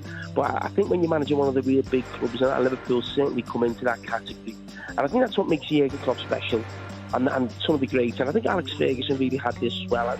I think we can't underestimate, the importance of energy and enthusiasm for a job every day. Yes, we know these are, great football minds, have great knowledge. They take us to places tactically and move the game forward. That's why they're so special. But, they've got to get up every day and motivate a group of players. And to do it for that length of time, as Jurgen Klopp did, has done at Liverpool also when he did at Borussia Dortmund, and what Sir Alisson did unbelievably for so long at Manchester United. Yeah. And it's not just their actual knowledge and what's going on, between their ears, their actual enthusiasm and energy that keep driving themselves forward and driving a football club forward is unique. And that's why we don't see it so often that managers last this long, because it takes a toll. And, with the media, social media now, the demands that we put on, manage ourselves in the media as well, questioning them if they lose a couple of games, that's the ticket now for managers at any club, but certainly at the biggest clubs. There's a lot of questions asked of these people, and yeah, he can walk away anytime he wants. He's put so much of his life and his energy into Liverpool Football Club. Jamie, you sound really down. The Liverpool fans I've spoken to are absolutely gutted. What sort of effect is this going to have on the club, the players, and the city? Well, there's no doubt. I think it's a body blow this morning. I think everyone's in shock, and I think it'll take a little bit of time to get over. But I do feel between now and the end of the season is going to be a party. It's going to be a roller coaster ride. I really do believe that, and it'll be a case of let's send this man off, for what he's done for the club and what he's given to us. That we wanted to go out with a bang. I think I put on social media earlier on, that Liverpool are fighting on four fronts. Who knows? It's really difficult to win trophies, as we know at Liverpool. But the atmosphere at Anfield, as you can imagine, that'll be against sort of Norwich in the FA Cup's the next game, Chelsea's the next league game. Man City have still got to come there with the biggest rivals now for the league title with Liverpool. European nights to come, the Europa League. So I've just got the feeling that most games at Anfield will be like a European night, and that could really sort of galvanise and push this Liverpool team probably a little bit further than maybe people thought they would go, and who knows where that will take them. I would still probably say Manchester City in most people's eyes are slight favourites for the title, but I think Liverpool could be favourites in almost every other competition that they're in. And I'd just be desperate, as I think most Liverpool supporters will be right now, is that Jurgen Klopp is sent off with a couple of trophies at least, and have a really big swan song on those last final few weeks and his last game at Anfield, and we can give him, the salute and the remembrance and the thanks that he thoroughly deserves. Jurgen said, though, in the video when he released the news that the rest of the season must not become about him. How do Liverpool avoid that? Well, Jurgen can say that, but it's probably not up to him, really. I think he means that in terms of, journalist questions, before games, maybe after games, and I'm sure he'll just shut that down straight away, and rightly so. But I think the emotion and the feeling that the supporters have for him, I think it'd be very difficult for that to move away and people to forget that he is moving on. But I've got no problem with that, and I think all that's got to do is create an atmosphere within Anfield, certainly, that pushes Jurgen Klopp and his team over the line in these competitions that Liverpool are still fighting for. Now, Anfield is known for that anyway. It's not just me speaking as an ex-Liverpool player. I think most players and managers in this country who've played or managed things Liverpool know there's a special atmosphere there. It's going to kind of become even more special between now and the end of the season because of this news, and kind of then, as I said, push Liverpool a little bit closer to the trophies that they're fighting for. Are you confident that the club has a succession plan in place? Well, the club found out in November. Listen to Jurgen Klopp today, and would they have spoken to anyone before today? I'm not sure. And the reason I say that, because I think everyone has been so desperate for the news not to get out. And I'm sure Jurgen's obviously had to tell a few people, the closer he's got to the decision, his staff and his players. And the fact that it hasn't got out is testament to everybody involved at the club. And I think from now, though, Liverpool have to get into gear in terms of bringing somebody in, because listen, this is happening for Liverpool Football Club, and I've got a phone because Jurgen Klopp's left. We are losing one of the greatest managers in world football, one of the greatest managers that Liverpool have ever had, and it is a sad day now, no doubt. But at the end of the season, we can all look back on his time, but in the same breath, we've got to be looking forward to the new man coming in and get behind him and support him. And Bill Shankly left, Bob Paisley left, Kenny Dalglish left, and Liverpool moves on and gets other great managers, and that will happen. Who knows who the new man who will be to come in, but there's a great structure in place at the football club. I think the football club is in a much better place right now than it was when Jurgen Klopp first came in, and that's why everybody associated with the club loves Jurgen Klopp so much, because we realise the situation Liverpool were in at that time when he came in, but it's certainly not in that same space right now. Finally, Jamie, okay, so you're saying a great manager's going to come in. If it was down to you, who would that great manager be? Well, I think right now you look at the Premier League and you look around Europe and you think who fits Liverpool. There's no doubt you can't get away from Xabi Alonso, a former teammate of mine, because he's so respected at Liverpool already for what he did as a player. He was a Champions League winner as well, held himself with real class. He's a World Cup winner. That's just his playing side. You think of the managers that he's been managed, sort of Rafa Benitez at Liverpool, Jose Mourinho, Ancelotti, all these great figures. And right now, the job he's doing at Bayer Leverkusen, he looks almost like the brightest young thing in European football. There's no doubt about that. The other one I look at in the Premier League, I look at De Zerbi at Brighton. He's done a fantastic job. And the thing that stands out about them as well is, which always stood out about Jurgen Klopp, was that Jurgen Klopp was successful without being the biggest spenders of teams, if you like. So you're looking at Xabi Alonso right now, he's at Bayer Leverkusen trying to compete with Bayern Munich. You look at what De Zerbi's done at Brighton, competing with other top teams in the league and doing really well, especially last season. But I would certainly say the front runner, and I don't think I'm being too original in saying this, but would certainly be Xabi Alonso. I mean, the job he's doing at Bayer Leverkusen, I think they're still the only undefeated team in Europe now in all competitions. And there's a long way to go, but in a great position in all competitions. And yeah, I think with his playing career, what he's achieved, the managers he's had, and the start he's made to his managing career, I think it certainly makes him the front runner. Jamie, great to speak to you. Thanks very much for coming on. Thank you.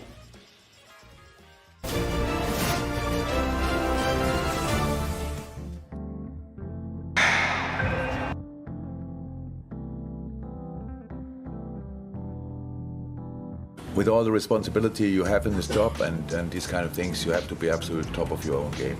That's how it is, and I am. But I'm doing this for 24 years now, and I said that before, when you have the career I have had or have, I want to see that, it's pretty much impossible to start where I start and arrive at Liverpool. But if it becomes possible, then it's just because you absolutely invested everything you had, and that's what I always did, and it was never a problem. And I realized that my resources are not endless, and I preferred to pack absolutely everything in this season, and then have a break or whatever, or have to stop and these kind of things, because it's you realize it yourself. You're in a similar age. It's we are no young rabbits anymore, and we don't jump as high as we did, and all these kind of things. And that's how it is, and that's why and it was not. I didn't think about it on purpose. I thought, let's think about how would it be. It just happened, and then I started thinking about it, and that was the moment when I knew this club, especially with the team we have, with all the super things we have in this club needs, on top of that, a manager and his top game and his top level. And when I cannot be there anymore, then I have to tell the people 100%. The other situation would have been we go in the next season, and I realized, and then I knew it before, and get into it and try to get somehow through it. That's not how it should be, and that's why I told first the club the decision and my coaches the decision. And since today, everybody knows it, and that's it. That I love everything so much, and I think everybody believes me that it's the case, and still think it's the right thing to do. Can just tell you, I don't take these kind of things lightly. So I'm convinced it's right, and that's why I said it. Thank you. Hi, Dan Rowan, BBC. Jurgen, it's obviously a big announcement. What are your emotions today? How do you feel? Is it a sense of sadness or perhaps relief? Yeah, the relief was there when I made a decision for myself, to be honest. That was another thing I realized. So I didn't know that it would be the case, but it was like that. Today it's mixed. It's mixed, but it's not. I'm not as emotional as I will be when it comes to an end finally, because I spoke today to the players. So let me say, the two important things I had to do was to tell our of course, I have to tell the owners, that's clear, but then to tell our supporters and to tell the players. And I don't know 100% about the reaction of the supporters, but the reaction of the players was top. Just it was really good. We know each other so long that they know I don't say things like that and walk away or stuff like this. So I'm here and I'm fully here. And by the way, today I answer 500,000 questions if you want, but that's it then. So until the end of the season, because we have so many other things to do, and I'm fully in that. So there's not a lot of emotion here. I had some talks the last days when I had to tell other people slightly earlier than I tell the public, and there were some tears and stuff like this. But that's normal after such a long time together. But besides that, it's just the right thing to do. And I'm convinced as well in the right moment, because the club needs time to plan the future while we are sorting the present. And that's exactly what will happen now. And from that point of view, the emotions will come up. Relief is not there as well anymore, because I knew before how I feel about it. Yeah. Julia from BBC Radio Merseyside. When you spoke to the players and they asked you the questions probably that we're all asking today, how did you ensure with them, or what was the message about making sure this isn't a distraction because you're still fighting on 4 fronts? The players didn't have a lot of questions. I spoke to the players altogether, then I spoke to a few players after that. The players, we have a really strong bond, so they didn't ask questions yet. There's no question, because we are professionals, and the agreement you have with the team from both sides is you agree for 1 year. So after that, everything can happen. The manager, during the year, the manager can get the sack, but the players, usually the agreement we have from a club point of view is for 1 year, even after a 5-6 year contract, because after a year you play much better, then the player wants a new contract, you play not as good as you want, then the club might want to sell you, but for a year usually you have a real agreement, and we are completely in that year. And the boys are, and the boys see it exactly like that. I think we had cameras out there for the training session after that, and you could see the boys are in a really good mood. And it was not that they were getting up and having a party when I told them, but it was just an announcement. And I told them that it's different to other situations. Usually, when a manager is in a dressing room and talks about that, he got sacked and just says goodbye. And that wouldn't have happened here because of the things we reached with each other and achieved with each other. And that's why my responsibility was so big in that I have to constantly always think about and have a review. Is it still right? Because there was no chance. We had last year's situation in a season. I think a lot of managers would have got the sack because we had a really bad spell, and 3 or 4 years ago and all these kind of things.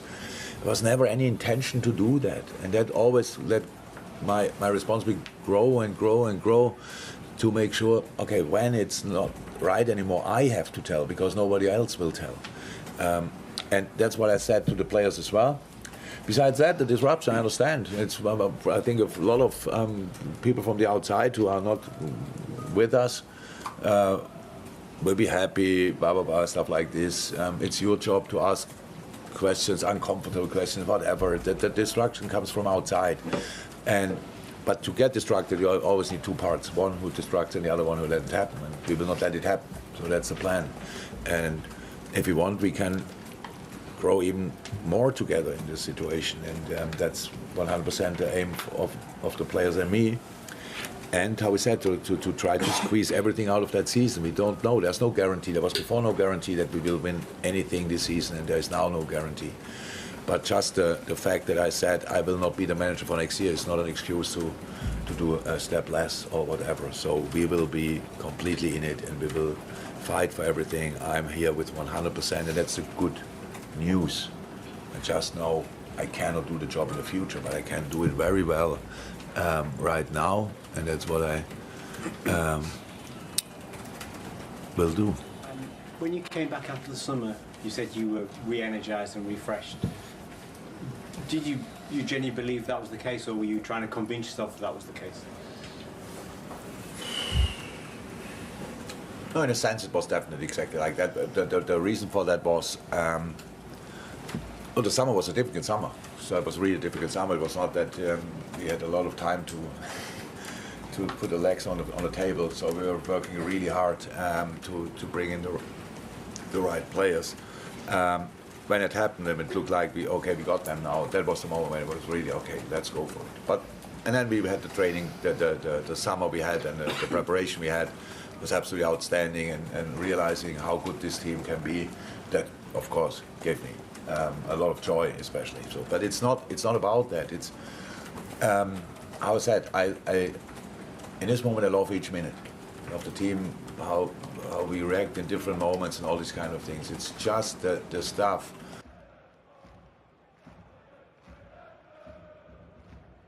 because of an injury in the warm-up. I'll get to that in just a second. Chelsea with Mitrovic in goal, a back four of Gilchrist who comes in for Colwell. He was the player that was injured in the warm-up. Barichil, Thiago Silva and Disasi complete the back four. Enzo Fernandez and Caicedo, the holding midfielders with Sterling left, Madueke right, Gallagher in behind Cole Palmer. There's not too much room for manoeuvre for Chelsea from a team news point of view, Jason. No, you're absolutely right, bearing in mind what's just happened in the warm-up.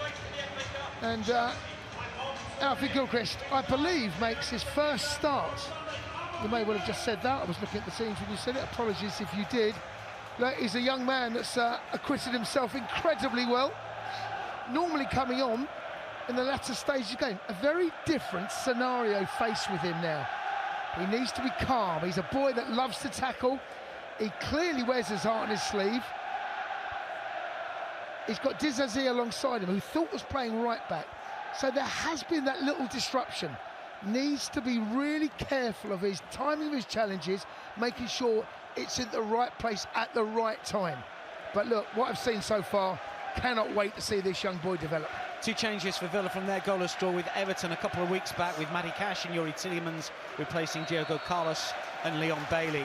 Robert Jones gets us underway, the match day official for this Friday night clash in the FA Cup. 4 games on this Friday night. When it comes to the 4th round, we're already underway, of course, with the 4th round, with that easy success for Bournemouth over Swansea last night. Let's hope that Chelsea are the next name in the hat for the 5th round. It would be something special, given this transitional period from a Blues point of view, if Mauricio Pochettino could not just lead Chelsea to Wembley in the League Cup, but also the FA Cup. It's a double that's been done before by a number of Premier League teams, and it would be a significant progression for Chelsea this season if that is the case. Jason, what have you noticed straight away? Just something, you know, look at it. We obviously get a steer on the teams before the fans do, and you then get a steer on the formation.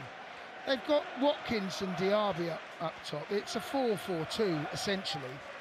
Although I have to say, Douglas Luiz is the one that's in front of that front four, if you like. That ball over the top. It's a great ball. Really good ball. Gallagher might be able to get in here, can take it down, but can't take the touch towards goal. And, well, maybe that's a chance lost. Well, look, I'll tell you about this formation in a second. Bradley shot, it's a lovely ball. Connor running from deep, breaks that back line. Well, they're playing a 4-4-2. Essentially, that's what it is. But, of course, formations change.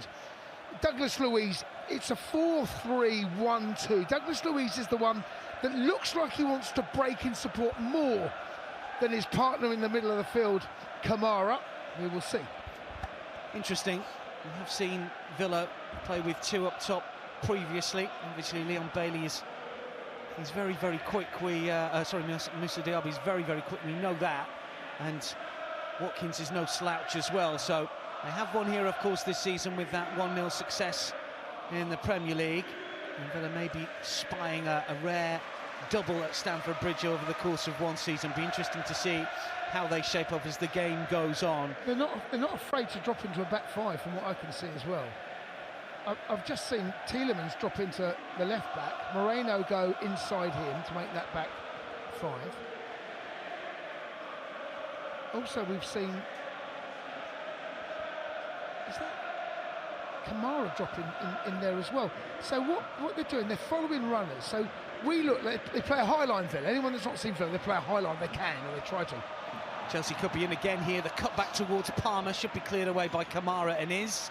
Again takes a touch, and then it's played to the left-hand side. Tielemans also involved as Villa look to play themselves out of trouble. This is Douglas Luiz with some fast feet in midfield. It's a really good run, and then he's brought down right in front of the referee by Raheem Sterling. That's going to be a free kick to Aston Villa. Yeah, I think that the referee, just to let you know, it's Robert Jones there.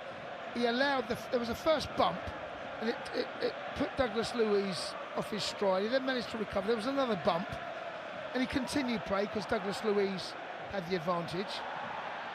Clever from McGinn to the left-hand side as Villa come forward once again.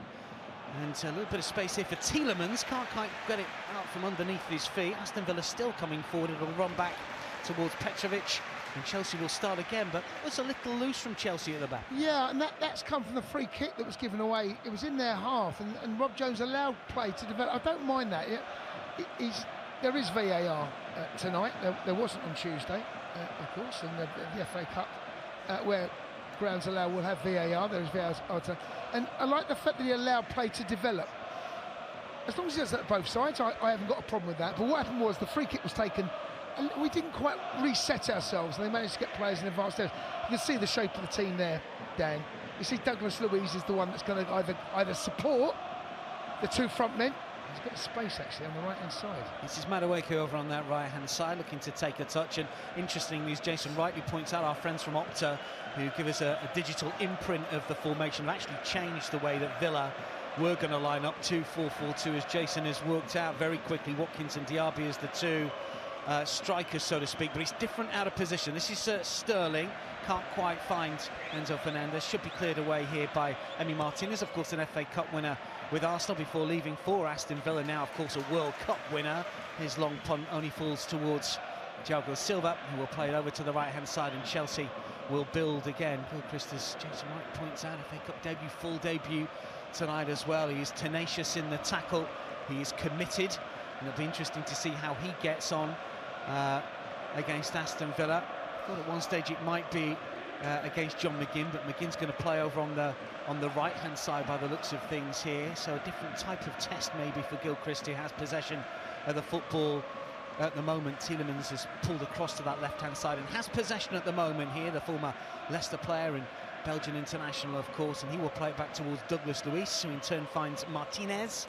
Emi Martinez will play it short, and Ezra Konsa, once of Brentford, will turn back towards Martinez inside his 6-yard box. An ooh and an ah from Jason. It's the modern way, Jason. It is the modern way, but you say inside his 6-yard box. What you didn't say was about 4 inches from his goal line. but just looking at Douglas Luiz at the moment, the way he's playing, Dan, his role is so important to the way they play. He drops in as that number, that centre half in between the two centre halves. That makes sense to become a 5. But he's also sometimes the furthest man forward in support of the two front men in Diaby and Watkins. So it's a really interesting role that he's got. Throw men forward, as we're seeing now. Good opportunity to get forward over on the left-hand side. Cash will try and turn. Moreno looks to try and play back from that left area. Oh, and then a challenge from behind by Gallagher. Just about gets away with that one. He was good challenging then, to be fair. A risky one, though. Oh, a brilliant play on the left-hand side. This ball's been given away. Yeah. Yes, I'll give you that, but it's one of those when both feet leave the ground, you've got to win the ball. He does. It's not. There's no. I mean, the Villa fans away to our left are crying for a penalty. Why wouldn't you? But there was nothing further to be dealt with. Oh, it's an interesting win in the middle of park, and Conor Gallagher there with number 14 there. It's Kamara who has possession at the moment.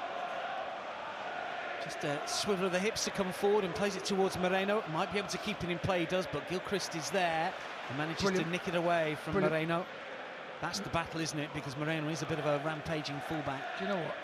Well played you, because at that particular moment, the ball's been given away and it's there for Gilchrist to potentially do what he likes to do, is go through, get ball, man, you know, set. But he's been calm there in possession, and then Villa reset themselves in that 4-4-2 formation.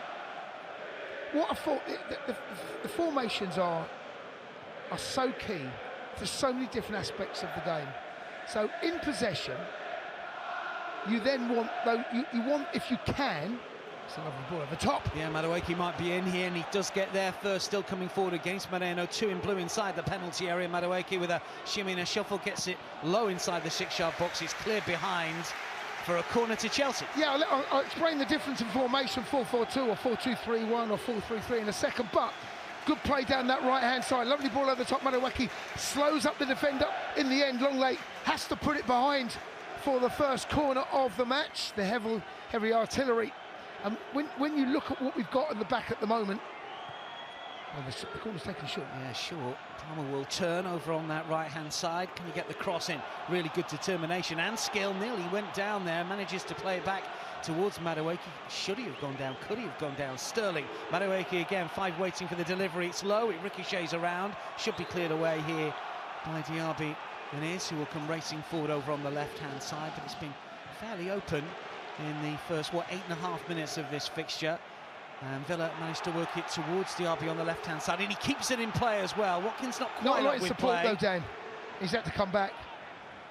Here's McGinn to turn, does really well. McGinn still going forward, central position, 25 yards out, looks for Tielemans. It's off the shins of Tielemans towards Cash on this right-hand side. McGinn is still down. Now it's with Kamara, and the referee deciding that there's no advantage, pulls it back. Do you know what? And a yellow card here, is it? I like that. I like that refereeing. It is a foul. McGinn actually catches Silva. McGinn is a very, very intelligent, clever player. He really has developed under Unai. He always has been that player. He's the skipper. He started actually on the right. When we had our team sheet through, they put him on the left. Right? A critical look your way, like, I don't know whether I see him out wide left. Anyway, he started on the right. He's drifting inside, Dan. He's that support mechanism, and it really is. They're a good side to watch, Villa, actually, both in possession, out of possession. They're effective both defensively and offensively, as we've seen now. There's a reason why they are where they are in the league. Yeah, well, the fourth are in the Champions League places, the 3 points clear of Tottenham. You don't do that at this stage of the season by mistake. They're well coached. This is going to be an incredibly tight, difficult game. But there's a chance. It's a long way out for a strike, although it's probably close enough to tempt you, Dan. What do you think? Well, we know that Douglas Luiz likes to hit them. McGinn is standing over this as well. Douglas Luiz, who's scored some really good goals for a defensive midfielder. He's Brazilian after all. We sort of expect it, don't we? It doesn't matter what position they play. Well, he's asking some. So what you can't do now is put players in front of the ball. You can put players alongside the ball. That law changed a while ago. It looks like a strike. Matty Cash is on the left. Well, it's very central. Yeah. You'd say it's going to be a about strike, you know. 28, 29 yards out. McGinn plays it to the left-hand side, and then it's forced back to the 6-yard box, and it's nodded down and pushed it over. Got to sleep. Moreno's on the left-hand side. We got to sleep. I thought it was Matty Cash, but it's not. It's Moreno on that left. And the touch, we're so concentrated on the shot. You can see him out there, and he's on his way. The pass actually wasn't the best, was it? It wasn't. He's had to have a touch to get it out. The pass needs to be in front of him. There's a block. Alfie Gilchrist has been blocked. Pass is on. The pass isn't sharp enough. Do you know, it was a clever free kick, but they didn't implement it as well as they should have done. You're absolutely right, Dan. But it results in a corner, the first corner for them in the game, and they take it short. Taking it short. Here is McGinn on the right-hand side, his left side, and it's towards the RB edge of the penalty area. Looks for the colour. Ricochets around and does go in. Well, surely there's a suspicion of handball, of potentially offside. I don't know if it hit an arm, but Douglas Luiz is claiming it anyway. Villa leads. Was there an offside here? No, we're not clued up enough. We don't close him. He missed the first short corner. We're asleep on the first free kick. We're asleep there. We're asleep again. My instincts aren't offside. My instincts are, we don't react to 2v1 here. Once it's taken, look, we go to sleep. Close the ball. No one closed the ball. Close the ball the second time. No one closes the ball. Who does this hit? Oh, he might. Who does this hit here? He might be offside, you know. This is an odd one because it hits a Chelsea player and then ricochets back to a Villa player. I think he's offside. Douglas Luiz, I think it's an offside position, but I'm not 100% certain it's going to be given. I think it as an offside. But do you know what though? Do you know what? Right, and there's an idiot on the pitch. Dan, this is the perfect time to say what we should, that conversation right there should be. We are not alive to their sharp, decisive free kicks. This goal should not be given from what I've seen. Look, first of all, it seemed to hit an arm, which is why I said handball. Then I'm thinking, is it offside? You know, I don't want to say I called it, but I called it. Yeah, you're absolutely right. I was too busy, and I think he's offside and it's handball. He's offside. I think he's double. I've got to tell you, Dan, I am, and how I feel now. I've been in this situation where they are alive. It's handball and offside. Yeah, it's off. I'll give myself a pat on the back for that. Well done, you. I'm more furious. We're looking at who can close down who, and so there's been 2 set pieces. We've not been alive, and then the third instant that actually develops from it. Yeah, he's offside. He's offside. We're still waiting. I mean, White takes so long. We've seen it a few times. We called it live play. No goal. not going to stand. But as Jason rightly points out, there is a situation here that Chelsea have been a little slack. Come on, we've been let off because you know what? They could have actually developed something with Mourinho from the set piece. They had a short corner, liven up, and this has got to come. We're a young side. I'm looking at now, obviously Sterling, obviously so. But when you're defending a set piece, everyone has got to be at it. Every single player has got to be at it. So Chelsea restart, and Badiashile on this near side takes a touch, and then it bounces through towards Thiago Silva. We've got a player down again. Caicedo seems to be struggling just a little bit here, not for the first time, just rubbing the small of his back. So, 14.5 minutes, we've had no goals, but plenty of talking points in the early exchanges of this FA Cup fourth round tie. Here is Enzo Fernandez to build from the back as Chelsea come forward on the left-hand side. Now it's with Badiashile looking to play the ball for Sterling. Gets inside Matty Cash here. Sterling does well. Cash blocks him off, wins it from the Chelsea midfielder. Then it's cleared to the halfway line. And eventually it's played all the way back by Thiago Silva for Mitrovic, who will take a touch and plays it back towards Thiago Silva once again. Well, you hope that the Blues have learned here. Well, I have to say that Villa, even though we know what I'm going to say is an absolute fact, they are so well drilled and coached. I'm looking at Douglas Luiz. He is everywhere at the moment. He is. I'm not surprised that Manchester City are interested in trying to get him back, but he's either been at centre half, he's either been centre forward, he's just won they're throwing at right hand side over here in front of the East Stand. So Diaby has it now for Aston Villa. Goes down edge of the penalty area, but nothing doing there. Now then, can Chelsea affect the counter? This is Sterling to take a touch away from Kamara and indeed away from Cash, and a nice reverse ball here for Enzo Fernandez. Gallagher's on the move, Palmer wants it as well, Madueke likewise. There's an awful lot of space here. Nani Madueke, first time, good save from Martinez. Shot has to be a little more definitive for me. Brilliant play. Sterling, the architect of all of that, gives it to Enzo. Palmer's part of that, plays out to Madueke. It's on his favourite left foot, cutting in on that right hand side. The goal's open, he's gone safe. Martinez saves with his feet. He shouldn't really get a chance to save that. You're going to go down. As a Villa fan, you're going to say good save, and understandably so. From a Chelsea perspective, really make him work harder. It didn't work hard enough, but brilliant play down our left. And there's a switch of play. It's a lovely ball from Disasi that's played overhit slightly, but Sterling's on it. That's a nice battle that's developing, Dan. Sterling Cash. Cash won one a few minutes ago. Sterling nutmeg him, holding the play up.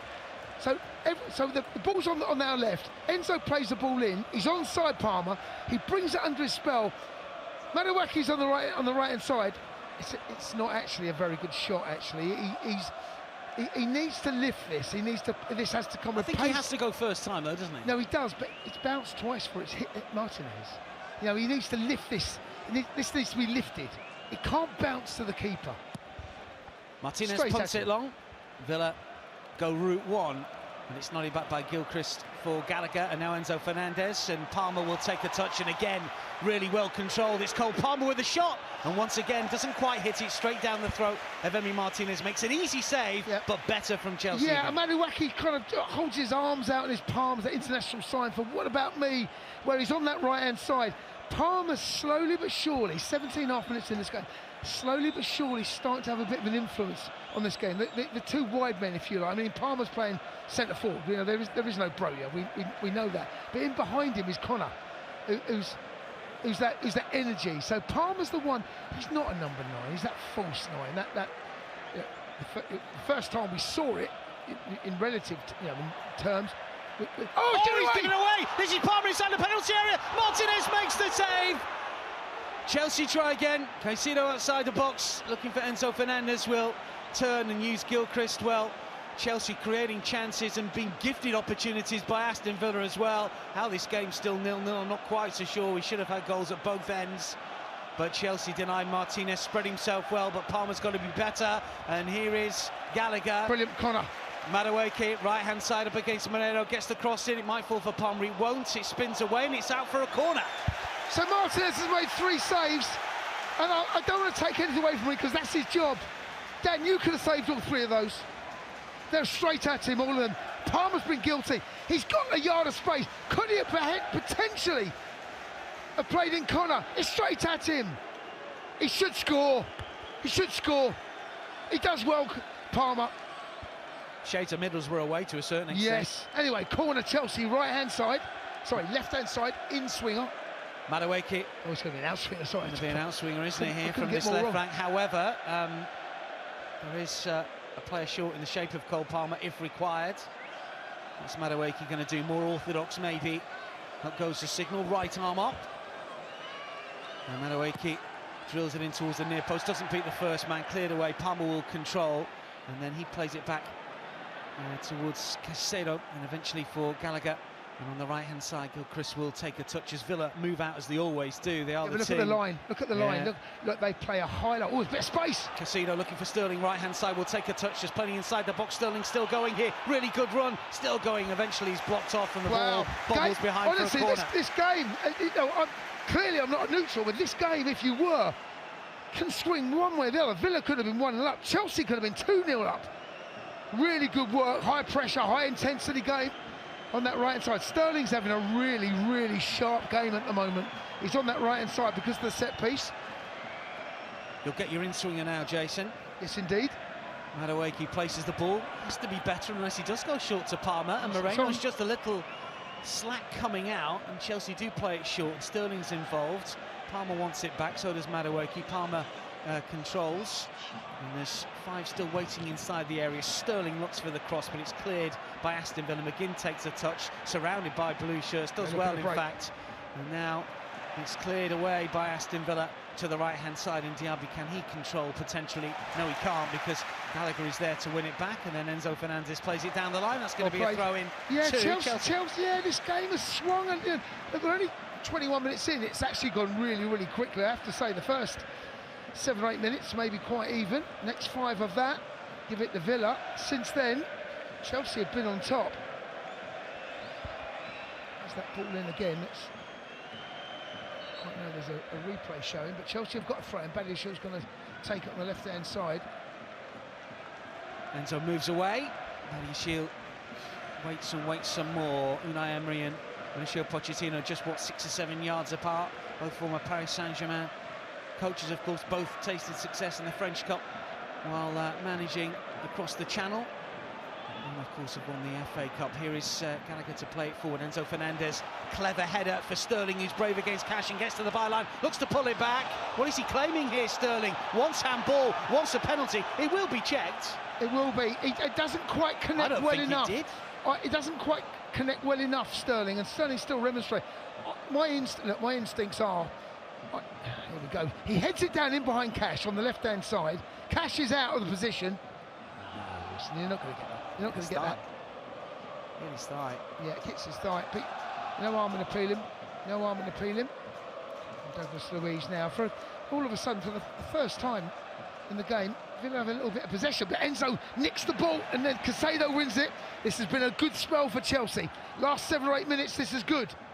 Enzo Fernandez again runs into Kamara, loses possession. Kamara is strong, and he'll play it forward for Watkins. Watkins will turn, and he's got Tielemans to his left. Watkins still has it here. It breaks for Tielemans a little fortuitously. Plays it back here for Douglas Luiz, who's got Moreno on the left-hand side. Villa have got players in advanced areas here. This is Douglas Luiz.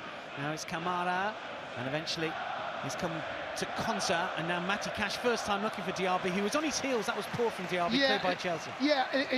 But poor from both. I can see what Cash is doing, but Diaby's not moved for him, Dan. You want that show to feet, don't you, as that ball goes out wide. He shouldn't be waiting for the pass to be played. Your reaction should be the catalyst for his pass.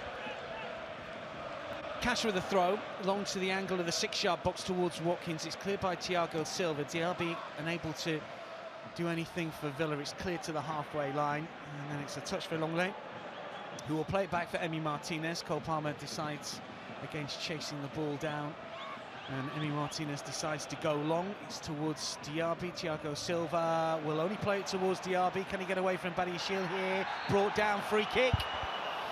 Enzo doesn't like it. Robert Jones, man on the spot. Yeah, it is a free kick. I wonder whether Silva there can just help that back to Mitrovic. He's wrong side, Badiashile, and it never looks good. It is a foul, by the way. Once the RB has got his body and ball between man and goal, any connection on that, you're always liable to give that free kick away, and the referees, it is a free kick. It's not in shooting range. It's a bit too wide, Dan. What do you think? I mean, I think it's too wide, but again, you've got McGinn, you've got Douglas Luiz and Matty Cash standing over this. David Beckham at White Hart Lane against Man United, that 5-3 game, do you remember that? Where he whips it towards that corner, you think he's going to go the one side, he whips it across the face of the goal into that top corner. Yeah, I think it's still a little bit too wide, isn't it? Yeah. I do remember the game, that was when the Spurs were 3 up, I think. They were 3 up, you're absolutely right. Sir Alex said, this is Spurs, and they won 5. McGinn and Douglas Luiz, who's going to take responsibility. Cash is the free player right-hand side. It's gone towards McGinn, something different. Good hit over the crossbar. I tell you what, I've been impressed with their free kicks, their set pieces. They're alive. They're coming up with something new, something we're not prepared for. We look a little bit slow out the blocks when it comes to their set pieces, and there's a wide, slow to close down. Yeah, and someone's got to try and read at the moment. We've been slightly lucky that we've not given a goal away on a set piece, even though the set piece goal they scored was offside. But they've been very inventive, aren't they? Good team. Aston Villa through to the knockout stages of the Conference League, of course. Top of the group. And Unai Emery is making good use of the resources that he has. And the likes of Watkins, of course, sure to be part of England's European Championship squad, and there's some talent throughout the side. They've bought well. Tielemans has come in, of course. Diaby's been a good signing. And there's a little bit of strength in depth as well. And Bailey on the bench, likes of Zaniolo as well. Of course, let's see what Chelsea can do here. That high line there that Villa play, Cole Palmer's, he has to come back. I thought he was onside, but I could be wrong, of course, but he looked like he was onside, but because that high line is so high. Gilchrist, great ball from Gilfrey. Ball here for Sterling. Martinez outside of his penalty area, great ball. and how? Well, Gilfrey's come inside, he's forced to, and as he comes inside, things open up for him. He spun it over the top. Sterling nearly gets on the end of it, but Martinez, as the high line they play, he has to be that goalkeeper that plays on the edge of the box, and he reads it well. Gilchrist again. And now it's with Disasi towards Badiashile on this near side. Enzo Fernandez calling for it. It's gone back infield towards Thiago Silva. Movement from Madueke right-hand side is ignored. I saw the run, and still Silva decided. That's the run. So when they play a high line, you can't run in behind too soon. You've got to run across the line and get in behind. So you almost run vertically across the pitch, and then you try to get inside, hoping the timing of the run is perfect, as we might just have seen there. And Gilchrist unable to keep that one in play. It was too far in front of him. Last time that these two sides faced off in the FA Cup semi-final, of course, at Wembley. Chelsea beating Villa by 3-0. Drogba, Malouda, Lampard on the score sheet that day. And of course, final between the pair back in 2000, narrow Chelsea 1-0 success in the final. And Di Matteo with the goal 17 minutes from time. But Villa, different animals this season, as everybody knows. Got a throw at the moment. Moreno gets ready to take deep inside their own half over on the left-hand side. We'll play it back here for Longley. Now it's with Moreno again. Longley once more. Throw that, by the way. No, under a bit of pressure here. Decides to just punt it long, but Badiashile underneath this one can volley it back towards Madueke. Lets it run through. That's clever. Arms go up. Flag stays down. Gallagher will play it back. Now it's with Caicedo. Thought about chipping it inside the penalty area, but only Palmer to aim at. Work back out towards Madueke. Madueke for Gilchrist. Gilchrist infield. But look at the numbers they defend in, Dan. Again, I'm going to mention Douglas Luiz, because he's the one they almost look at him. He's now following Connor. He now steps up, so he's the one I think they just follow his lead in the middle of the park. Where is he? He's the trigger, isn't he? When he goes, they go. Yeah, and both offensive and defensively. Yeah. So they're a back five essentially now. Then you've got the two front lads. Sterling 1v1 with Cash. Go on the outside. Go on, he ain't quick as you. Go on. Sterling comes inside, gets it just nicked away from him, but Chelsea still have possession with Enzo Fernandez. Now it's with Betty Shield, plays it back for Thiago Silva. I don't mind that. It was so crowded on this left-hand side. He's got to come out and start again, and we do. Christie's been neat and tidy so far. No issues with the full debutant for the Blues. Came in very late as well to get his attitude right. You suspect that that's never going to be a problem for the 20-year-old. The build-up play from Chelsea actually. This is good because they're so well set, Villa. You can't go. You go forward in like feet, not meters. So you've got to go forward to come back, forward to come back. We managed to work our way just outside the edge of their box. Bit of space in which Casadei can go back. You can see how well they're the five across the back again. You can see that so clearly from up here. Almost a six. McGinn was thinking about going inside. 1v1 with Sterling outside Cash. Sterling Cash gets goal side. Sterling still has it, a trick or two. They've doubled up on Sterling. The reverse ball here for Palmer inside the penalty area. Looks to pull it back. Oh, it must be. How on earth does Madueke not prod that home from 3 yards out? He plays it back towards the keeper rather than just opens up his body and side foots it in. Sterling has got Matty Cash on toast at the minute. He's showboating. Every pass gets past him. Every movement gets past him. Here he is again. Sterling, left-hand side, up against Cash. Will play it back for Enzo Fernandez. Tries to play the ball in field. It'll come back out towards this. I see that's... This is good, though. I'm really I'll have to see this again. Madueke, wasn't it? Yeah, I'm really disappointed this hasn't ended up in a goal. But they celebrate with Martinez. Again, I'm not sure that these should be able to get near this. Sterling on our left. He's showboating. Matty Cash at the minute, he's got problems. It's a lovely ball inside. Palmer, when he could have gone down, cuts it back, almost hits him. Madueke, the goal's gaping. He hits it. If there's one part of the goal you don't want him to shoot at, it's where he stood. Should score. Well, it's been frustrating. It's a bad miss as opposed to a good save. Half an hour from a Chelsea point of view. Villa started strongly, but Chelsea have been the better side and how since. Watkins looks to hold it up, but can't. I mean, listen, we're on top at the moment. This is good from Chelsea. There's Gilchrist again. Yeah, Villa's shape is not containing the chances, Dan. That's been our major problem at home wherever you want to go. But our problem has been when teams really... It's a lovely ball from Enzo. Lovely ball, swept out. He's on the inside right, played it out to the... No, he's offside. He's coming back from an offside position. We should just quantify Gilchrist did start that Preston game, of course. This is his second appearance from the off, from the young man who's slotted in nicely so far. Obviously, Preston is one thing, sort of mid to high championship side. Aston Villa, currently in a Champions League spot.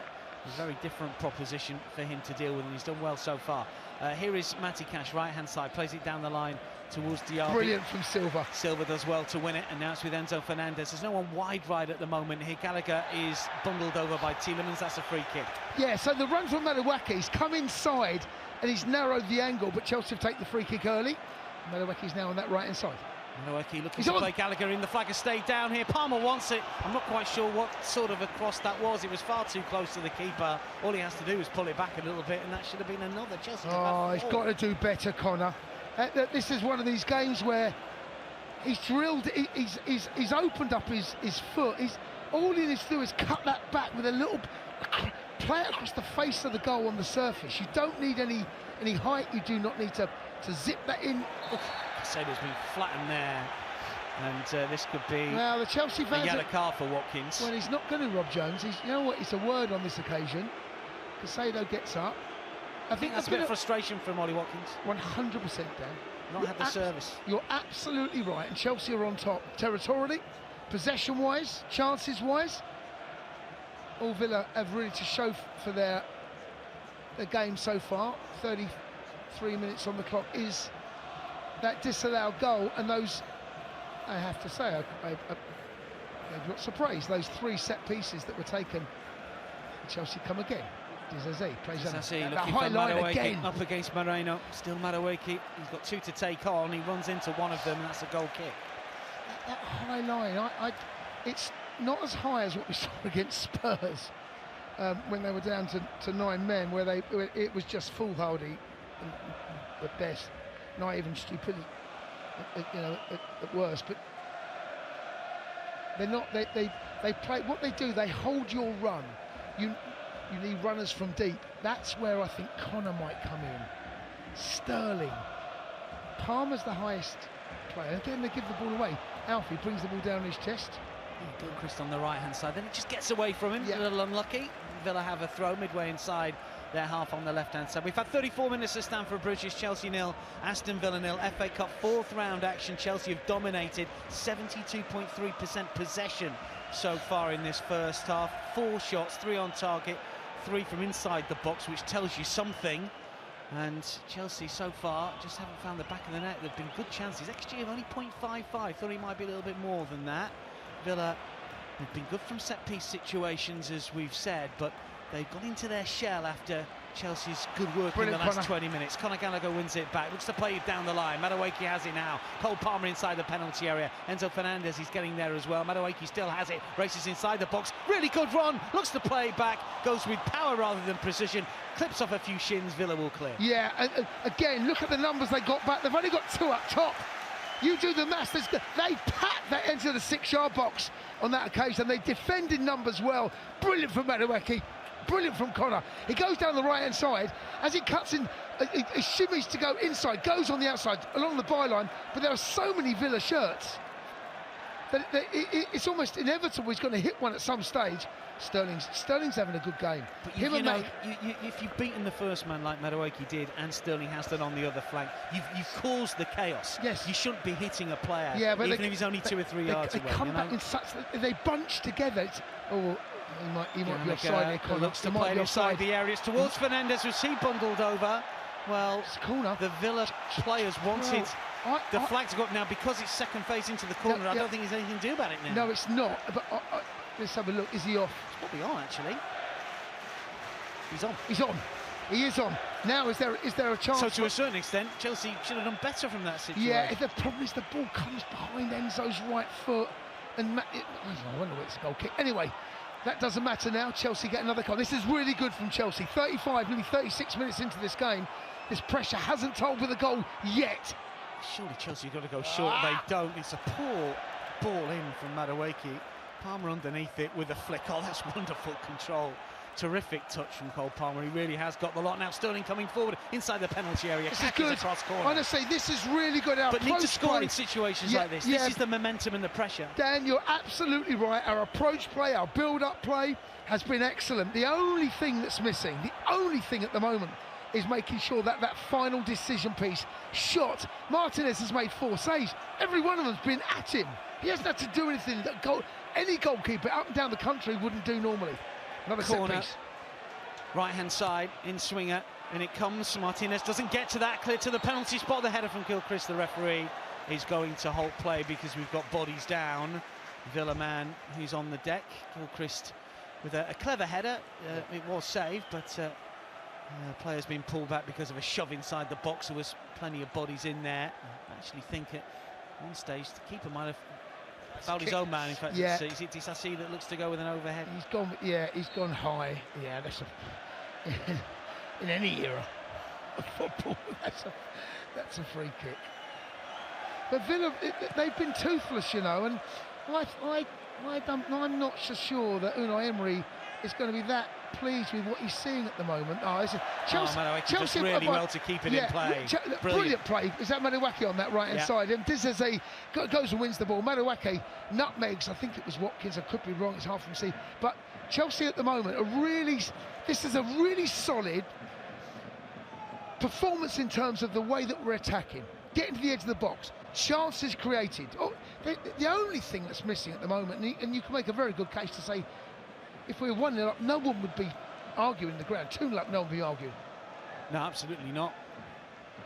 Chelsea have created the chances, haven't put them away. Martinez has made saves, but hasn't been overextended. He's in, he's on. Flicks He's it in and on. Madueke, can he get in behind Moreno here? Moreno was beaten initially. Madueke couldn't take it forward, and the Spaniard will play it out, and Villa will come forward once more. The flick from McGinn Lovely forward by Kamara. Powerful header back from Thiago Silva, who got caught in the ribs. This is Sterling. Now it's with Palmer.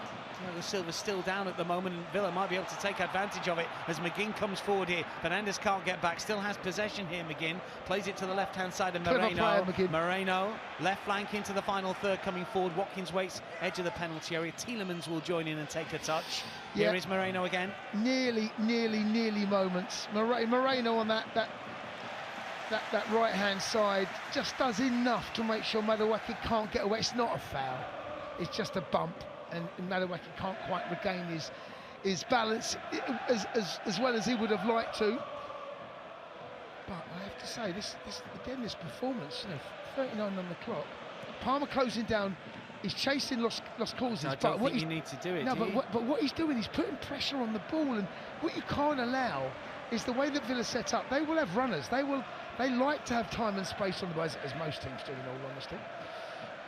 McGinn plays it forward. This is Tielemans' central position. Plays it to Cash on the right-hand side. Sterling's got a bit of defensive work to do. Now it's with Diaby. It's on his left side. Got the Dayglow lime green boots on. Plays it back for Kamara. Now it's McGinn once again. Kamara decides to come forward away from Enzo Fernandez. It's a good-looking run as well. And then the flick from Tielemans. And eventually it's come over towards Douglas Luiz. This is Tielemans once again. Douglas Luiz lets it run back. Kamara has it central position. 28 yards out. Now to the right-hand side in Cash. Cash looks for Diaby perhaps. No, it's come back towards McGinn on the right-hand side. Chelsea have got players back in position. Here is McGinn on his left foot. Doesn't cross, still moving from right to left away from Badiashile. Plays it back for Konza.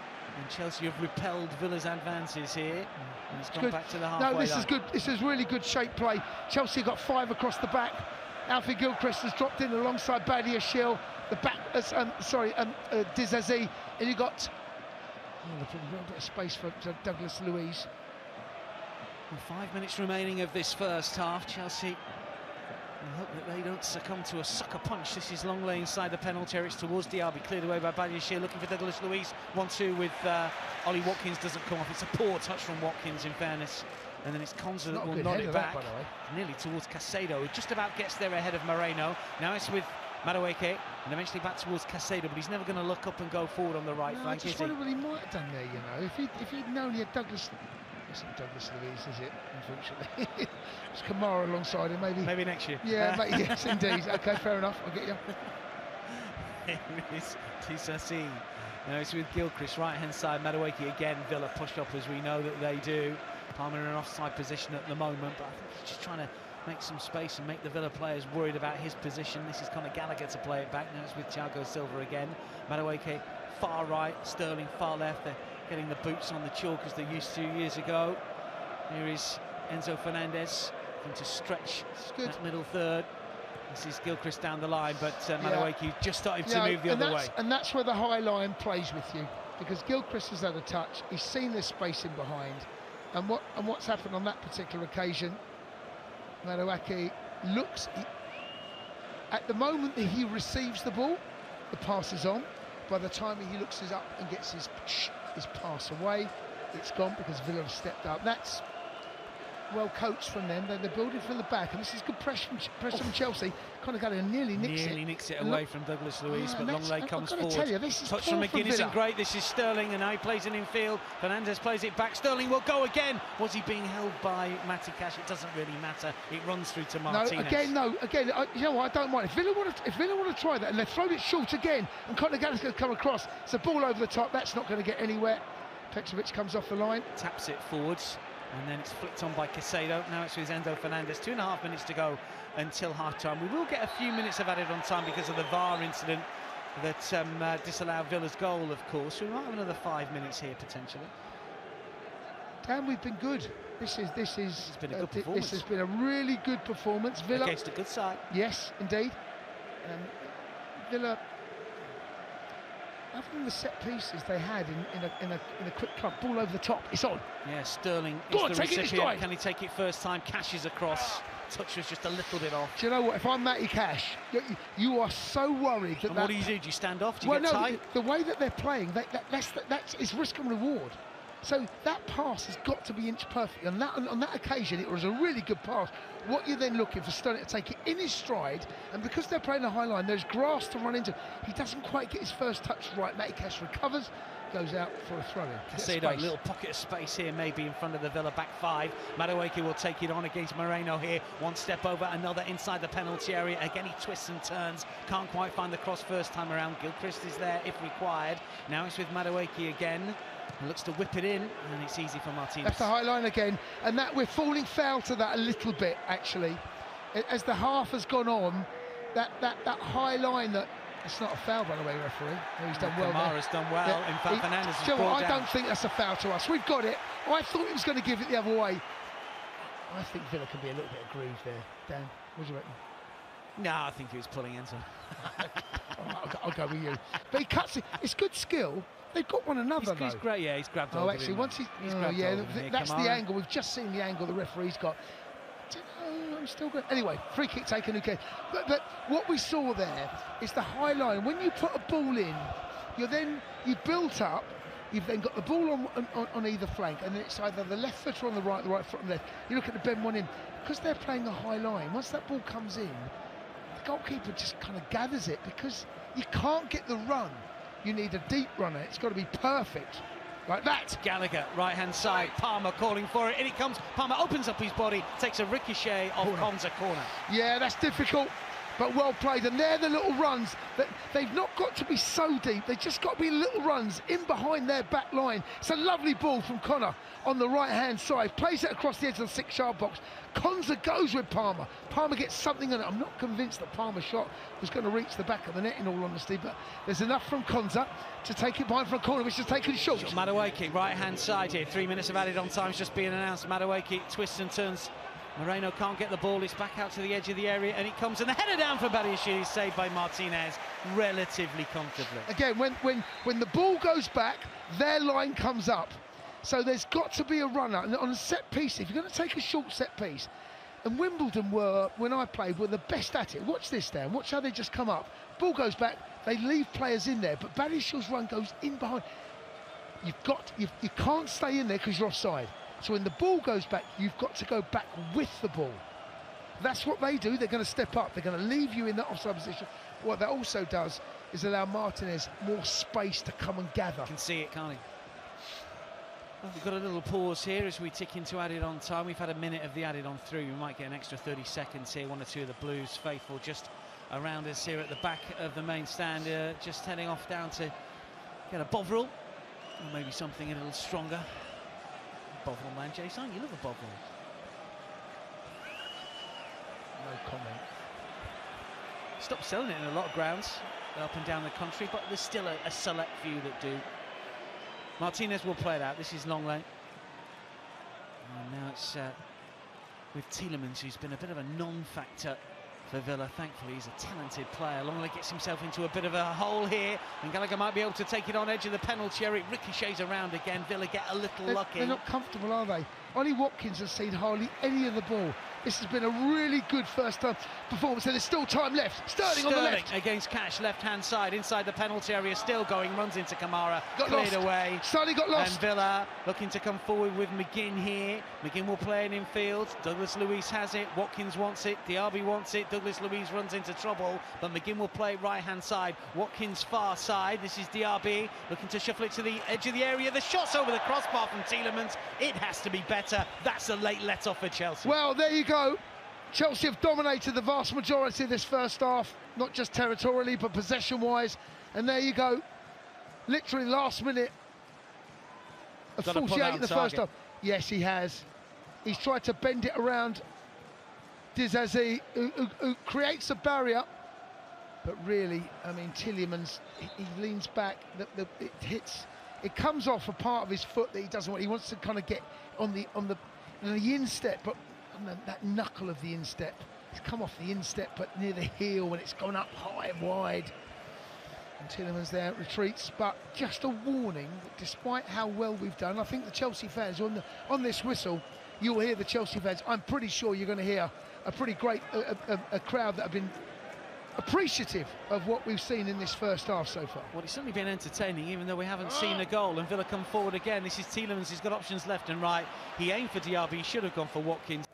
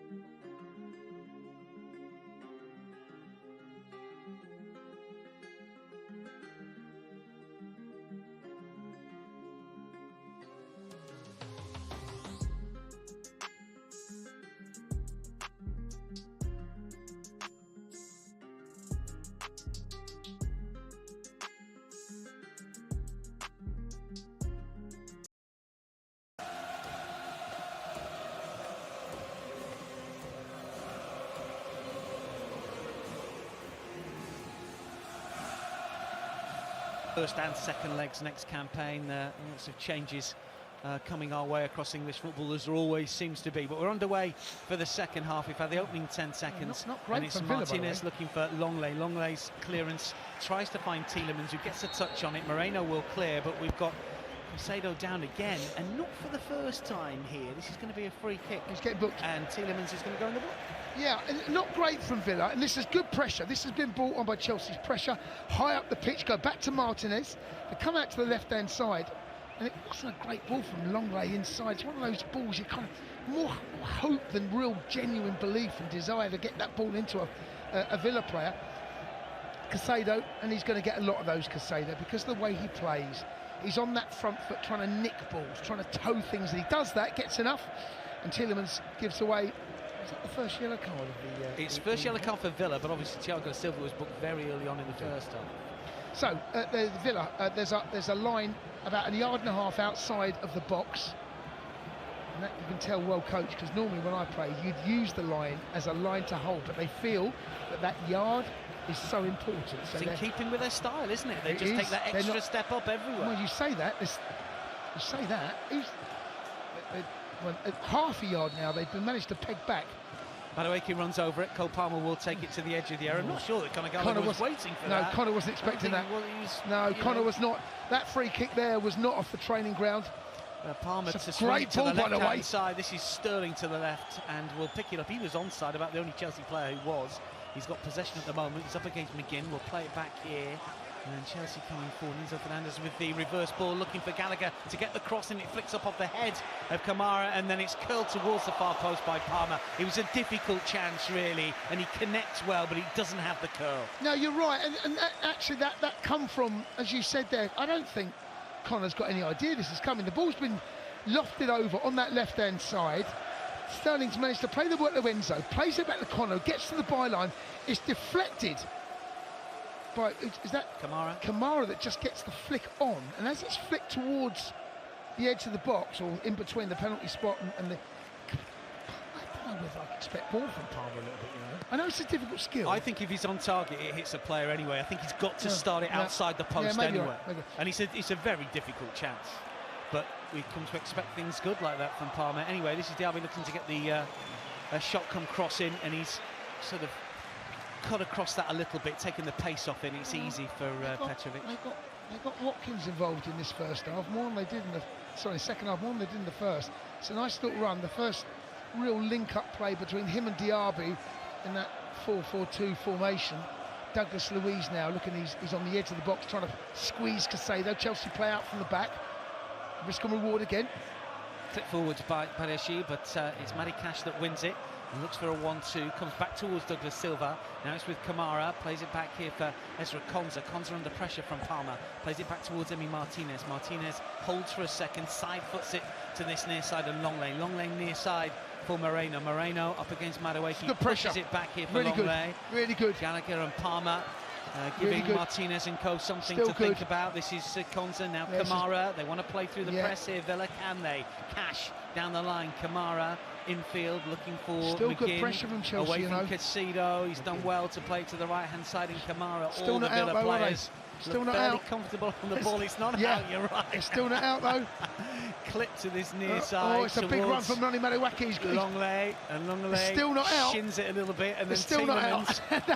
And eventually, but you never felt comfortable they were going to get out, Dan. Do you know what I mean? They never look. I think it's the modern way. It's really can the next pass be the next pass? Be the next pass. That's what you're hoping for in there, and that's good pressure from Chelsea. Win the ball back. I was expecting Villa to go all the way down the Chelsea end, and Jason's still saying, yeah, but they're still not out of Chelsea. But they weren't. But you never. But it's one of those, because when teams do it, you can't quite see how they're going to do it, and all of a sudden, they're out. Yeah, some teams are going to play out. Others 50-50. Sterling, decent looking ball in. Brilliant, Sterling. Konza will play back out towards Sterling. Sterling against Cash on the left hand side. Runs into Matty Cash. No, the touch it's McGinn that will pick it up. Touch. Sterling. Villa with Kamara to the right hand side, and Diaby, whose touch is heavy this time. It's back towards Cash on the edge of his own penalty area. Right flank, just outside the box. Plays it back for Konza. I don't think he wanted it. Now Kamara back with Martinez. Here they go again. Is it out yet? Now it's with still not Longley. I'm going to say it again. They're still not out. They're still not out. It's Moreno, Douglas Luiz. And it's Longley again, Still not Kamara, out. and they've given it away. Good pressure Yeah, from Chelsea. yeah. I'll give Jason his due. He called that one right. Now it's with Gallagher, looking to whip the cross in. Martinez gets there, and again, the cross isn't good enough, and he watches it all the way, and the Argentine will play it out, and it's towards Diaby over on the left-hand side, and it's Disasi that will take the touch and plays it down towards Gilchrist. Gilchrist infield here, away by Thiago Silva. Caicedo looking for Disasi, who tries to ride the challenge. It ricochets back off the Chelsea half. Do you know what? They look less confident. I'm not totally convinced that they're buying into this today. I think they'd like to be a little bit more higher up the pitch. Yeah, you know, it's got to work for them to buy into it, and it's not quite. No, it feels like they're uncomfortable following orders here. Although it's kind of paying off. You know, the Cole Palmer's Cole Palmer's run tirelessly. You know, I don't know how much more he's got in the legs. Letting Cash is meant to get out on the right hand side, but Enzo's come across it. Not convinced that they're completely all on board with this. McGinn wins a free kick easily, So takes weak, it quickly for Diaby. Referee allows it. Thiago Silva is across and wins it back brilliantly. And now it's with Enzo Fernandez. See, they've got no pressure on the ball. Now, I think we can move this ball from here a little bit quicker because they're not doing what we're doing. They're allowing us to have time on the ball, and their pressure is very, very different. Madueke. He's done well, Gilchrist, this second half. Gilchrist been steady. Yeah, he has, and not just but second half, there's been one or two moments there where selection of pass, weight of pass, choice of pass has been excellent. Yeah, he's made all the right decisions. And there's that Madueke. He's onside. He's on. Madueke, he's up against Moreno here. Madueke controls, looks to turn inside the full-back who goes down. Madueke still has it, edge of the area, looks for the curler, wide of the target. Moreno says he got whacked in the face, but he didn't. I mean, it was accidental if he did, but you know what I mean. I think he's given the free kick, you know. That's a poor decision, referee. Do you know what? That is a terrible, terrible decision. If that ball hits the back of the net, this is all about protecting the ball. It's arm up. That is not a free kick. Rob Jones, I'm gonna refrain from saying what I was about to say, and I'll say it. That's someone that hasn't played the game, because that's what Moreno. You do that to, and that's a terrible decision, Rob Jones. Well, his arm was up, but Moreno makes a huge No, move. but the arms go up. You can't. You've got two of them hanging off your torso. McGinn to turn. Yeah, they got runners out now wide, it's both Tielemans' sides. poor first touch. It's a free kick. Madueke's a little late, and it's a free kick. Yeah, the crowd don't like it, but it is a free kick. Aston Villa have attempted and failed to play out from the back. We've got an opportunity from a set piece we know that they're good at, but Chelsea just looking to organise themselves, playing fairly high themselves in this situation. What was really evident there, Dan, was Matty Cash and Moreno. See how they were like wing backs. You get out there, you're in big trouble. Free kick, Douglas Luiz standing over this. Chelsea's turn to push up. Villa have got one or two bodies in good positions here. Douglas Luiz decides to side foot it to Konza. Can't believe that's the right ball, but eventually between the two of them, that Douglas wasn't Luiz will come forward. He looks to push it forward towards Moreno, gets to the byline, left-hand side. He can pull it back. It's cleared away by Disasi throwing. Yeah, not well worked. They tried to change the angle, but Cole Palmer has chased the ball, and the ball comes back to. He didn't really want it. Douglas Luiz. He played on there. Actually, it was a very well worked pass that Moreno gets to the byline, but it wasn't really what they wanted. I don't think that was the initial plan. No, it was not the initial plan. That was plan B, wasn't it, if they hadn't? Moreno will take the throw, left-hand side, plays it towards Watkins, and then it ricochets up off Gallagher, who's working tirelessly for Chelsea this evening. Villa work it back for Ezra Konza. Konza's central position. Diagonal ball underneath the studs of Tielemans. It falls for Madueke. Madueke starts to move forward, away from Moreno once, has to check back. Looks for Disasi, now it's with Thiago Silva. And eventually for Badishin on the left-hand side. Infield, it's really well Caicedo played.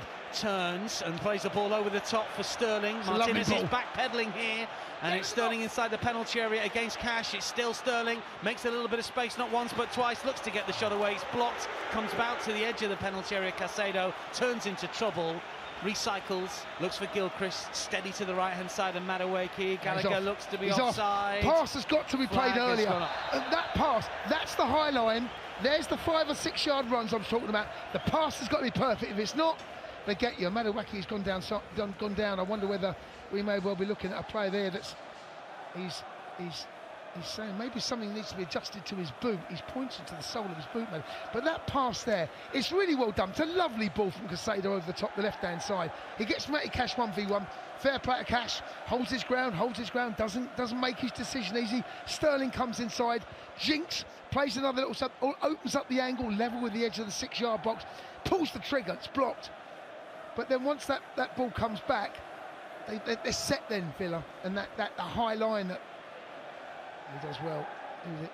It's actually Kamara, I think, that blocks that in the end. But Sterling's had a good game without really being devastating. He's been one of those players you feel that if something's going to come out this Chelsea side, it may well come through him. Konsa has possession here for Aston Villa, just inside the Villa half, central position. Rolls the studs over the ball and plays it to his centre-half partner, Longley. And now it's with Douglas Luiz, who's inched out to the left-hand side. Moreno is further left still. Douglas Luiz trapped by Caicedo, plays it back in field for Konsa. And now with Douglas Luiz once again. Watkins through the centre. Diaby wants it as well. The ball might ricochet here towards Moreno. That was a little fortunate for Villa, but they still could make it work. And this is curled in by Douglas Luiz. And, well, I thought that Watkins really should have had a touch on that. And it goes through towards Mitrovic. I have to say, I think this is a brilliant piece of skill from Douglas Luiz. I think he recognises that Watkins is onside. He's almost stopped his run. He stopped. I think he's... Well, I tell you what, I'll have to see that again from a wider angle, but my first instincts were, it's a brilliant ball into Watkins. Watkins lets it go. Petrovic gathers it, but I'm not totally convinced, in all honesty, that was the intention. But anyway, play's gone on. Yeah, and this is McGinn looking for Diaby. Can't take it with him. He was just behind him, maybe. But that's got to be better from Villa. They're not quite working. McGinn, Diaby, Watkins, Diaby certainly on. No, there's been only one. That'll be the change, won't it? Formation change and maybe Diaby off. No, and we're looking at their bench. Bailey. Maybe a formation change. Maybe Bailey coming off that right. That's where he likes to do his work. It's a lovely ball from Enzo, by the way. That's over the top, and he's in. Madueke to control against Moreno. He's had plenty of joy against the Spaniard. He's shoved over by him, but he manages to just about stay on his feet. In fact, now it's with Gilchrist. And eventually back towards Noni Madueke once again. Palmer central, Gallagher short, back to Disasi on the edge of the halfway line. And now it's back for Thiago Silva. And eventually Caicedo again picking up those neat pockets of space just in front of the Villa defence. This is Sterling against Cash. Sterling controls, plays it back here towards Barrier Shield. We've had 57 minutes here at Stamford Bridge. No goals so far. Second half hasn't quite been so positive for Chelsea, but they've still been the better side. Inch forward for Palmer. Palmer away from Moreno. Oh, neat skill initially to get a little bit of space and face up the defender. Still has it, Cole Palmer. Plays it short here for Gallagher, who turns, looks to whip in the cross, and he's cleared away. Good football from Chelsea, and still they come. This is Palmer, whips in the cross, and it's blocked. And it's out for a throw into Chelsea. Really good play, that Cole Palmer shimmy where he threatens to go on the outside with that left foot. Even though he's on the outside, he takes it with his inside foot. It's so deceptive. He manages to cut back, shimmy, cut back. There's space for Gilchrist, by the way. Gilchrist infield looking for Gallagher. Gallagher uses his strength well, back towards Gilchrist, and now it's with Caicedo. Caicedo will play it back here for Disasi. Now it's with Thiago Silva. As we approach the hour mark at Stamford Bridge, Thiago Silva forward for Enzo Fernandez. Now it's with Badiashile on the left-hand side. Takes a look up, nothing on at the moment. Back to Enzo Fernandez, the Argentine for the Brazilian defender. And now the French international Disasi looking for Madueke, who's come in from that right-hand side. Then looks to switch the play. Sterling controls. He's up against Cash. Enzo Fernandez just drifts offside. Sterling still has it. Looks to run at Cash. Can he get to the byline? Really good run. Brilliant. Knocked out for a corner. Well done, Sterling. He's got the beating of Cash all evening. He's got the beating of. Once he knocks that ball, Sterling's feet are so quick. On that particular occasion, Enzo's gone out and supports a lovely ball from right to left on that, and Sterling's put it under his spell. Enzo's made a run outside. He's then checked back in, left the space that he occupied for Sterling to drive at. And Matty Cash then just holds off enough, gets a toe, which goes out. It's going to be an outswinger. Palmer's on it. So Cole Palmer to take, outswinger as Jason describes. 3 steps back, make that another 4th. And Sterling is short. but it's orthodox, and it's towards Gilchrist, who heads it down. It hits the Chance Villa for player, counter. and then Chance for counter. forward or Got to push get there. forwards here. Got to get there. And let's see what Villa Might can have to- do. And it's Moreno's attempted You saw the reverse. potential It's pulled. counter there on that particular case. And Moreno was the furthest man forward. He had Diaby in support, and he's chosen the wrong pass. Just a little warning sign. If you're Pochettino, you're looking at that thinking, we cannot allow our set piece from a corner to develop in a potential counter-attack simply by them clearing the ball with their head, and that nearly happened. This press from Villa's really not impressive at all. You can see Watkins is just turning to his teammates and saying, look, if we're going to do this, it can't be a one-man press or a two-man press. Even Diaby had no impact on, commentators curse, of course, but they've had no impact on this game.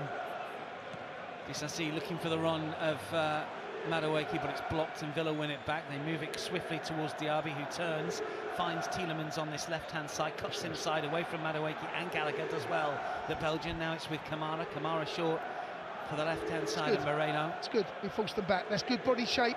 When you close a player down, it's how your body shape, where your shoulders are, what space you're looking to allow, if anything, which way you're going to play. And that's good.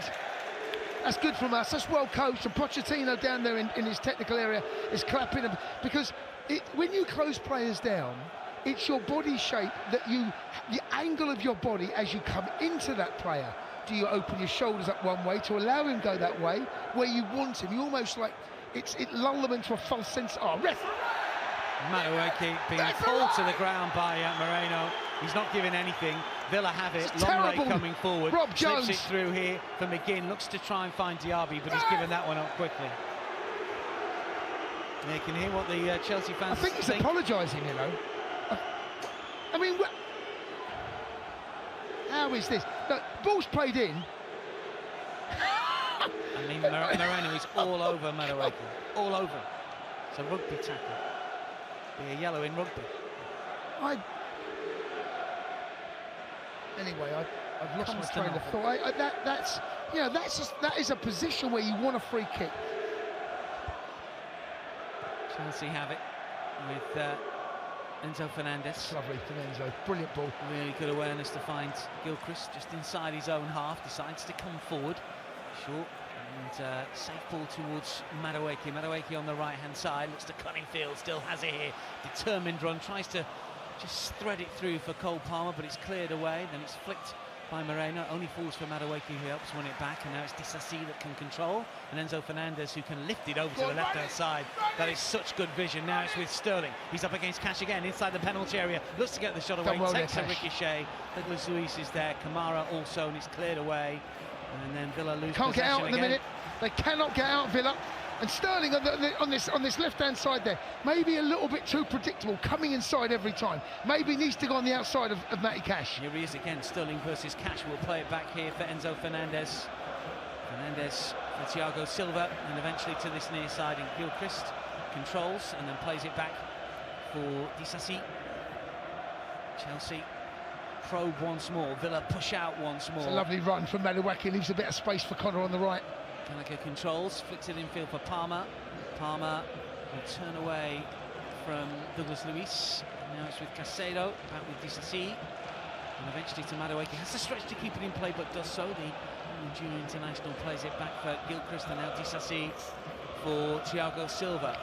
Can he find the pass? It's towards Sterling here, he might get in, but Emi Martinez watches it, and you never know, the flag might have gone up there anyway. It's long for Watkins. Thiago Silva lets it bounce across his body and plays it back here for Petrovic. Brilliant from Silva. Ollie Watkins is hoping that he heads it. He drops off, anticipating that. He allows the ball to bounce, and Chelsea managed to work their way out. Alfie Gilchrist on that right-hand side. Ball just gets caught under. Give it to us! This is going to be a Chelsea throw. Douglas Luiz is not happy, and he might get a yellow card. Oh no, he's gone Villa's way in the end. So the referee's pointing up, down, turn around. Yeah, neither of them knew. The linesman's gone one way, and the first substitution, and this is it. I said to Sam at half-time, it was inevitable. Alfie Gilchrist, well done, young man. Yeah, and Ben Chilwell coming on. So Gilchrist has been steady and safe and solid. His game management's been good. He's had a really good second This start. substitution is a game changer. because we now have Ben Chilwell, who will offer something on that left-hand side that they've not had to deal with. Gilchrist has been brilliant. We're 65. There's bags of this game still left. Ben Chilwell, the way he played at the weekend, he wasn't a left back. He was almost like a left wing back at times. Going for, get that ball out of play. Matty Cash has kept it in. Cash, right-hand side, 10 yards inside the Chelsea half, plays an infield for Kamara. Kamara looking here for Douglas Luiz, plays it round the corner for McGinn. McGinn for Tielemans, the referee nearly gets in the way. Douglas Silva forced over here by Conor Gallagher, free kick for Aston Villa. Douglas Luiz just waits the challenge. Conor there, just that desire and that, you know, just that kind of little puppy. He wants to get to the ball. He can't win every single ball. You know, you got to. That's not taken. Get it back where. But I say, so I'm looking at Chilwell, us in possession, obviously. Cole Palmer has just knocked the ball back 8 or 9 yards as Douglas Luiz looked to do a little bit of an Ivan Toney where the free kick was being taken, but we are some 45, 50 yards out here. And Douglas Luiz will play sideways. That angle they want again, and they've worked it on the right. And Matty Cash. Kamara under pressure. Do you know what, right? If you're Longley, you've made a run 70 yards and you've now got the ball hasn't come in the box. I would be absolutely fuming if you've made that run. Put the ball in the box. It's all about keeping saying they're going nowhere. Gonna come forward. Kamara has it. It hits Matty Cash in the face. And he's down. He stayed down. Referee blow the whistle in. He should. Really? Yeah, he should. He should. He's got a ball in his face. Yeah. He's got the ball in his face. I know, but you know what it's like these days. In the modern game, Dan, don't turn your head at me like that. He's got the ball in his face. I'm sorry. I think you can survive that one. It's not a boot in his face. The ball's ricocheted. I wouldn't even say it's particularly quick towards him. He's basically just taking it from about 3 yards. It's not violent towards him. No one's whacked the ball in his face. It's just picked up and hit him on the nose. Welcome to 2024. I just think the referee. Is it a head injury? No. Did the ball hit his head? Yes. You know? Anyway, look. let's not discuss that. Somewhere in the middle, we're agreeing. It's good pressure from Nani Madueke and good pressure. And from Gallagher. And they've gone back to Martinez, and there's not a lot of options. He's going to have to go long. Martinez, he hits Palmer, who should be in here. Oh, he's miskicked it. Unbelievable. It ricochets off Palmer. It dropped towards him. If there's one player that you think has got the control and the composure and the skill in blue, it's Palmer, and he fluffs his line. I think he's looking at the goalkeeper. I wonder whether he's going to head it. Basically, the ball's gone back to Martinez. He's got to go long. He scuffs his shot, level with the penalty spot. The ball hits Palmer, goes up in the air about 15 foot, comes down in front of him, and he just goes to volley it. All he's got is Martinez to beat. And he does it. He could take it down. You're absolutely right.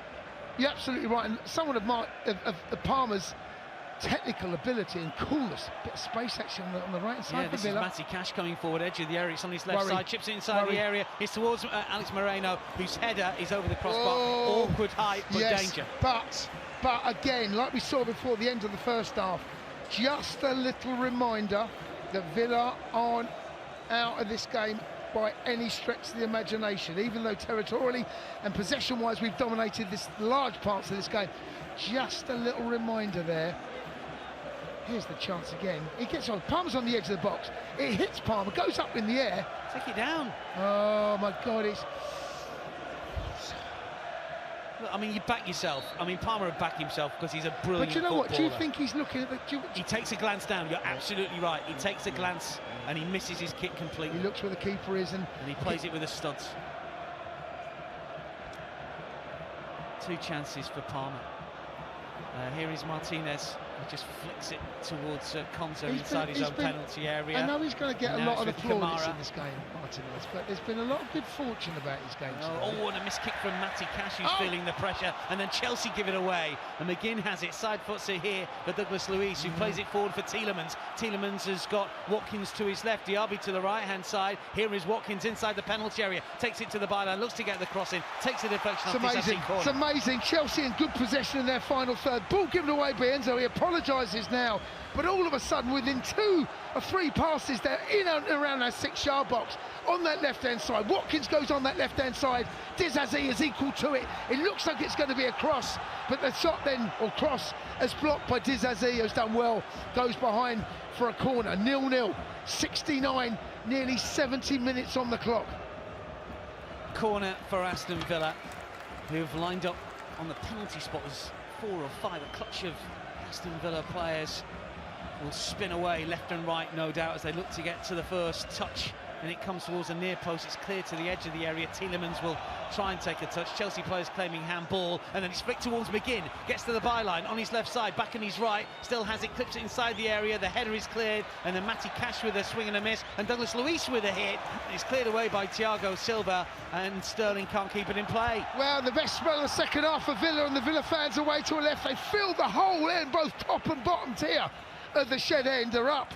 This is the best spell for them. They feel as though that there's the game as entering the last, or well into that final third, that maybe there's a goal for this. And you've got to tell you, only 1 goal's winning this game from what I've seen so far. Cannot see there being more than that, if anything. That looked like a foul throw from Moreno again. He can't throw the ball, the kid. Here is Konza, not given. And then back here for Longley. Longley forward for Douglas Luiz, whose touch was off for a change and has to play it all the way back towards Martinez, outside of his penalty area. Martinez opts to go long and straight. That's too straight, too long and easy. Terrible. He should know that as a goalkeeper. He should know that what pass does he want if it's over here? Does he want it in the channels, or does he want it straight? Overhit them into the channel, bend it away from the goal. Anyway, Chelsea got the ball. Thiago Silva out to Disasi. There's a bit of pressure from Villa. Unconvincing again by their press. I have to say that's something that has been a little surprising. They've not looked like they're ever going to get us in a position where we're going to give the ball away, he says, as he goes back to Petrovic. Petrovic takes a touch, plays it for Disasi, under pressure here from Tielemans. Long down the line for Gallagher, tries to flick it inside for Madueke, who shows pace, but Alex Moreno just manages to hold him off, and it's back towards Martinez. Martinez here looking for Longley. Longley turns, and really turns into trouble. Plays it here for Kamara. They're sticking to the task here, Villa. Kamara away from Enzo Fernandez. Looks to play it inside and does. Good. He's good. McGinn, he's good, McGinn. And McGinn he's the support mechanism in there. Forward. He's got Watkins down the centre and Diaby right-hand side. Have they played through the press this time? Yeah, they have. The first time. McGinn coming. Oh, it's a poor pass. Just about a big McGinn. That's the first mistake he's made in this game. He's been good. Really good. Here is Badiashile, who loses possession. This is Diaby. Watkins wants it quickly. Watkins edge of the penalty area, inside the box, takes the shot on. Fine save, Petrovic. Took it early, was dipping. And Petrovic got down well to his left-hand side. This is Matty Cash, plays it in field. Now it's with Kamara. Villa just having a little bit of a spell. Back towards Konza. Chelsea suddenly backed up with 18 minutes remaining. What's he doing, Badiashile? Here is Douglas Luiz, and it's threaded through towards Diaby. It won't fall for him, and it's cleared away. Sterling wants it.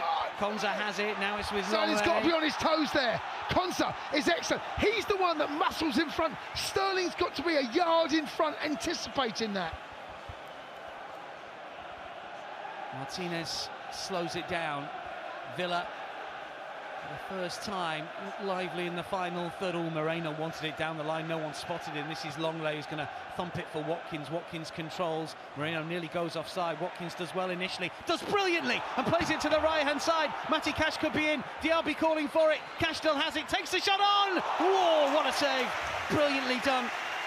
Petrovic gets across to his right-hand side. There was all sorts of options there for Matty Cash. He went for glory. It was goal-bound, but for the intervention of the American. Yeah, Villa up in the ante right now, looking more and more dangerous as these seconds tick by.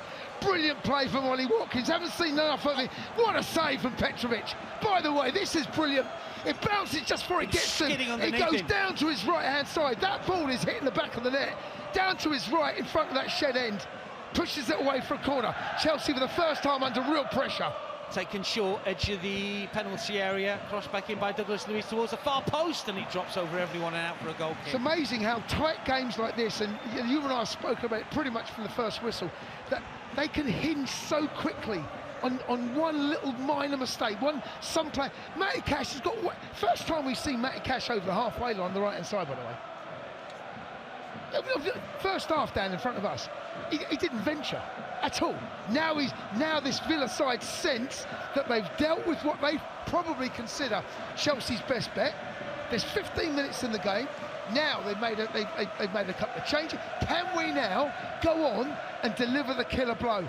And I have to say, the last 6 or 7 minutes, they have looked like it. Douglas Luiz winning the ball. Villa on top at the moment, no doubt about it. Diaby coming forward, he's got Cash to the right-hand side once again, and McGinn, this is McGinn looking for Cash, gets to the byline, looks to pull it back, and it's a really good defensive move from Thiago Silva. Villa on top, they sense blood. It feels as though they've almost been playing for like 15 minutes left. Then we start to mount a charge. Contain Chelsea, hold Chelsea at arm's length, keep that high line. Then we start to really make sure. So I'll see if we can go and win this game with 15 left. And right now, on top, and do you know what I was just about to say? What is Pochettino going to do? And as I say that, he looks, so now, well, once this set piece is taken, we'll talk about the subs. Yeah, Broja and Mudryk are about to come on, but not yet. Never make a change when you're defending a corner, they say. Villa have got that corner in front of those that have travelled down from the Midlands. It's whipped in, there's bodies that have gone down and eventually curled out for a goal kick. So the substitutions are going to be Broja and Mudryk. Coming off for Chelsea is Noni Madueke, and he's done well, Noni. Hasn't maybe faded a little bit in the second half. I think that substitution makes sense. That's going to be a straight swap for Mudryk, you would have thought. What is the next move? Is Sterling making his way over now as well? He is. So it looks like now that Palmer... Yeah, Sterling. So Mudryk on one side. Broja is Broja, I'm not making things up. That is Broja. Yeah. So Palmer is going to come out to the right. So what we're seeing now is Pochettino reacting to the way they've changed in the last 5-6 minutes. That they're now starting to be a little bit more adventurous, a little bit more cavalier. So you want to play that game, Matty Cash, right? Next time you got Mudryk breathing down your nose or in behind you. What are you going to do? You're going to be as adventurous. So that is a straight answer to the way that they've played in the last 5 minutes. So Petrovic punts it Brilliant long, from Broja. flicked on towards Gallagher. Longleg gets something on it, and then Broja looks to use his height, but Kamara wins the header. Moreno towards Tielemans, who will turn, and he's caught by Caicedo. Free kick. It's a free kick. He gets sometimes Caicedo. He goes for balls. It's something you taught early on as a kid. Can't win every ball. It's impossible. If you can't see it, you can't win it. And he's one of those there where he can't see that. There's no way he can because Moreno's body and he's moved the ball. Longlet. Now it's with Konza, and for all Chelsea's dominance, he's on his bike again. Cash looks to come forward. That's a lack of concentration. Matty Cash, there's one change here now. Their fullbacks, in particular on the right, they are throwing men forward. They don't want to replay. That's what they're saying to me. We've got European football. We do not want a replay. Villa 11 shots, 5 of which on target. Chelsea 10 and 4. For those two metrics, and given Chelsea's first half dominance, I would never have thought that was turned around in the second half, but it has done. But the important stat, of course, is 0-0, and Chelsea still very much in this with 12 minutes to go.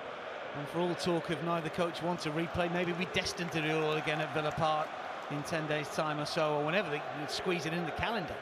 The ball has been played to this near side, and Disasi, who runs in to Tielemans, but play continues because Chelsea have it. This is Palmer, and Palmer flicks it back out towards Disasi on this right-hand side. He looks to switch play towards Mudryk. It's nodded back for Martinez, and we've got Matty Cash gone down with a bit of cramp. A little bit of rising damp. Yeah, it looks like it in both legs. I've had cramp. Let me tell you, I went up for a header.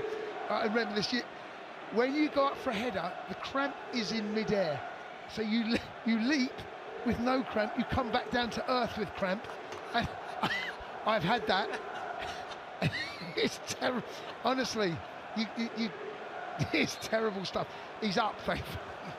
Is it like a virus? Do you catch it in the air? You literally go up, but as you because you're using your toes to go up, you're using your calf. This is my calf, ain't it? And as you leap, the calf so it takes stays, a split second to hit your brain and go, oh, my calf. The calf stays in that same position. Go rising down. Yeah. Anyway, the ball's back with, and he's gone long, Martinez. That's not something we've seen a lot. No, it's not. Martinez does go long, looks for Watkins, but he's let it bounce. Chelsea Disasi, he does that with a lot. Disasi, and now it's with Palmer under pressure. Caicedo does well to flick it round the corner. Gallagher has got options here, plays it back towards Palmer.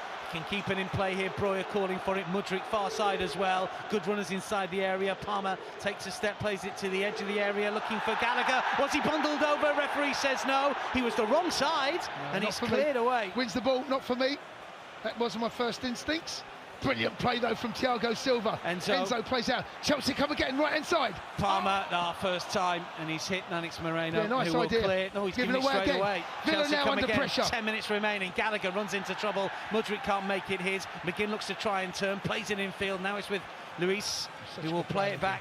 McGinn's such a good play, you know. He really does calm everything. Oh, Martinez left foot. Did not look comfortable there. Disasi has gone right over Tielemans' free kick. Well, I don't know, but Tielemans has had a look, you know. You know that making a back. Well, like he knows, and he's just. I don't think Disasi has helped himself at all. I'm not. You've got to get the ball if you do that. But then when you make a back, it's. Yeah, I can see what the rest give. It's not the worst decision in the world. He sees Disasi comes a little bit too soon.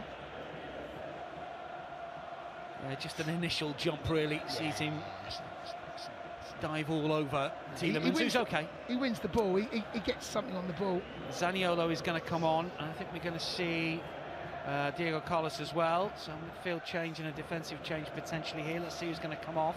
Yeah. Zaniolo coming on. Zaniolo, by the way, he was excellent and here in Tielemans the league game. is coming off. Tielemans had that big chance at the end of the first half, of course. And the alteration here with Zaniolo. Yeah, he was good, mate. He's Cash has come off and Diego Carlos is on. Yeah. So a little bit of a change around yes, here. Yes, it is. And Diego Carlos is not going to go. I can't see him going right, but Constance going right back. Of course he has, and that. So what we've seen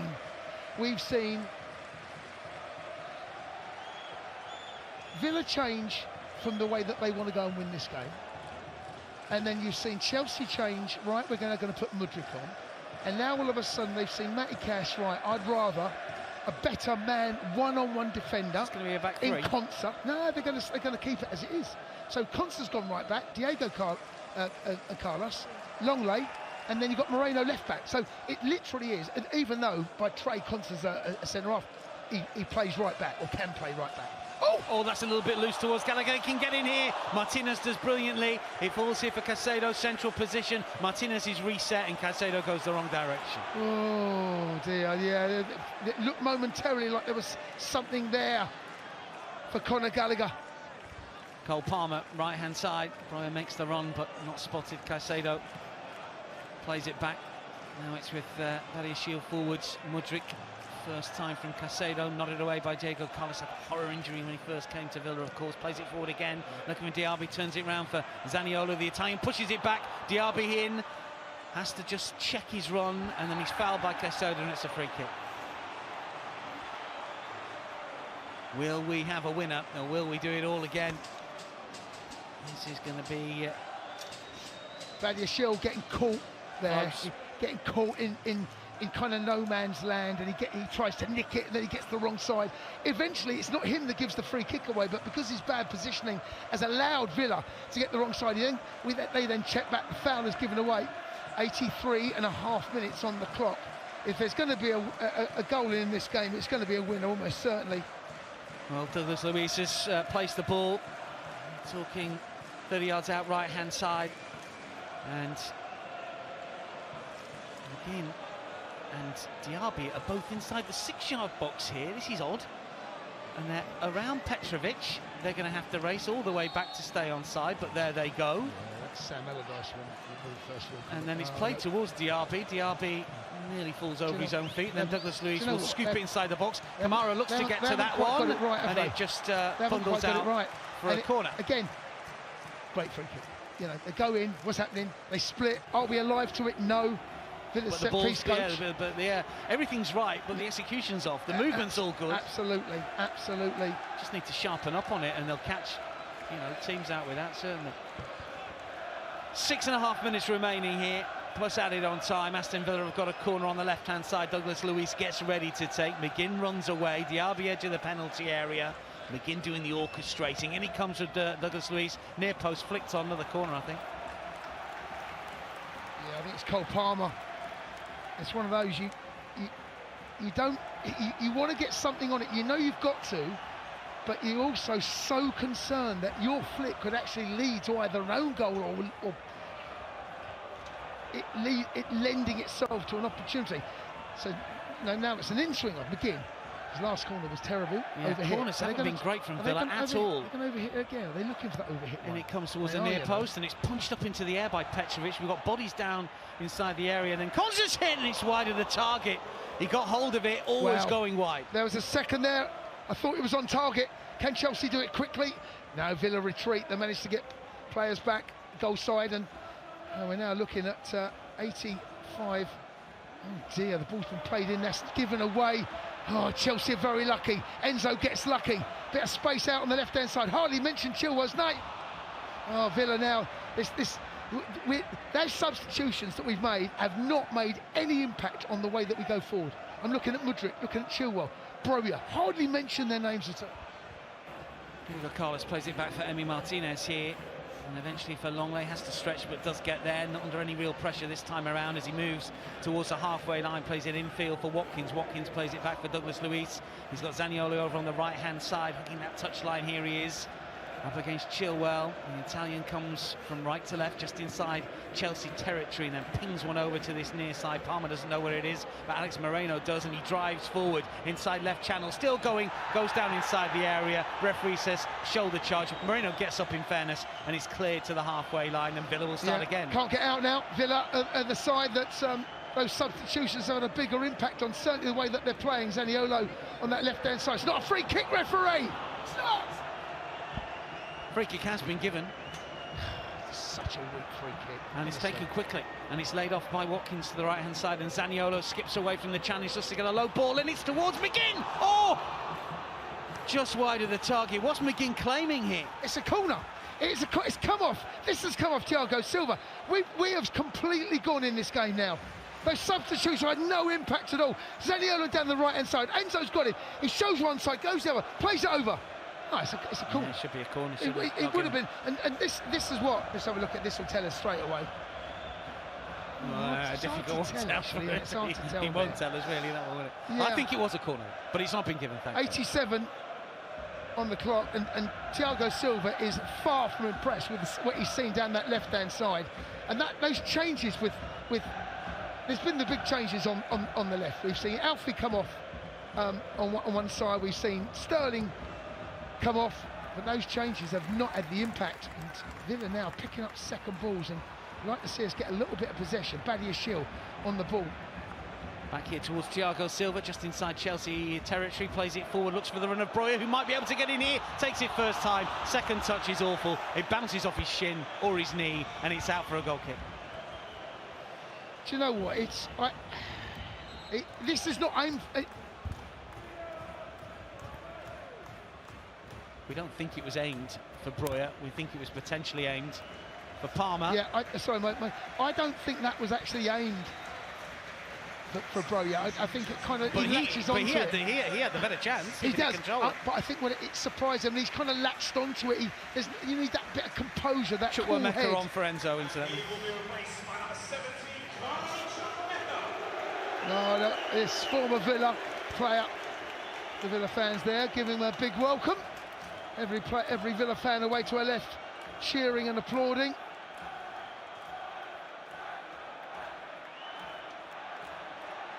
So goal kick here to Aston Villa. We're ticking towards the 89th minute, and this is going to be a long punt forward by Martinez once again. McGinn will flick it on. It's towards Watkins. Thiago Silva just watches the ball well. How good is that? And now it's with Palmer looking to knock it through the middle. Broja might be away again. He leaves it for Disasi, and Martinez way outside of his penalty area. Will look to clear. He gets away with one there. Alex Moreno can't keep it in play. And you can see down both managers. They're like conductors down there with their arms up. trying to wave players around. I've got no idea what either of them are doing, in all honesty. Chelsea players were so desperate to get the game restarted, but even with a multi-ball system, we didn't have one spare. Disasi will take the throw midway inside the Villa half. Looking here for Broja, switches it to Palmer, who's offside, and Palmer knew he was offside. But you know what? This football intelligence there from Broja, I think you've got to recognise that as you come from a deep space, in closing and bring that ball down, your mate's got to be offside. Free kick, Martinez taking his time, Diaby coming off, and it is Leon Bailey coming on. Well, we know he's quick. How many minutes of added on time we're going to get? That's the next question, because the 3 minutes, that's old school. Back to 1978. That is old school. 3 minutes of added on time. In fairness, there haven't been any. We've had no restarts for goals, no celebrations, no VAR, no anything in this second half. It's right, isn't it? No complaints. You know? Still time for a goal. So, always time for a goal. Still time for a goal. Ball, Disasi, I judged him in foul. Thiago still wants to play it. We don't want another game. Neither side does. Villa, I mean, look, it needs must. Broja makes a run in behind, but Longley steps up alongside Douglas Costa. Diego Carlos, I do apologise. Here is Petrovic. Now it's with Badiashile, takes a heavy touch. Petrovic flicks this to this near side. And then Thiago Silva. Longley with a header. Palmer, though, will take it on. Now it's with Disasi towards Palmer once again. They battle but lose possession. Moreno clever with a touch. Bailey, who's freshly on, lovely spins away. Yeah, lovely low centre of gravity from Bailey, spinning on that left foot, outside the left foot. I think there's more touches with the outside of his left foot than any other part of his body. Chelsea support trying to lift the boys in blue for one last go, maybe. 90 seconds of the 90 minutes remaining, including those added on 3 minutes. This is McGinn. And now it's with Moreno. And McGinn once again has been influential in this second half. Plays a clever ball for Watkins to chase. Lovely ball. Everyone stands still at Chelsea. Byline, gets there first, plays it back towards McGinn. Takes a touch, takes a look up, wins a corner.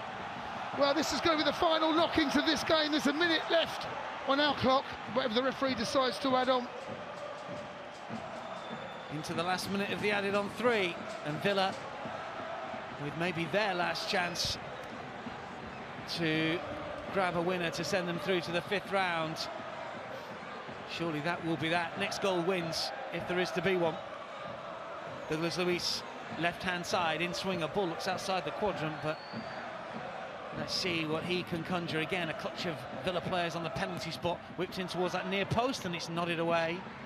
Back towards Thiago Silva again, looks to try and take on Cole Palmer. Palmer wants to shepherd the ball out and does so. Well done, Cole Palmer. Well, that's going to be it, I'm afraid, gang. This is going to go to a replay.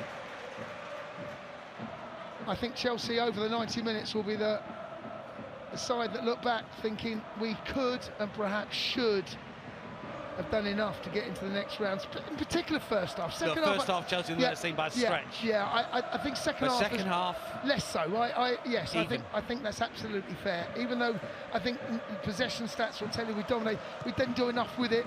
Haven't really hurt Villa. Martinez, second half, what has he had to do? Hasn't really been, enough work for him to do. Still time though, by the way. Zaniolo might be in here over on the right-hand side. Chilwell lets it bounce. Zaniolo. Chilwell, Well done, Chilwell. Cleared down the line and kept in play, and that